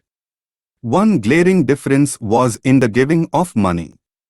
My rich dad gave lots of money away. He gave to his church, to charities, to his foundation. He knew that to receive money, you had to give money. Giving money is the secret to most great wealthy families. That is why there are organizations like the Rockefeller Foundation and the Ford Foundation. These are organizations designed to take their wealth and increase it as well as give it away in perpetuity. My educated dad always said, "When I have some extra money, I will give it." The problem was, there was never any extra. So he worked harder to draw more money in rather than focus on the most important law of money, give and you shall receive. Instead, he believed in receive and then you give. In conclusion, I became both dads. One part of me is a hardcore capitalist who loves the game of money making money. The other side is a socially responsible teacher who is deeply concerned with this ever-widening gap between the haves and have-nots. I personally hold the archaic educational system primarily responsible for this growing gap. Overcoming obstacles. Once people have studied and become financially literate, they may still face roadblocks to becoming financially independent. There are 5 main reasons why financially literate people may still not develop abundant asset columns. Asset columns that could produce large sums of cash flow. Asset columns that could free them to live the life they dream of, instead of working full-time just to pay bills. The 5 reasons are: 1. Fear. 2. Cynicism. 3. Laziness. 4. Bad habits. 5. Arrogance. Reason number 1. Overcoming the fear of losing money. I have never met anyone who really likes losing money. And in all my years, I have never met a rich person who has never lost money. But I have met a lot of poor people who have never lost a dime. Investing, that is. The fear of losing money is real. Everyone has it. Even the rich. But it's not fear that is the problem. It's how you handle fear.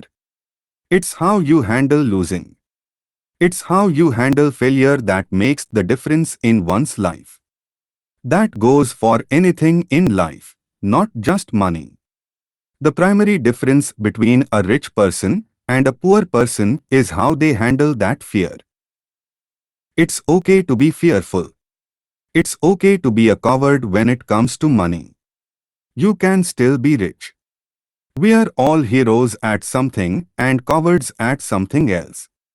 My friend's wife is an emergency room nurse. When she sees blood, she flies into action.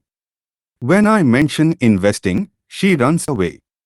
When I see blood, I don't run. I pass out. My rich dad understood phobias about money. Some people are terrified of snakes. Some people are terrified about losing money. Both are phobias, he would say. So his solution to the phobia of losing money was this little rhyme: if you hate risk and worry, start early. That's why banks recommend savings as a habit when you are young. If you start young, it's easy to be rich. I won't go into it here, but there is a large difference between a person who starts saving at age 20 versus age 30. A staggering difference. It is said that one of the wonders of the world is the power of compound interest. The purchase of Manhattan Island is said to be one of the greatest bargains of all time. New York was purchased for $24 in trinkets and beads. Yet, if that $24 had been invested at 8% annually, that $24 would have been worth more than $28 trillion by 1995. Manhattan could be repurchased with money left over to buy much of LA, especially at 1995's real estate prices. My neighbor works for a major computer company. He has been there 25 years. In 5 more years, he will leave the company with $4 million in his 401k retirement plan. It is invested mostly in high-growth mutual funds, which he will convert to bonds and government securities. He'll only be 55 when he gets out, and he will have a passive cash flow of over $300,000 a year, more than he makes from his salary. So it can be done, even if you hate losing or hate risk. But you must start early and definitely set up a retirement plan, and you should hire a financial planner you trust to guide you before investing in anything. But what if you don't have much time left or would like to retire early? How do you handle the fear of losing money? My poor dad did nothing. He simply avoided the issue, refusing to discuss the subject.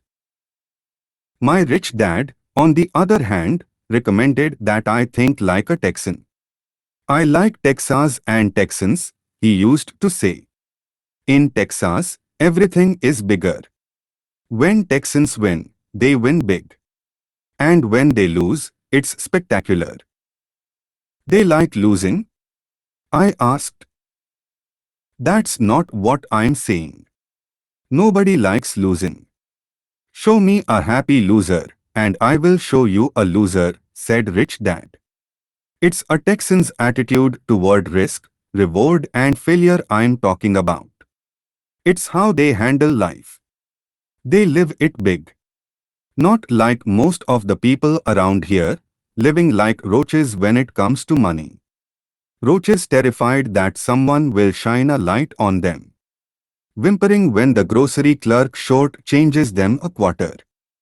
Rich Dad went on to explain.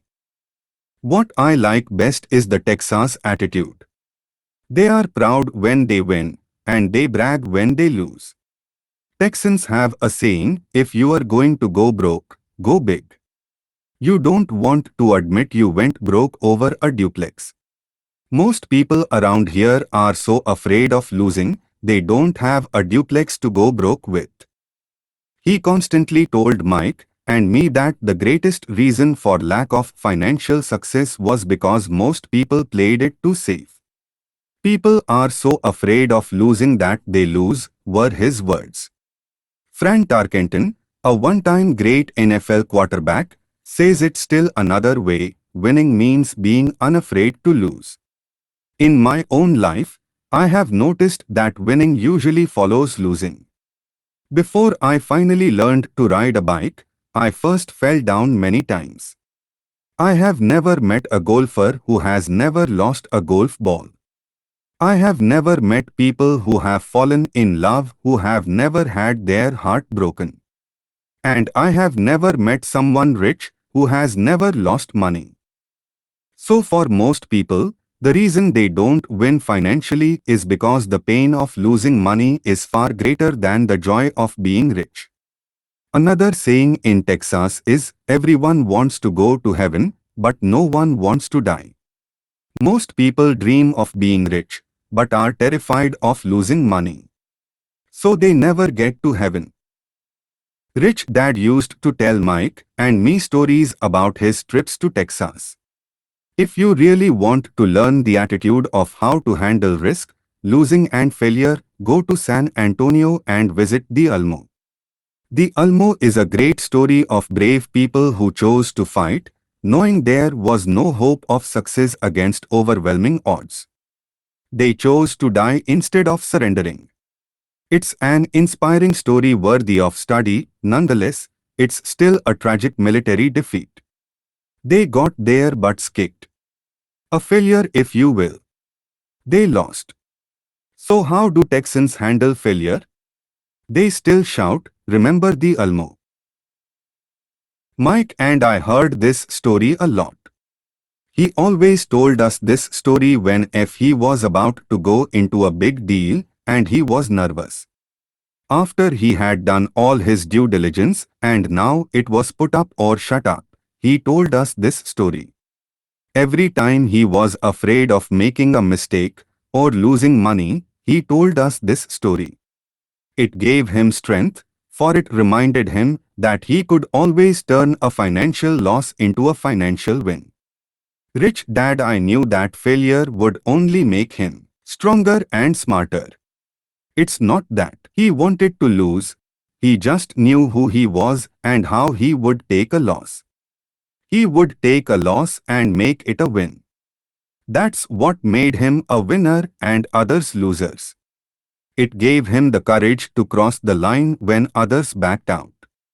That's why I like Texans so much. They took a great failure and turned it into a tourist destination that makes them millions. But probably his words that mean the most to me today are these: Texans don't bury their failures. They get inspired by them. They take their failures and turn them into rallying cries. Failure inspires Texans to become winners. But that formula is not just the formula for Texans. It is the formula for all winners. Just as I also said that falling off my bike was part of learning to ride. I remember falling off only made me more determined to learn to ride. Not less.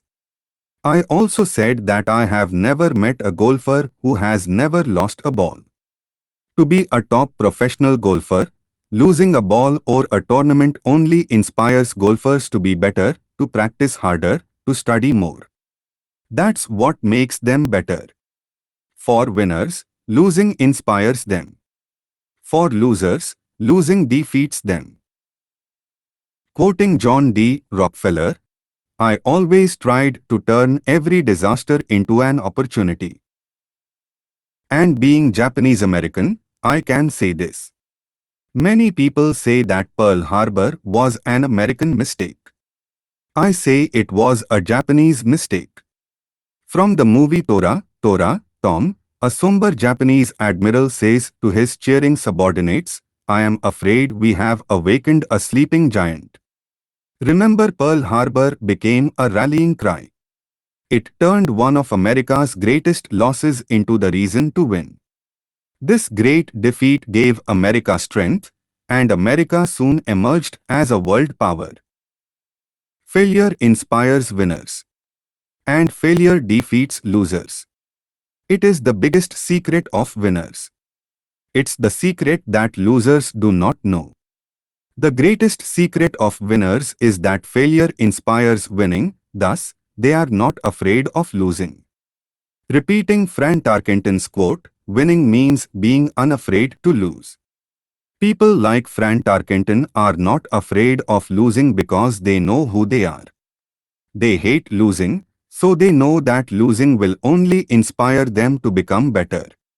There is a big difference between hating losing and being afraid to lose. Most people are so afraid of losing money that they lose. They go broke over a duplex. Financially, they play life too safe and too small. They buy big houses and big cars, but not big investments. The main reason that over 90% of the American public struggles financially is because they play not to lose. They don't play to win. They go to their financial planners or accountants or stockbrokers and buy a balanced portfolio. Most have lots of cash in CDS, Lloyd bonds, mutual funds that can be traded within a mutual fund family, and a few individual stocks. It is a safe and sensible portfolio. But it is not a winning portfolio. It is a portfolio of someone playing not to lose. Don't get me wrong. It's probably a better portfolio than more than 70% of the population, and that's frightening. Because a safe portfolio is a lot better than no portfolio. It's a great portfolio for someone who loves safely. But playing it safe and going balanced on your investment portfolio is not the way successful investors play the game. If you have little money and you want to be rich, you must first be focused, not balanced. If you look at anyone successful, at the start they were not balanced.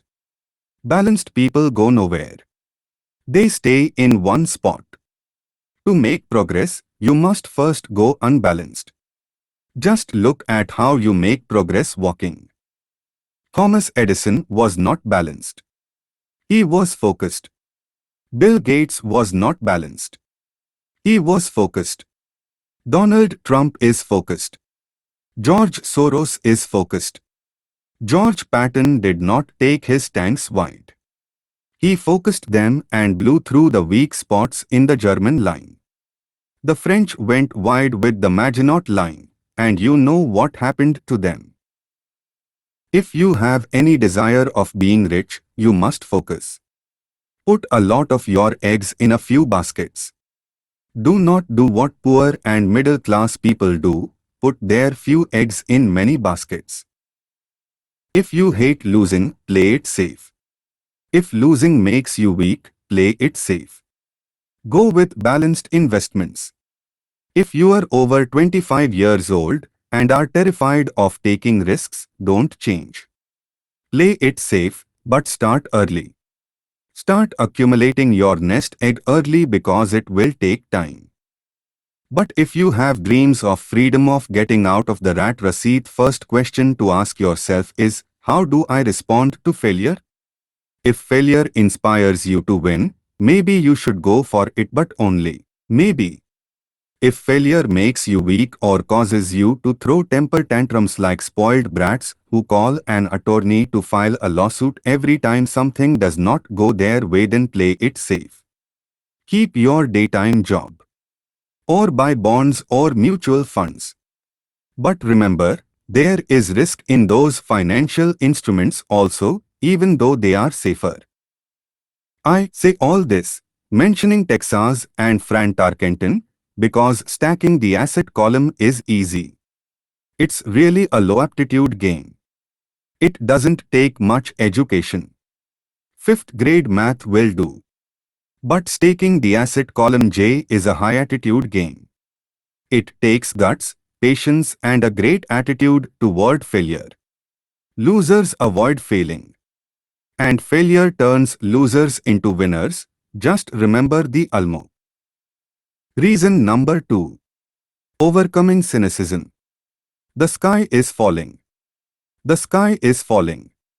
Most of us know the story of Chicken Little, who ran around warning the barnyard of impending doom. We all know people who are that way.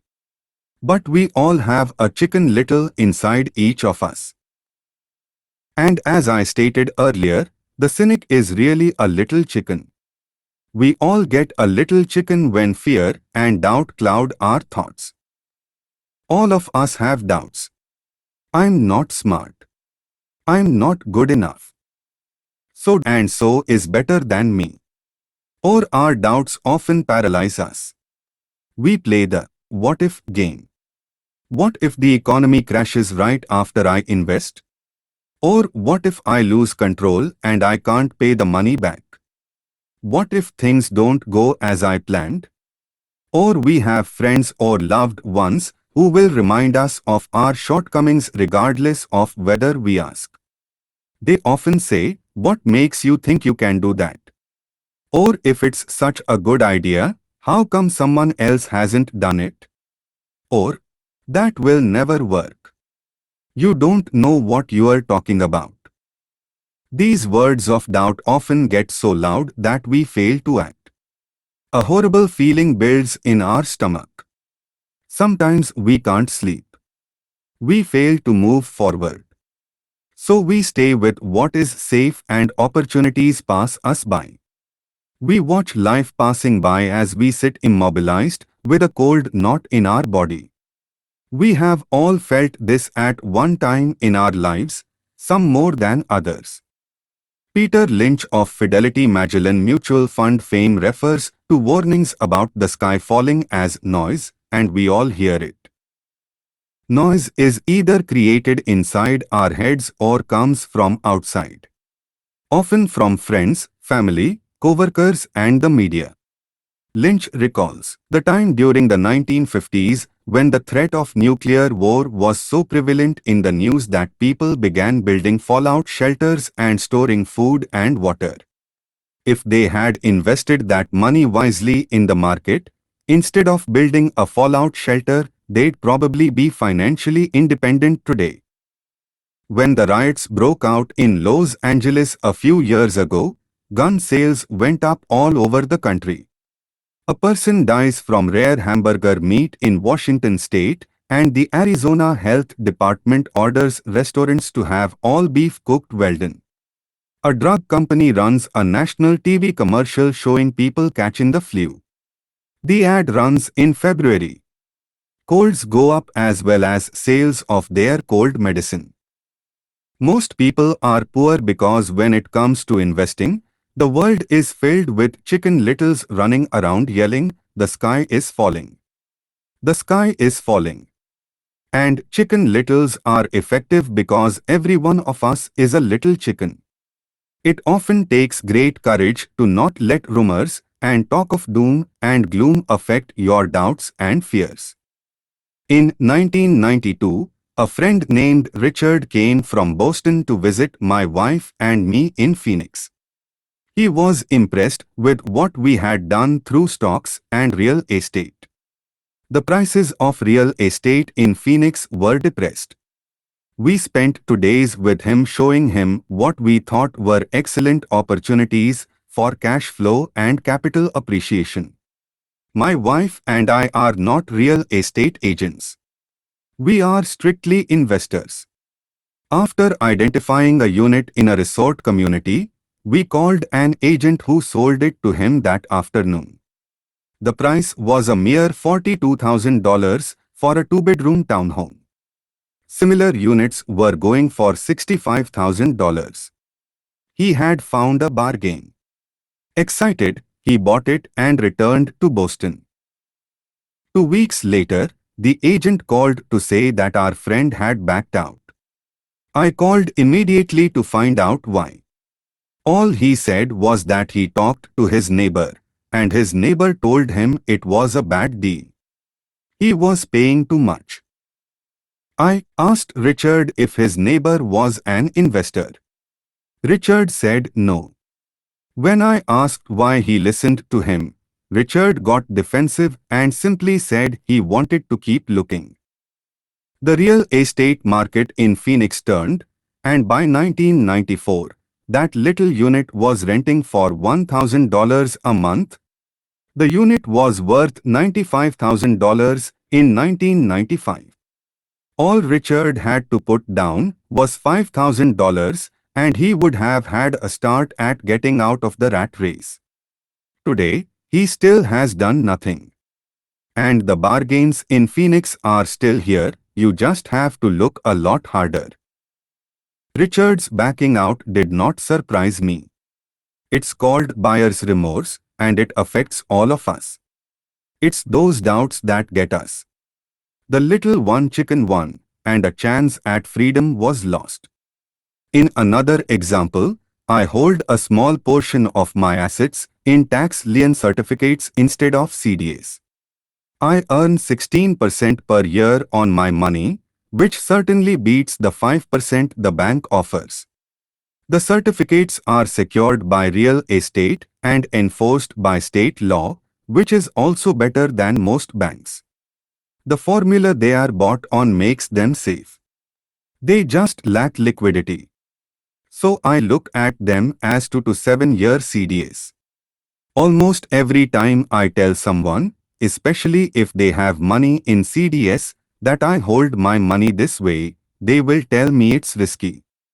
They tell me why I should not do it. When I ask them where they get their information, they say from a friend or an investment magazine. They have never done it, and they are telling someone who's doing it why they shouldn't. The lowest I yield I look for is 16%, but people who are filled with doubt are willing to accept 5%. Doubt is expensive. My point is that it's those doubts and cynicism that keep most people poor and playing it safe. The real world is simply waiting for you to get rich. Only a person's doubts keep them poor. As I said, getting out of the rat race is technically easy. It doesn't take much education, but those doubts are cripplers for most people. Cynics never win, said Rich Dad. Unchecked doubt and fear creates a cynic. Cynics criticize, and winners analyze, was another of his favorite sayings. Rich Dad explained that criticism blinded while analysis opened eyes. Analysis allowed winners to see that critics were blind and to see opportunities that everyone else missed. And finding what people miss is key to any success. Real estate is a powerful investment tool for anyone seeking financial independence or freedom. It is a unique investment tool. Yet, every time I mention real estate as a vehicle, I often hear, "I don't want to fix toilets." That's what Peter Lynch calls noise. That's what my rich dad would say is the cynic talking. Someone who criticizes and does not analyze. Someone who lets their doubts and fears close their mind instead of open their eyes. So when someone says, "I don't want to fix toilets, I want to fire back," what makes you think I want to? They are saying a toilet is more important than what they want. I talk about freedom from the rat race, and they focus on toilets. That is the thought pattern that keeps most people poor. They criticize instead of analyze. "I don't once hold the key to your success," Rich Dad would say.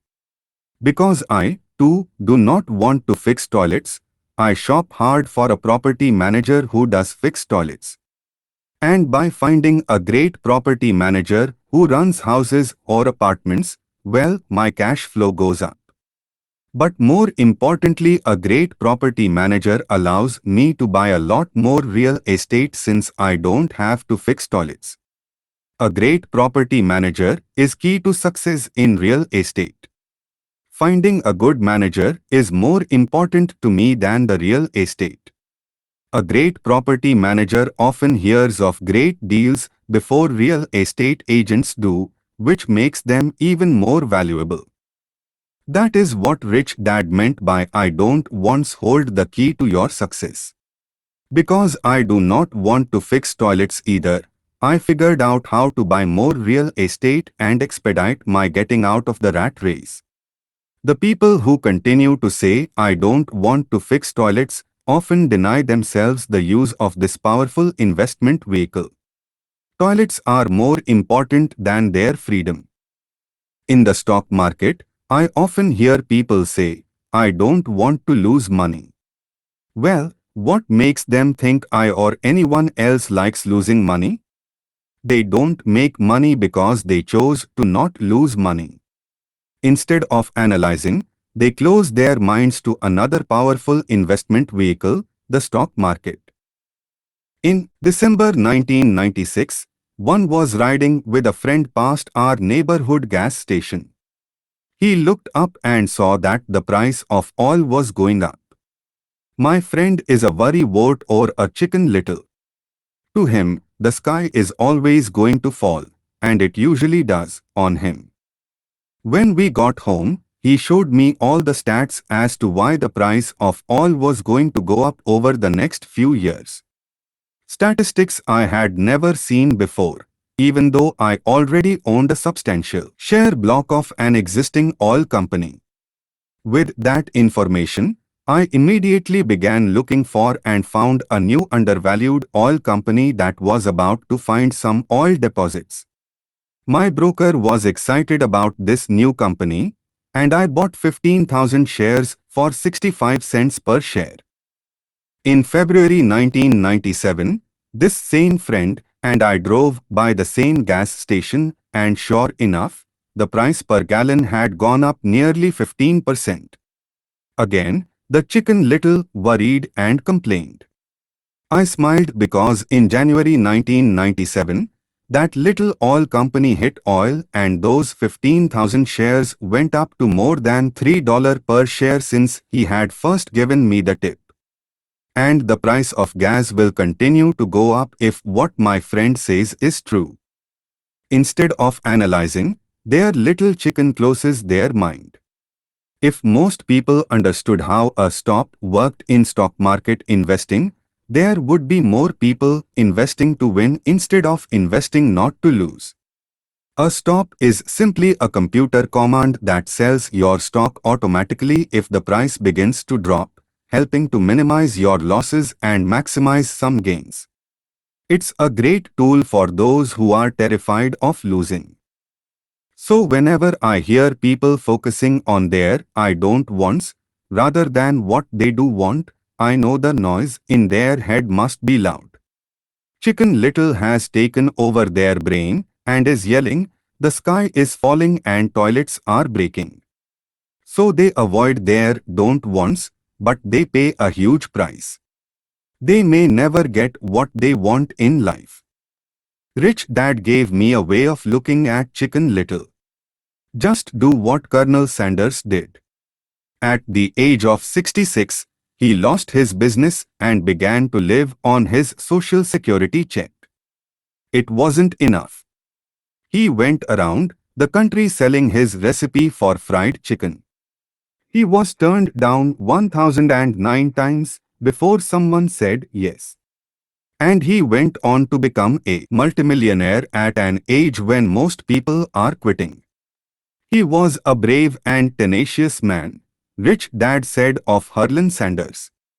So when you're in doubt and feeling a little afraid, just do what Colonel Sanders did to his little chicken. He fried it. Reason number 3. Laziness. Busy people are often the most lazy. We have all heard stories of a businessman who works hard to earn money. He works hard to be a good provider for his wife and children. He spends long hours at the office and brings work home on weekends. One day he comes home to an empty house. His wife has left with the kids. He knew he and his wife had problems, but rather than work to make the relationship strong, he stayed busy at work. This made his performance at work slips and he loses his job. Today, I often meet people who are too busy to take care of their wealth. And there are people too busy to take care of their health. The cause is the same. They are busy, and they stay busy as a way of avoiding something they do not want to face. Nobody has to tell them. Deep down they know. In fact, if you remind them, they often respond with anger or irritation. If they aren't busy at work or with the kids, they are often busy watching TV, fishing, playing golf or shopping. Yet, deep down they know they are avoiding something important. That's the most common form of laziness. Laziness by staying busy. So what is the cure for laziness? The answer is a little greed. For many of us, we were raised thinking of greed or desire as bad. Greedy people are bad people, my mom used to say. Yet, we all have inside of us this yearning to have nice things, new things or exciting things. So to keep that emotion of desire under control, often parents found ways of suppressing that desire with guilt. You only think about yourself. Don't you know you have brothers and sisters, was one of my mom's favorites. Or you want me to buy you what was a favorite of my dad. Do you think we are made of money? Do you think money grows on trees? We are not rich people, you know. It wasn't so much the words but the angry guilt trip that went with the words that got to me. Or the reverse guilt trip was the I'm sacrificing my life to buy this for you. I'm buying this for you because I never had this advantage when I was a kid. I have a neighbor who is stone broke, but can't park his car in his garage. The garage is filled with toys for his kids. Those spoiled brats get everything they ask for. I don't want them to know the feeling of want are his everyday words. He has nothing set aside for their college or his retirement, but his kids have every toy ever made. He recently got a new credit card in the mail and took his kids to visit Las Vegas. I'm doing it for the kids, he said with great sacrifice. Rich Dad forbade the words, I can't afford it. In my real home, that's all I heard.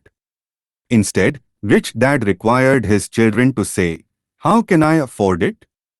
His reasoning, the words, I can't afford it, shut down your brain. It didn't have to think anymore. How can I afford it opened up the brain. Forced it to think and search for answers. But most importantly, he felt the words, I can't afford it, were a lie. And the human spirit knew it. The human spirit is very, very powerful, he would say. It knows it can do anything.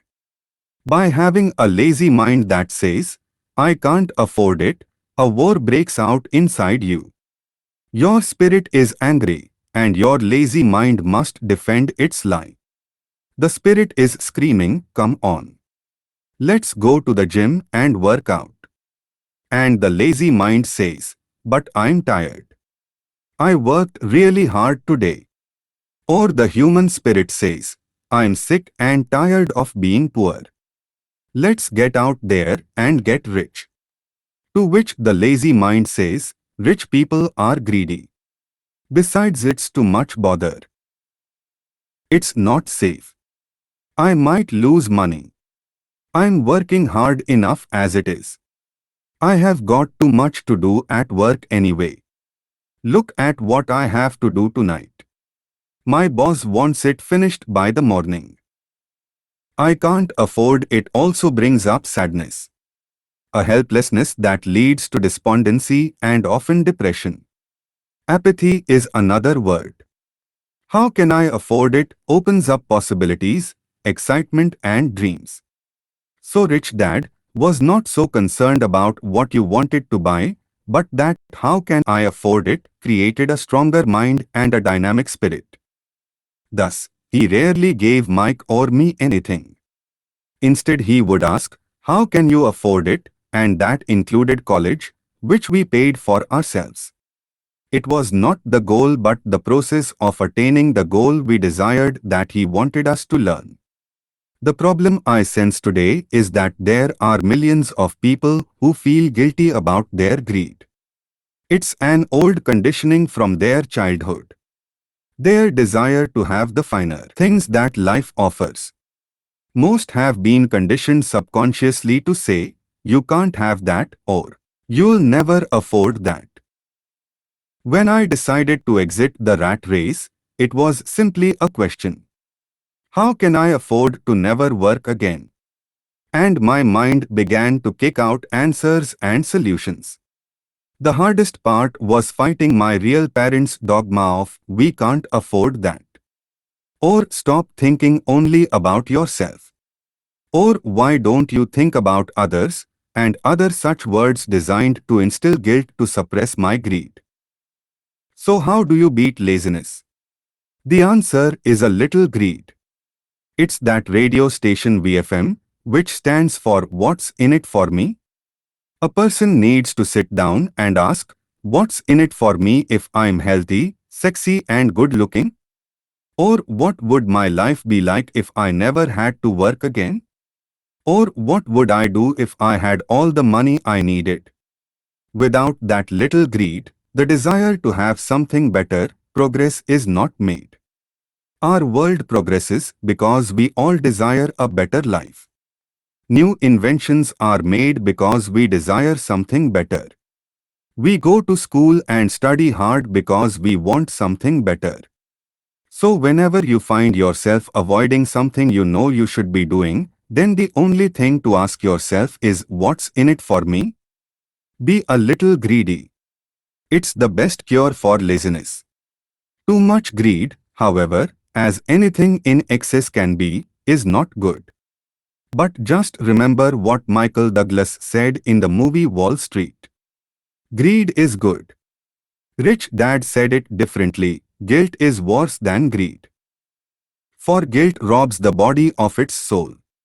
And to me, Eleanor Roosevelt said it best: do what you feel in your heart to be right, for you'll be criticized anyway. You'll be damned if you do, and damned if you don't. Reason number 4. Habits. Our lives are a reflection of our habits more than our education. After seeing the movie Conan, starring Arnold Schwarzenegger, a friend said, "I'd love to have a body like Schwarzenegger." Most of the guys nodded in agreement. "I even heard he was really puny and skinny at one time," another friend added. "Yeah, I heard that too," another one added. "I heard he has a habit of working out almost every day in the gym." "Yeah, I will bet he has too." "Nah," said the group cynic. "I will bet he was born that way." Besides, let's stop talking about Arnold and get some beers. This is an example of habits controlling behavior. I remember asking my rich dad about the habits of the rich. Instead of answering me outright, he wanted me to learn through example, as usual. "When does your dad pay his bills?" Rich Dad asked. "The first of the month," I said. "Does he have anything left over?" he asked. "Very little," I said. "That's the main reason he struggles," said Rich Dad. "He has bad habits." "Your dad pays everyone else first. He pays himself last, but only if he has anything left over." "Which he usually doesn't," I said. "But he has to pay his bills, doesn't he?" "You're saying he shouldn't pay his bills." "Of course not," said Rich Dad. "I firmly believe in paying my bills on time. I just pay myself first, before I pay even the government." "But what happens if you don't have enough money?" I asked. "What do you do then?" "The same," said Rich Dad. "I still pay myself first, even if I'm short of money. My asset column is far more important to me than the government." "But," I said, "don't they come after you?" "Yes, if you don't pay," said Rich Dad. "Look, I did not say not to pay.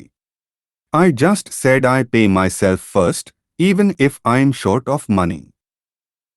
"But," I replied, "how do you do that?"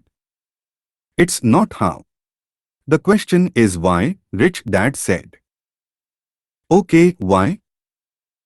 "Motivation," said Rich Dad. "Who do you think will complain louder if I don't pay them, me or my creditors?"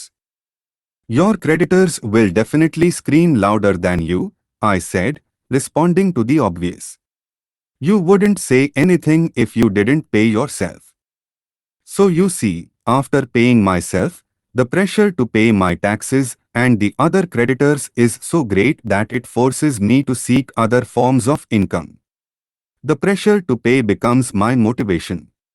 I have worked extra jobs, started other companies, traded in the stock market, anything just to make sure those guys don't start yelling at me. That pressure made me work harder, forced me to think, and all in all made me smarter and more active when it comes to money. If I had paid myself last, I would have felt no pressure, but I'd be broke. So it is the fear of the government or other people you owe money to that motivates you. That's right, said Rich Dad. You see, government bill collectors are big bullies. So are bill collectors in general. Most people give in to these bullies. They pay them and never pay themselves. You know the story of the 96-pound weakling who gets sand kicked in his face. I nodded. I see that ad for weightlifting and bodybuilding lessons in the comic books all the time. Well, most people let the bullies kick sand in their faces. I decided to use the fear of the bully to make me stronger. Others get weaker. Forcing myself to think about how to make extra money is like going to the gym and working out with weights. The more I work my mental money muscles out, the stronger I get. Now, I'm not afraid of those bullies. I liked what Rich Dad was saying. So if I pay myself first, I get financially stronger, mentally and fiscally. Rich Dad nodded. And if I pay myself last, or not at all, I get weaker. So people like bosses, managers, tax collectors, bill collectors and landlords push me around all my life. Just because I don't have good money habits. Rich Dad nodded. Just like the 96-pound weakling. Reason number 5. Arrogance. Arrogance is ego plus ignorance. What I know makes me money. What I don't know loses me money. Every time I have been arrogant, I have lost money. Because when I'm arrogant, I truly believe that what I don't know is not important, Rich Dad would often tell me. I have found that many people use arrogance to try to hide their own ignorance. It often happens when I am discussing financial statements with accountants or even other investors. They try to bluster their way through the discussion. It is clear to me that they don't know what they are talking about. They are not lying, but they are not telling the truth. There are many people in the world of money, finances, and investments who have absolutely no idea what they are talking about. Most people in the money industry are just spouting off sales pitches like used car salesmen. When you know you are ignorant in a subject, start educating yourself by finding an expert in the field or find a book on the subject. Getting started. I wish I could say acquiring wealth was easy for me, but it wasn't. So in response to the question, how do I start? I offer the thought process I go through on a day-by-day basis. It really is easy to find great deals. I promise you that. It's just like riding a bike. After a little wobbling, it's a piece of cake. But when it comes to money, it's the determination to get through the wobbling that's a personal thing. To find million-dollar deals of a lifetime requires us to call on our financial genius. I believe that each of us has a financial genius within us. The problem is our financial genius lies asleep, waiting to be called upon. It lies asleep because our culture has educated us into believing that the love of money is the root of all evil. It has encouraged us to learn a profession so we can work for money, but failed to teach us how to have money work for us. It taught us not to worry about our financial future. Our company or the government would take care of us when our working days are over. However, it is our children, educated in the same school system, who will end up paying for it. The message is still to work hard, earn money and spend it, and when we run short, we can always borrow more. Unfortunately, 90% of the Western world subscribes to the above dogma simply because it's easier to find a job and work for money. If you are not one of the masses, I offer you the following 10 steps to awaken your financial genius. I simply offer you the steps I have personally followed. If you want to follow some of them, great. If you don't, make up your own. Your financial genius is smart enough to develop its own list. While in Peru, with a gold miner of 45 years. I asked him how he was so confident about finding a gold mine. He replied, "There is gold everywhere. Most people are not trained to see it." And I would say that is true. In real estate, I can go out and in a day come up with 4 or 5 great potential deals, while the average person will go out and find nothing, even looking in the same neighborhood. The reason is they have not taken the time to develop their financial genius. I offer you the following 10 steps as a process to develop your God-given powers. Powers only you have control over. 1. I need a reason greater than reality. The power of spirit. If you ask most people if they would like to be rich or financially free, they would say yes. But then reality sets in. The road seems too long with too many hills to climb. It's easier to just work for money and hand the excess over to your broker. I once met a young woman who had dreams of swimming for the U.S. Olympic team. The reality was, she had to get up every morning at 4 a.m. to swim for 3 hours before going to school. She did not party with her friends on Saturday night. She had to study and keep her grades up, just like everyone else. When I asked her what compelled her with such superhuman ambition and sacrifice, she simply said, "I do it for myself and the people I love. It's love that gets me over the hurdles and sacrifices." A reason or a purpose is a combination of wants and don't wants. When people ask me what my reason for wanting to be rich is, it is a combination of deep emotional wants and don't wants. I will list a few. First, the don't wants, for they create the wants. I don't want to work all my life. I don't want what my parents aspired for, which was job security and a house in the suburbs. I don't like being an employee. I hated that my dad always missed my football games because he was so busy working on his career. I hated it when my dad worked hard all his life and the government took most of what he worked for at his death. He could not even pass on what he worked so hard for when he died. The rich don't do that. They work hard and pass it on to their children. Now the wants. I want to be free to travel the world and live in the lifestyle I love. I want to be young when I do this. I want to simply be free. I want control over my time and my life. I want money to work for me. Those are my deep-seated, emotional reasons. What are yours? If they are not strong enough, then the reality of the road ahead may be greater than your reasons.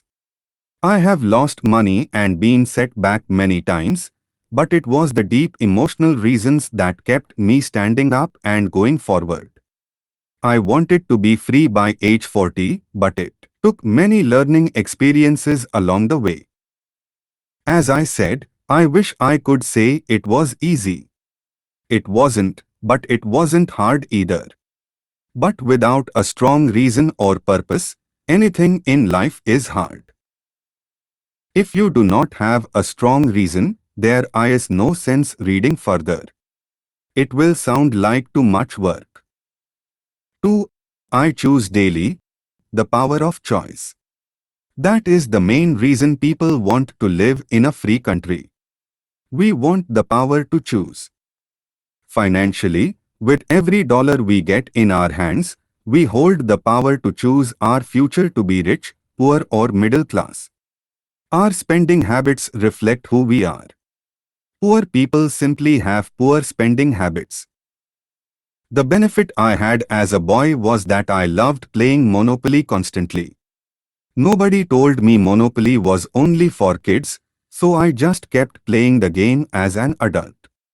I also had a rich dad who pointed out to me the difference between an asset and a liability. So a long time ago, as a little boy, I chose to be rich, and I knew that all I had to do was learn to acquire assets, real assets.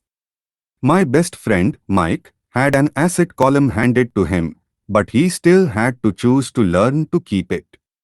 Many rich families lose their assets in the next generation simply because there was no one trained to be a good steward over their assets. Most people choose not to be rich.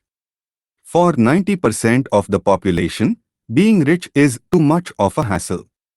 So they invent sayings that go, "I'm not interested in money," or "I will never be rich," or "I don't have to worry, I'm still young," or "when I make some money, then I will think about my future," or "my husband-wife handles the finances."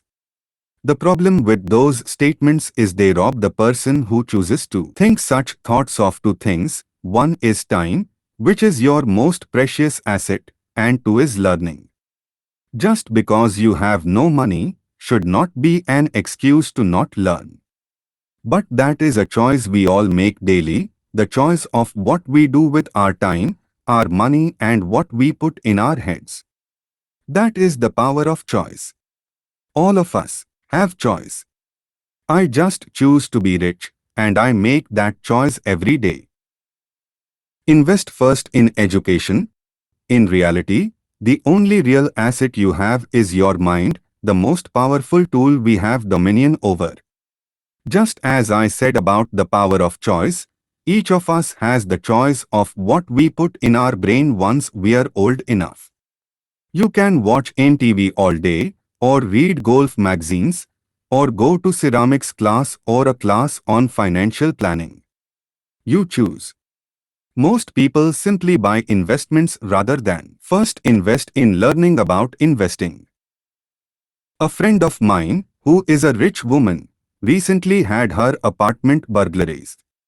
The thieves took her TV and VCR and left all the books she reads. And we all have that choice. Again, 90% of the population buys TV sets and only about 10% buy books on business or tapes on investments. So what do? I go to seminars. I like it when they are at least 2 days long because I like to immerse myself in a subject. In 1973, I was watching TV and this guy came on advertising a 3-day seminar on how to buy real estate for nothing down. I spent $385 and that course has made me at least $2 million, if not more. But more importantly, it bought me life. I don't have to work for the rest of my life because of that one course. I go to at least 2 such courses every year. I love audio tapes. The reason, I can rewind quickly. I was listening to a tape by Peter Lynch, and he said something I completely disagreed with. Instead of becoming arrogant and critical, I simply pushed rewind and I listened to that 5-minute stretch of tape at least 20 times. Possibly more. But suddenly, by keeping my mind open, I understood why he said what he said. It was like magic. I felt like I had a window into the mind of one of the greatest investors of our time. I gained tremendous depth and insight into the vast resources of his education and experience. The net result, I still have the old way I used to think, and I have Peter's way of looking at the same problem or situation. I have two thoughts instead of one. One more way to analyze a problem or trend, and that is priceless.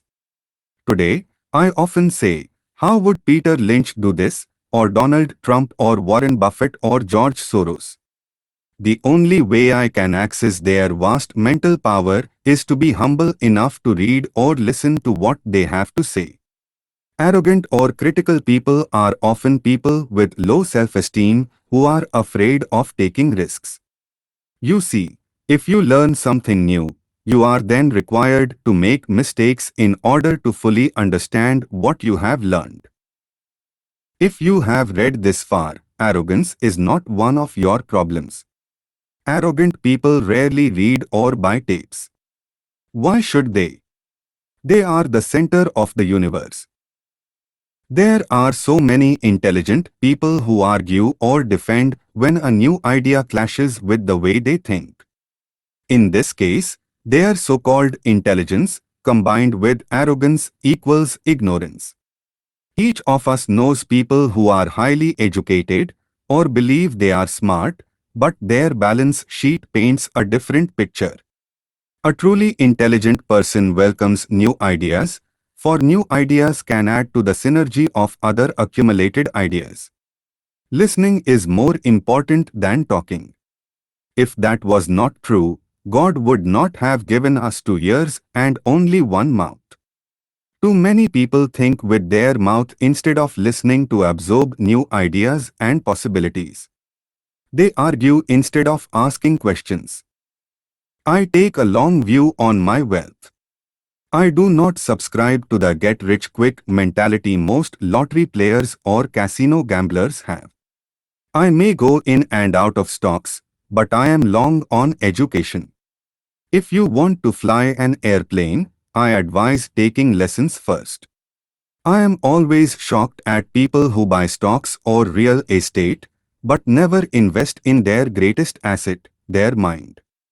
Just because you bought a house or two does not make you an expert at real estate. 3. Choose friends carefully. The power of association. First of all, I do not choose my friends by their financial statements. I have friends who have actually taken the vow of poverty as well as friends who earn millions every year. The point is I learn from all of them, and I consciously make the effort to learn from them. Now I will admit that there are people I have actually sought out because they had money. But I was not after their money, I was seeking their knowledge. In some cases, these people who had money have become dear friends, but not all. But there is one distinction that I would like to point out.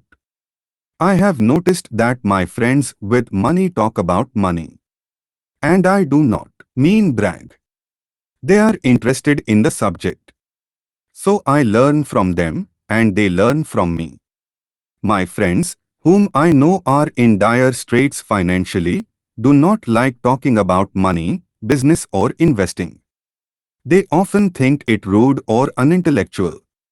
So I also learn from my friends who struggle financially. I find out what not to do. I have several friends who have generated over $1 billion in their short lifetimes. The three of them report the same phenomenon. Their friends who have no money have never come to them to ask them how they did it. But they do come asking for one of two things, or both, one, a loan, or two, a job. A warning: don't listen to poor or frightened people. I have such friends, and I love them dearly, but they are the chicken littles of life. When it comes to money, especially investments, the sky is always falling. They can always tell you why something won't work. The problem is, people listen to them, but people who blindly accept doom and gloom information are also chicken littles. As that old saying goes, chickens of a feather agree together. If you watch CNBC, which is a goldmine of investment information, they often have a panel of so-called experts. One expert will say the market is going to crash, and the other will say it's going to boom. If you are smart, you listen to both. Keep your mind open because both have valid points. Unfortunately, most poor people listen to Chicken Little. I have had more close friends try to talk me out of a deal or an investment.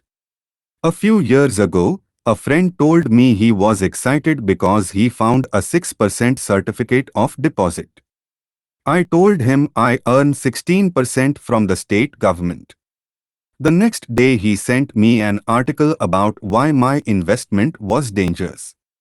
I have received 16% for years now, and he still receives 6%.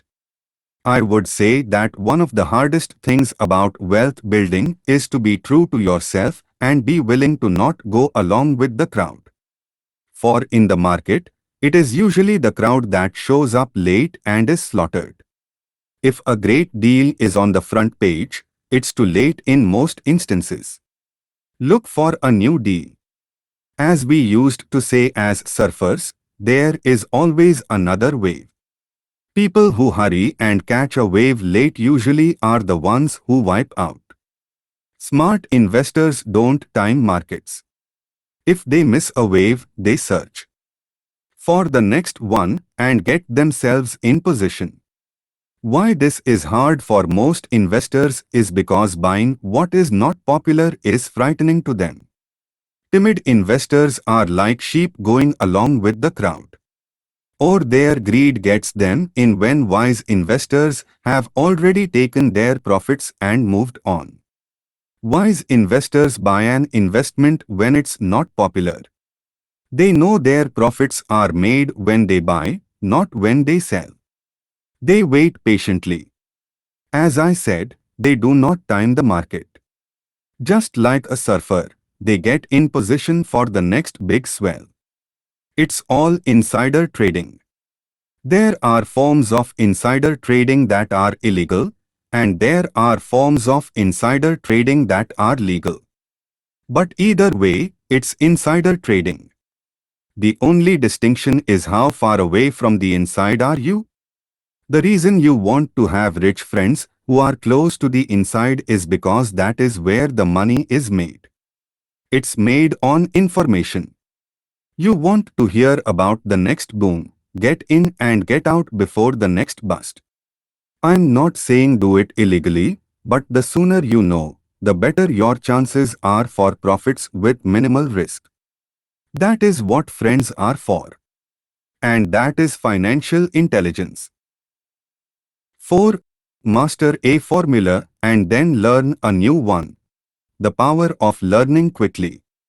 In order to make bread, every baker follows a recipe, even if it's only held in their head. The same is true for making money. That's why money is often called dough. Most of us have heard the saying, "You are what you eat." I have a different slant on the same saying. I say, you become what you study.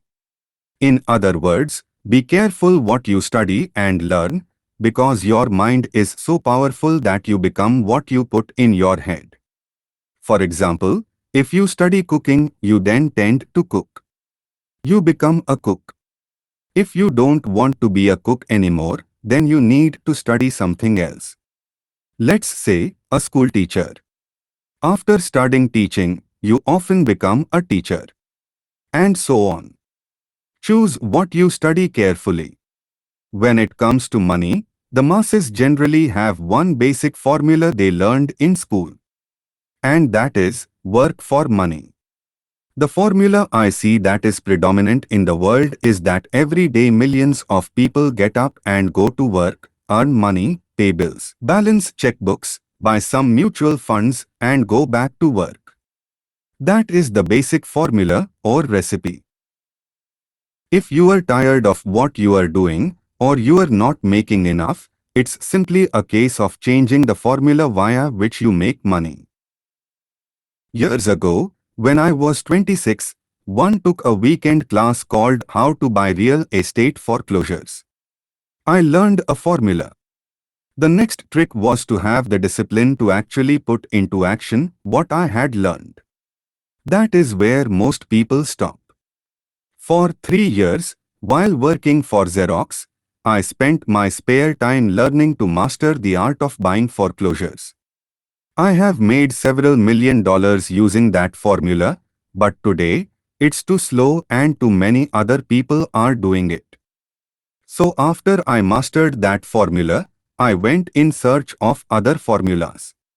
For many of the classes, I did not use the information I learned directly, but I always learned something new. I have attended classes designed for only derivative traders, also a class for commodity option traders and a class for chaologists.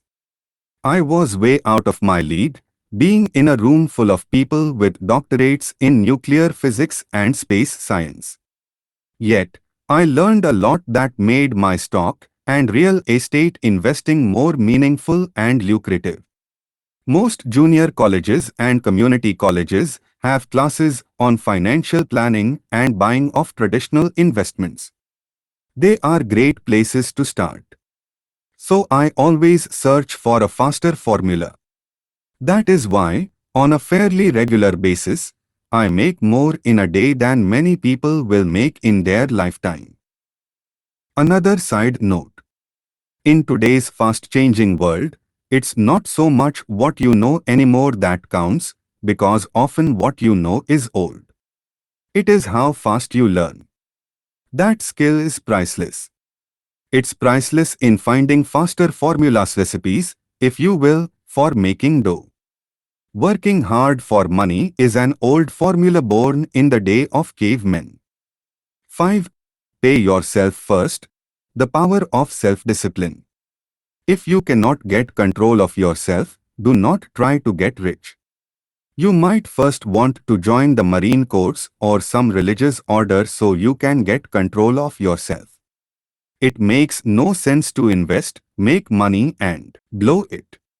It is the lack of self-discipline that causes most lottery winners to go broke soon after winning millions. It is the lack of self-discipline that causes people who get a raise to immediately go out and buy a new car or take a cruise. It is difficult to say which of the 10 steps is the most important. But of all the steps, this step is probably the most difficult to master if it is not already a part of your makeup. I would venture to say that it is the lack of personal self-discipline that is the number one delineating factor between the rich, the poor and the middle class. Simply put, people who have low self-esteem and low tolerance for financial pressure can never, and I mean never, be rich. As I have said, a lesson learned from my rich dad was that the world will push you around. The world pushes people around not because other people are bullies, but because the individual lacks internal control and discipline. People who lack internal fortitude often become victims of those who have self-discipline. In the entrepreneur classes I teach, I constantly remind people to not focus on their product, service or widget, but to focus on developing management skills. The 3 most important management skills necessary to start your own business are: 1. Management of cash flow. 2. Management of people. 3. Management of personal time. I would say, the skills to manage these 3 apply to anything, not just entrepreneurs. The 3 matter in the way you live your life as an individual, or as part of a family, a business, a charitable organization, a city or a nation. Each of these skills is enhanced by the mastery of self-discipline. I do not take the saying "pay yourself first" lightly. The Richest Man in Babylon by George Clason is where the statement "pay yourself first" comes from. Millions of copies have been sold. But while millions of people freely repeat that powerful statement, few follow the advice. As I said, financial literacy allows one to read numbers, and numbers tell the story. By looking at a person's income statement and balance sheet, I can readily see if people who spout the words "pay yourself first" actually practice what they preach. Again, it has to do with understanding cash flow, which tells the story. Most people look at the numbers and miss the story. If you can truly begin to understand the power of cash flow, you will soon realize what is wrong with the picture on the next page, or why 90% of most people work hard all their lives and need government support like Social Security when they are no longer able to work. Do you see it? The diagram above reflects the actions of an individual who chooses to pay himself first. Each month, they allocate money to their asset column before they pay their monthly expenses. Although millions of people have read Clausen's book and understand the words pay yourself first, in reality they pay themselves last. Now I can hear the howls from those of you who sincerely believe in paying your bills first. And I can hear all the responsible people who pay their bills on time. I am not saying be irresponsible and not pay your bills. All I am saying is do what the book says, which is pay yourself first. And the diagram above is the correct accounting picture of that action, not the one that follows.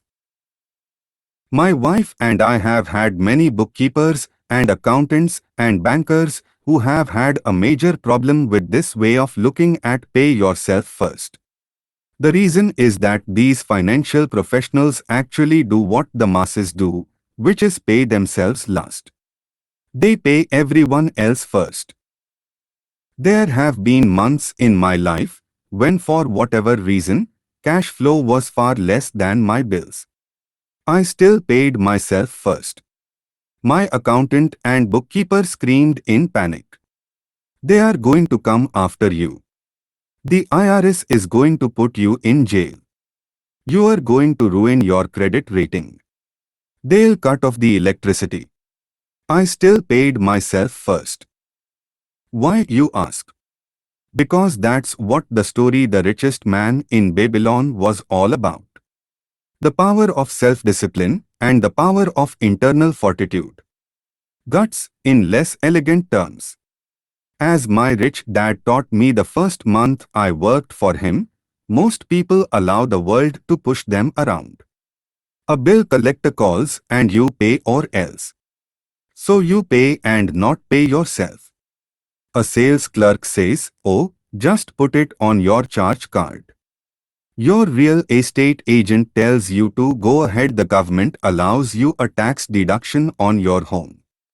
That is what the book is really about. Having the guts to go against the tide and get rich. You may not be weak, but when it comes to money, many people get wimpy. I am not saying be irresponsible. The reason I don't have high credit card debt and do that debt is because I want to pay myself first. The reason I minimize my income is because I don't want to pay it to the government. That is why, for those of you who have watched the video The Secrets of the Rich, my income comes from my asset column through a Nevada corporation. If I work for money, the government takes it. Although I pay my bills last, I am financially astute enough to not get into a tough financial situation. I don't like consumer debt. I actually have liabilities that are higher than 99% of the population, but I don't pay for them, other people pay for my liabilities. They are called tenants. So rule number 1 in paying yourself first is don't get into debt in the first place. Although I pay my bills last, I set it up to have only small unimportant bills that I will have to pay. Secondly, when I occasionally come up short, I still pay myself first. I let the creditors and even the government scream. I like it when they get tough. Why? Because those guys do me a favor. They inspire me to I go out and create more money. So I pay myself first, invest the money, and let the creditors yell. I generally pay them right away anyway. My wife and I have excellent credit. We just don't cave into the pressure and spend our savings or liquidate stocks to pay for consumer debt. That is not too financially intelligent. So the answer is 1. Don't get into large debt positions that you have to pay for. Keep your expenses low. Build up assets first. Then, buy the big house or nice car. Being stuck in the rat race is not intelligent. 2. When you come up short, let the pressure build and don't dip into your savings or investments. Use the pressure to inspire your financial genius to come up with new ways of making more money and then pay your bills. You will have increased your ability to make more money as well as your financial intelligence. So many times I have gotten into financial hot water and used my brain to create more income while staunchly defending the assets in my asset column. My bookkeeper has screamed and dived for cover, but I was like a good trooper defending the fort assets. Poor people have poor habits. A common bad habit is innocently called dipping into savings. The rich know that savings are only used to create more money, not to pay bills. I know that sounds tough, but as I said, if you are not tough inside, the world will always push you around anyway. If you do not like financial pressure, then find a formula that works for you. A good one is to cut expenses, put your money in the bank, pay more than your fair share of income tax, buy safe mutual funds and take the vow of the average. But this violates the pay yourself first rule. The rule does not encourage self-sacrifice or financial abstinence. It doesn't mean pay yourself first and starve. Life was meant to be enjoyed. If you call on your financial genius, you can have all the goodies of life, get rich and pay bills, without sacrificing the good life. And that is financial intelligence. 6. Pay your brokers well. The power of good advice. I often see people posting a sign in front of their house that says, "For sale by owner." Or I see on TV today many people claiming to be discount brokers. My rich dad taught me to take the opposite tack. He believed in paying professionals well, and I have adopted that policy also. Today, I have expensive attorneys, accountants, real estate brokers and stockbrokers. Why? Because if, and I do mean if, the people are professionals, their services should make you money. And the more money they make, the more money I make. We live in the information age. Information is priceless. A good broker should provide you with information as well as take the time to educate you. I have several brokers who are willing to do that for me. Some taught me when I had little or no money, and I am still with them today. What I pay a broker is tiny in comparison with what kind of money I can make because of the information they provide. I love it when my real estate broker or stockbroker makes a lot of money, because it usually means I made a lot of money.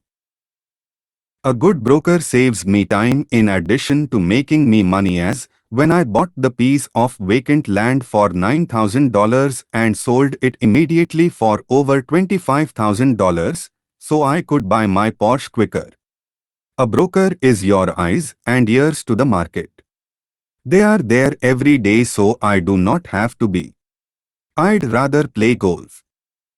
Also, people who sell their house on their own must not value their time much. Why would I want to save a few bucks when I could use that time to make more money or spend it with those I love? What I find funny is that so many poor and middle-class people insist on tipping restaurant help 15 to 20% even for bad service and complain about paying a broker 3 to 7%. They enjoy tipping people in the expense column and stiffing people in the asset column. That is not financially intelligent. All brokers are not created equal. Unfortunately, most brokers are only salespeople. I would say the real estate salespeople are the worst. They sell, but they themselves own little or no real estate. There is a tremendous difference between a broker who sells houses and a broker who sells investments. And that is true for stock, bond, mutual fund, and insurance brokers who call themselves financial planners. As in the fairy tale, you kiss a lot of frogs to find one prince. Just remember the old saying, never ask an encyclopedia salesperson if you need an encyclopedia. When I interview any paid professional, I first find out how much property or stocks they personally own and what percentage they pay in taxes. And that applies to my tax attorney as well as my accountant. I have an accountant who minds her own business. Her profession is accounting, but her business is real estate. I used to have an accountant that was a small business accountant, but he had no real estate. I switched because we did not love the same business. Find a broker who has your best interests at heart. Many brokers will spend the time educating you, and they could be the best asset you find. Just be fair, and most of them will be fair to you. If all you can think about is cutting their commissions, then why should they want to be around you? It's just simple logic. As I said earlier, one of the management skills is the management of people. Many people only manage people they feel smarter than and they have power over, such as subordinates in a work situation.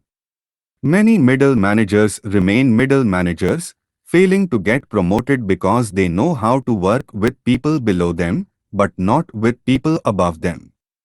The real skill is to manage and pay well the people who are smarter than you in some technical area. That is why companies have a board of directors. You should have one too. And that is financial intelligence. 7. Be an Indian giver. This is the power of getting something for nothing. When the first white settlers came to America, they were taken aback by a cultural practice some American Indians had. For example, if a settler was cold, the Indian would give the person a blanket. Mistaking it for a gift, the settler was often offended when the Indian asked for it back. The Indians also got upset when they realized the settlers did not want to give it back. That is where the term Indian giver came from. A simple cultural misunderstanding. In the world of the asset column, being an Indian giver is vital to wealth. The sophisticated investor's first question is, how fast do I get my money back? They also want to know what they get for free, also called a piece of the action. That is why the ROI, or return of and on investment, is so important. For example, I found a small condominium, a few blocks from where I live, that was in foreclosure.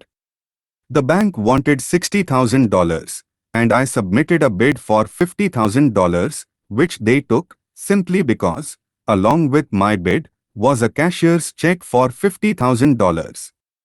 They realized I was serious.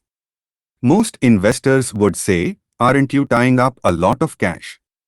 Would it not be better to get a loan on it? The answer is, not in this case.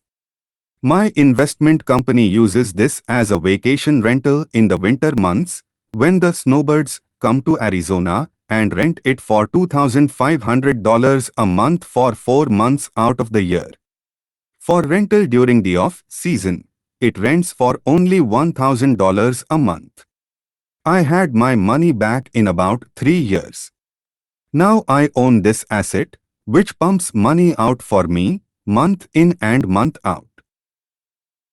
The same is done with stocks. Frequently, my broker will call me and recommend I move a sizable amount of money into the stock of a company that he feels is just about to make a move that will add value to the stock, like announcing a new product. I will move my money in for a week to a month while the stock moves up. Then, I pull my initial dollar amount out and stop worrying about the fluctuations of the market because my initial money is back and ready to work on another asset. So my money goes in and then it comes out, and I own an asset that was technically free. True, I have lost money on many occasions. But I only play with money I can afford to lose. I would say, on an average 10 investments, I hit home runs on 2 or 3, while 5 or 6 do nothing, and I lose on 2 or 3. But I limit my losses to only the money I have in at that time. For people who hate risk, they put their money in the bank. And in the long run, savings are better than no savings. But it takes a long time to get your money back, and in most instances, you don't get anything for free with it. They used to hand out toasters, but they rarely do that these days. On every one of my investments, there must be an upside, something for free. A condominium, a mini storage, a piece of free land, a house, stock shares, office building. And there must be limited risk or a low-risk idea. There are books devoted entirely to this subject that I will not get into here. Ray Kroc, of McDonald's fame, sold hamburger franchises, not because he loved hamburgers, but because he wanted the real estate under the franchise for free. So wise investors must look at more than ROI, it's the assets you get for free once you get your money back. That is financial intelligence. 8. Assets buy luxuries. The power of focus. A friend's child has been developing a nasty habit of burning a hole in his pocket. Just 16, he naturally wanted his own car. The excuse, all his friends' parents gave their kids cars. The child wanted to go into vertical bar. His savings and use it for a down payment. That was when his father called me. Do you think I should let him do it, or should I just do as other parents do and just buy him a car? To which I answered, it might relieve the pressure in the short term, but what have you taught him in the long term? Can you use this desire to own a car and inspire your son to learn something? Suddenly the lights went on, and he hurried home. 2 months later I ran into my friend again. Does your son have his new car? I asked. No, he doesn't. But I went and handed him $3,000 for the car. I told him to use my money instead of his college money. Well, that's generous of you, I said. Not really. The money came with a hitch. I took your advice of using his strong desire to buy a car and use that energy so he could learn something. So what was the hitch? I asked. Well, first we broke out your game again, cash flow. We played it and had a long discussion about the wise use of money. I then gave him a subscription to the Wall Street Journal and a few books on the stock market. Then what? I asked. What was the catch? I told him the $3,000 was his, but he could not directly buy a car with it. He could use it to buy and sell stocks, find his own stockbroker, and once he had made $6,000 with the $3,000, the money would be his for the car, and the $3,000 would go into his college fund. And what are the results? I asked. Well, he got lucky early in his trading, but lost all he gained a few days later. Then, he really got interested. Today, I would say he is down $2,000, but his interest is up. He has read all the books I bought him, and he's gone to the library to get more. He reads the Wall Street Journal voraciously, watching for indicators, and he watches CNBC instead of NTV. He's got only $1,000 left, but his interest and learning are sky high. He knows that if he loses that money, he walks for 2 more years. But he does not seem to care. He even seems uninterested in getting a car because he's found a game that is more fun. What happens if he loses all the money? I asked. We will cross that bridge when we get to it. I'd rather have him lose everything now rather than wait till he's our age to risk losing everything. And besides, that is the best $3,000 I have ever spent on his education. What he is learning will serve him for life, and he seems to have gained a new respect for the power of money. I think he's stopped the burning of holes in his pockets. As I said in the section, Pay Yourself First, if a person cannot master the power of self-discipline, it is best not to try to get rich. For while the process of developing cash flow from an asset column in theory is easy, it is the mental fortitude of directing money that is hard. Due to external temptations, it is much easier in today's consumer world to simply blow it out the expense column. Because of weak mental fortitude, that money flows into the paths of least resistance. That is the cause of poverty and financial struggle. I gave this numerical example of financial intelligence, in this case the ability to direct money to make more money.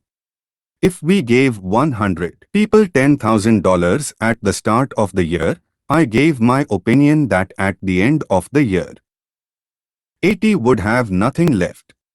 In fact, many would have created a greater debt by making a down payment on a new car, refrigerator, TV, VCR or a holiday. 16 would have increased that $10,000 by 5% to 10%. 4 would have increased it to $20,000 or into the millions. We go to school to learn a profession so we can work for money. It is my opinion that it is also important to learn how to have money work for you. I love my luxuries as much as anyone else. The difference is, some people buy their luxuries on credit. It's the keep up with Theogenes trap. When I wanted to buy a Porsche, the easy road would have been to call my banker and get a loan. Instead of choosing to focus in the liability column, I chose to focus in the asset column. As a habit, I used my desire to consume to inspire and motivate my financial genius to invest. Too often today, we focus to borrowing money to get the things we want instead of focusing on creating money. One is easier in the short term, but harder in the long term. It's a bad habit that we as individuals and as a nation have gotten into. Remember, the easy road often becomes hard, and the hard road often becomes easy. The earlier you can train yourself and those you love to be masters of money, the better. Money is a powerful force. Unfortunately, people use the power of money against them. If your financial intelligence is low, money will run all over you. It will be smarter than you. If money is smarter than you will work for it all your life. To be the master of money, you need to be smarter than it. Then money will do as it is told. It will obey you. Instead of being a slave to it, you will be the master of it. That is financial intelligence. 9. The need for heroes. The power of myth. When I was a kid, I greatly admired Willie Mays, Hank Aaron, Yogi Berra. They were my heroes. As a kid playing Little League, I wanted to be just like them. I treasured their baseball cards. I wanted to know everything about them. I knew the stats, the RBI, the eras, their batting averages, how much they got paid, and how they came up one from the minors. I wanted to know everything because I wanted to be just like them. Every time, as a 9 or 10-year-old kid, when I stepped up to bat or played first base or catcher, I wasn't me. I was Yogi or Hank. It's one of the most powerful ways we learn that we often lose as adults. We lose our heroes. We lose our navigate. Today, I watch young kids playing basketball near my home. On the court, they are not little Johnny, they are Michael Jordan, Sir Charles or Clyde.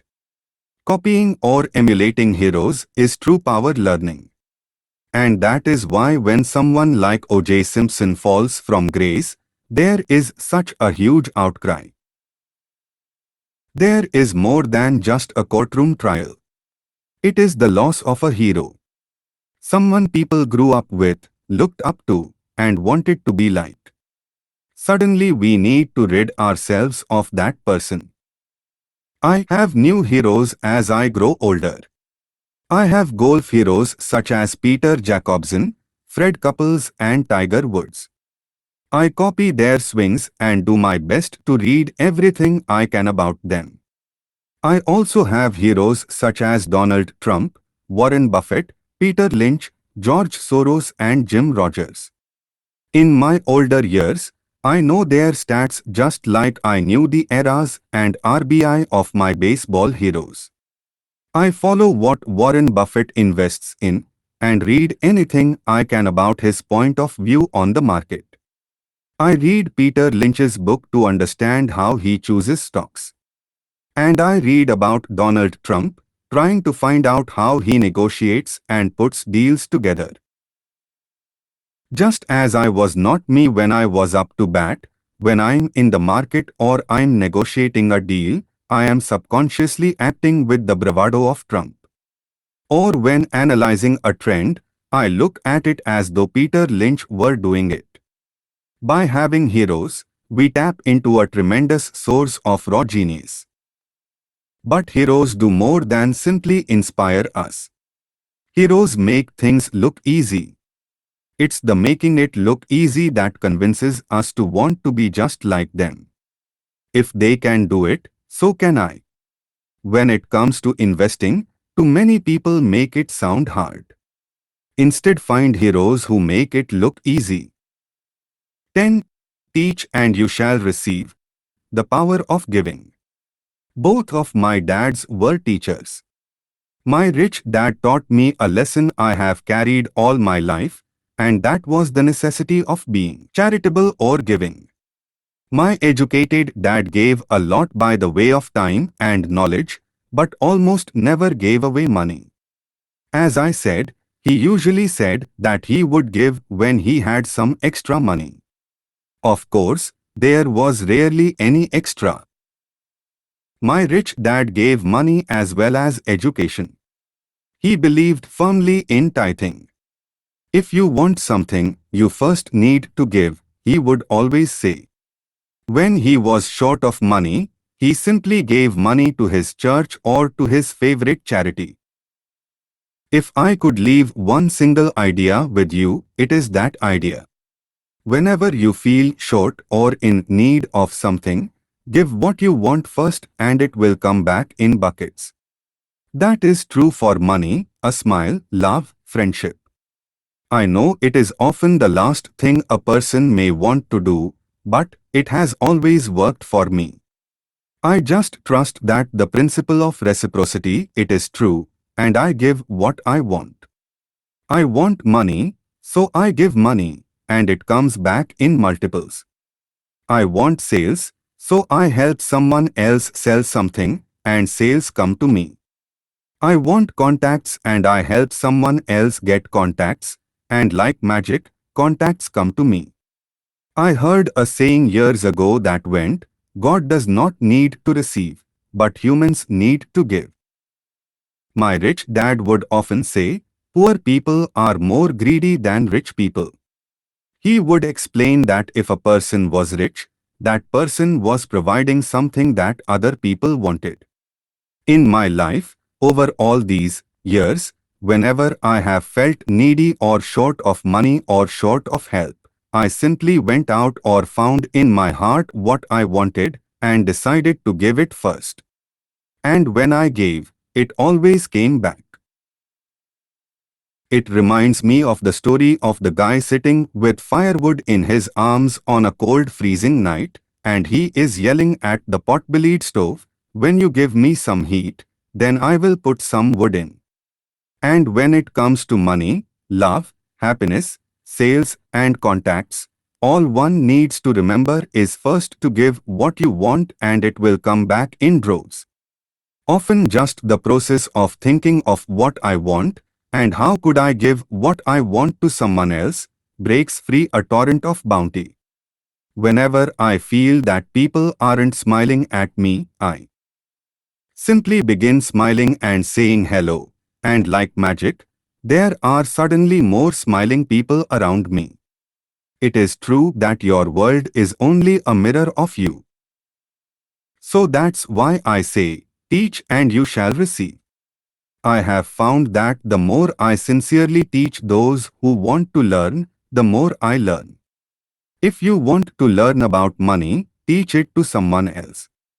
A torrent of new ideas and finer distinctions will come in.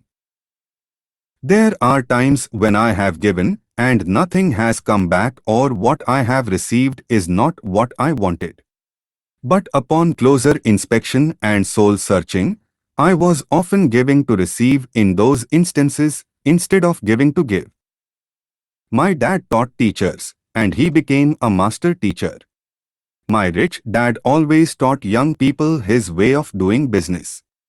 In retrospect, it was their generosity with what they knew that made them smarter. There are powers in this world that are much smarter than we are. You can get there on your own, but it's easier with the help of the powers that be. All you need to be is generous with what you have, and the powers will be generous with you. Still want more? Here are some to-dos. Many people may not be satisfied with my 10 steps. They see them more as philosophies than actions. I think understanding the philosophy is just as important as the action. There are many people who want to do instead of think, and then there are people who think but do not do. I would say that I am both. I love new ideas and I love action. So for those who want to DOS on how to get started, I will share with you some of the things I do in abbreviated form. Stop doing what you are doing. In other words, take a break and assess what is working and what is not working. The definition of insanity is doing the same thing and expecting a different result. Stop doing what is not working and look for something new to do. Look for new ideas. For new investing ideas, I go to bookstores and look for books on different and unique subjects. I call them formulas. I buy how-to books on a formula I know nothing about. For example, it was in the bookstore that I found the book The 16% Solution by Joel Moskowitz. I bought the book and read it. Take action. The next Thursday, I did exactly as the book said. Step by step. I have also done that with finding real estate bargains in attorneys' offices and in banks. Most people do not take action, or they let someone talk them out of whatever new formula they are studying. My neighbor told me why 16% would not work. I did not listen to him because he's never done it. Find someone who has done what you want to do. Take them to lunch. Ask them for tips, for little tricks of the trade. As for 16% tax lien certificates, I went to the county tax office and found the government employee who worked in the office. I found out that she, too, invested in the tax liens. Immediately, she was invited to lunch. She was thrilled to tell me everything she knew and how to do it. After lunch, she spent all afternoon showing me everything. By the next day, I found 2 great properties with her help and have been accruing interest at 16% ever since. It took a day to read the book, a day to take action, an hour for lunch, and a day to acquire 2 great deals. Take classes and buy tapes. I search the newspapers for new and interesting classes. Many are for free or a small fee. I also attend and pay for expensive seminars on what I want to learn. I am wealthy and free from needing a job simply because of the courses I took. I have friends who did not take those classes who told me I was wasting my money, and yet they are still at the same job. Make lots of offers. When I want a piece of real estate, I look at many properties and generally write an offer. If you don't know what the right offer is, neither do I. That is the job of the real estate agent. They make the offers. I do as little work as possible. A friend wanted me to show her how to buy apartment houses. So one Saturday her agent, and I went and looked at 6 apartment houses. 4 were dogs, but 2 were good. I said to write offers on all 6, offering half of what the owners asked for. She and the agent nearly had heart attacks. They thought it would be rude, that I might offend the sellers, but I really don't think the agent wanted to work that hard. So they did nothing and went on looking for a better deal. No offers were ever made, and that person is still looking for the right deal at the right price. Well, you don't know what the right price is until you have a second party who wants to deal. Most sellers ask too much. It is rare that a seller will actually ask a price that is less than something is worth. Moral of the story: make offers. People who are not investors have no idea what it feels like to be trying to sell something. I have had a piece of real estate that I wanted to sell for months. I would have welcomed anything. I would not care how low the price. They could have offered me 10 pigs, and I would have been happy. Not at the offer, but just because someone was interested. I would have countered, maybe for a pig farm in exchange. But that's how the game works. The game of buying and selling is fun. Keep that in mind. It's fun and only a game. Make offers. Someone might say, yes. And I always make offers with escape clauses. In real estate, I make an offer with the words, subject to approval of business partner. I never specify who the business partner is. Most people do not know my partner is my cat. If they accept the offer, and I don't want the deal, I call my home and speak to my cat.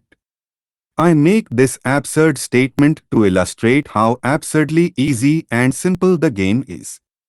So many people make things too difficult and take them too seriously. Finding a good deal, the right business, the right people, the right investors, or whatever is just like dating. You must go to the market and talk to a lot of people, make a lot of offers, counteroffers, negotiate, reject and accept. I know single people who sit at home and wait for the phone to ring, but unless you are Cindy Crawford or Tom Cruise, I think you'd best go to the market, even if it's only the supermarket. Search, offer, reject, negotiate and accept are all parts of the process of almost everything in life. Jog, walk or drive a certain area once a month for 10 minutes. I have found some of my best real estate investments while jogging. I will jog a certain neighborhood for a year. What I look for is change. For there to be profit in a deal, there must be two elements, a bargain and change. There are lots of bargains, but it's change that turns a bargain into a profitable opportunity. So when I jog a neighborhood I might like to invest in. It is the repetition that causes me to notice slight differences. I notice real estate signs that are up for a long time. That means the seller might be more agreeable to deal. I watch for moving trucks, going in or out. I stop and talk to the drivers. I talk to the postal carriers. It's amazing how much information they acquire about an area. I find a bad area, especially an area that the news has scared everyone away from. I drive it for sometimes a year waiting for signs of something changing for the better. I talk to retailers, especially new ones, and find out why they are moving in. It takes only a few minutes a month, and I do it while doing something else, like exercising or going to and from the store.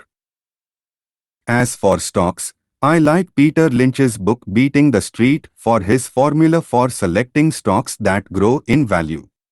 I have found that the principles of finding value are the same regardless if it's real estate, stocks, mutual funds, new companies, a new pet, a new home, a new spouse, or a bargain on laundry detergent. The process is always the same. You need to know what you are looking for and then go look for it. Why consumers will always be poor? When the supermarket has a sale on, say, toilet paper, the consumer runs in and stocks up. When the stock market has a sale, most often called a crash or correction, the consumer runs away from it. When the supermarket raises its prices, the consumer shops elsewhere. When the stock market raises its prices, the consumer starts buying. Look in the right places. A neighbor bought a condominium for $100,000. I bought the identical condo next door to his for $50,000. He told me he is waiting for the price to go up. I told him that his profit is made when you buy, not when you sell. He shopped with a real estate broker who owns no property of her own. I shopped at the foreclosure department of a bank. I paid $500 for a class on how to do this. My neighbor thought that the $500 for a real estate investment class was too expensive. He said he could not afford it, and he couldn't afford the time.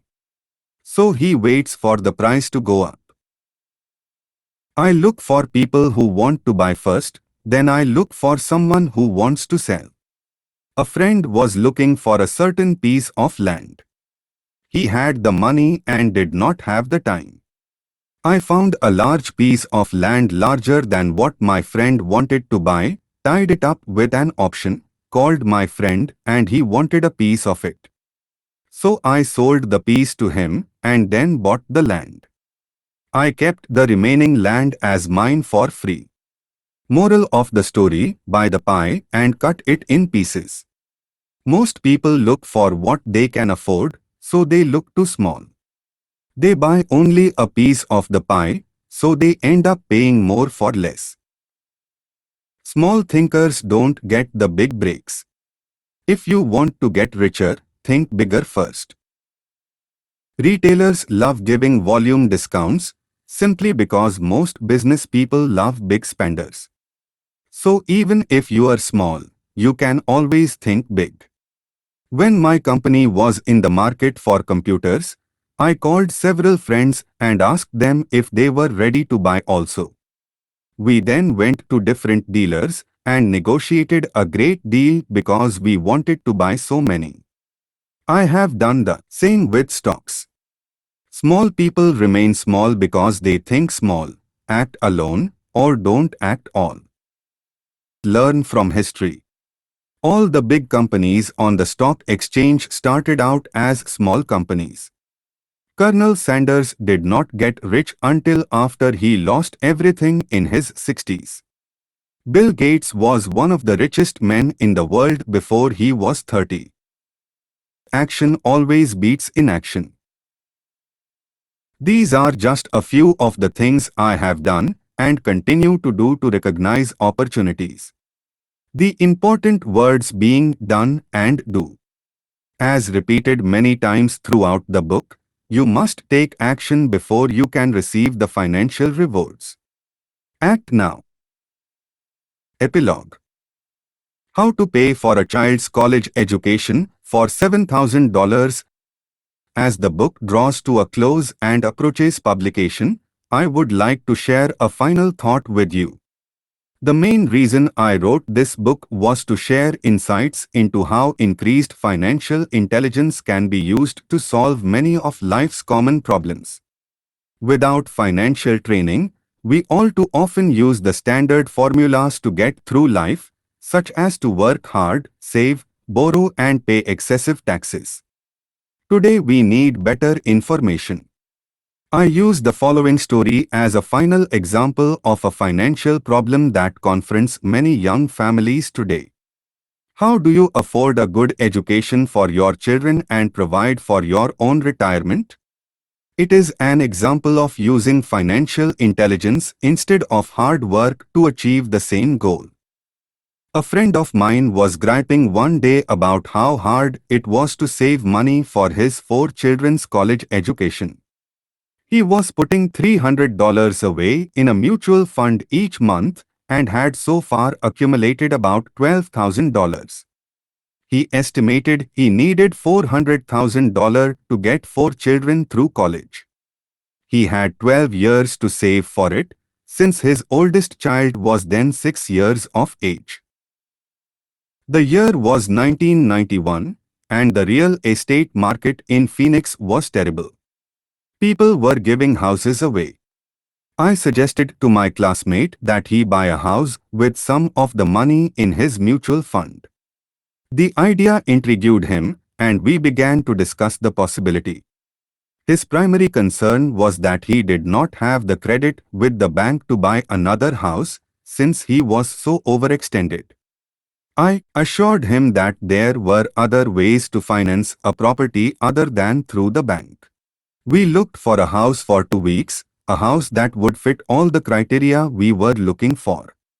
There were a lot to choose from, so the shopping was kind of fun. Finally, we found a 3-bedroom 2-bath home in a prime neighborhood. The owner had been downsized and needed to sell that day because he and his family were moving to California where another job waited. He wanted $102,000, but we offered only $79,000. He took it immediately. The home had on it what is called a non-qualifying loan, which means even a bum without a job could buy it without a banker's approval. The owner owed $72,000, so all my friend had to come up with was $7,000, the difference in price between what was owed and what it sold for.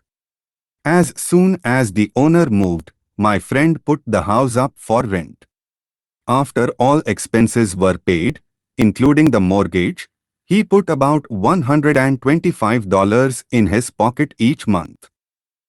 His plan was to keep the house for 12 years and let the mortgage get paid down faster by applying the extra $125 to the principal each month. We figured that in 12 years, a large portion of the mortgage would be paid off and he could possibly be clearing $800 a month by the time his first child went to college. He could also sell the house if it had appreciated in value. In 1994, the real estate market suddenly changed in Phoenix and he was offered $156,000 for the same house by the tenant who lived in it and loved it. Again, he asked me what I thought, and I naturally said sell, on a 1031 tax-deferred exchange. Suddenly, he had nearly $80,000 to operate with. I called another friend in Austin, Texas who then moved this tax-deferred money into a mini storage facility. Within 3 months, he began receiving checks for a little less than $1,000 a month in income, which he then poured back into the college mutual fund that was now building much faster. In 1996, the mini warehouse sold, and he received a check for nearly $330,000 as proceeds from the sale, which was again rolled into a new project that would now throw off over $3,000 a month in income, again going into the college mutual fund.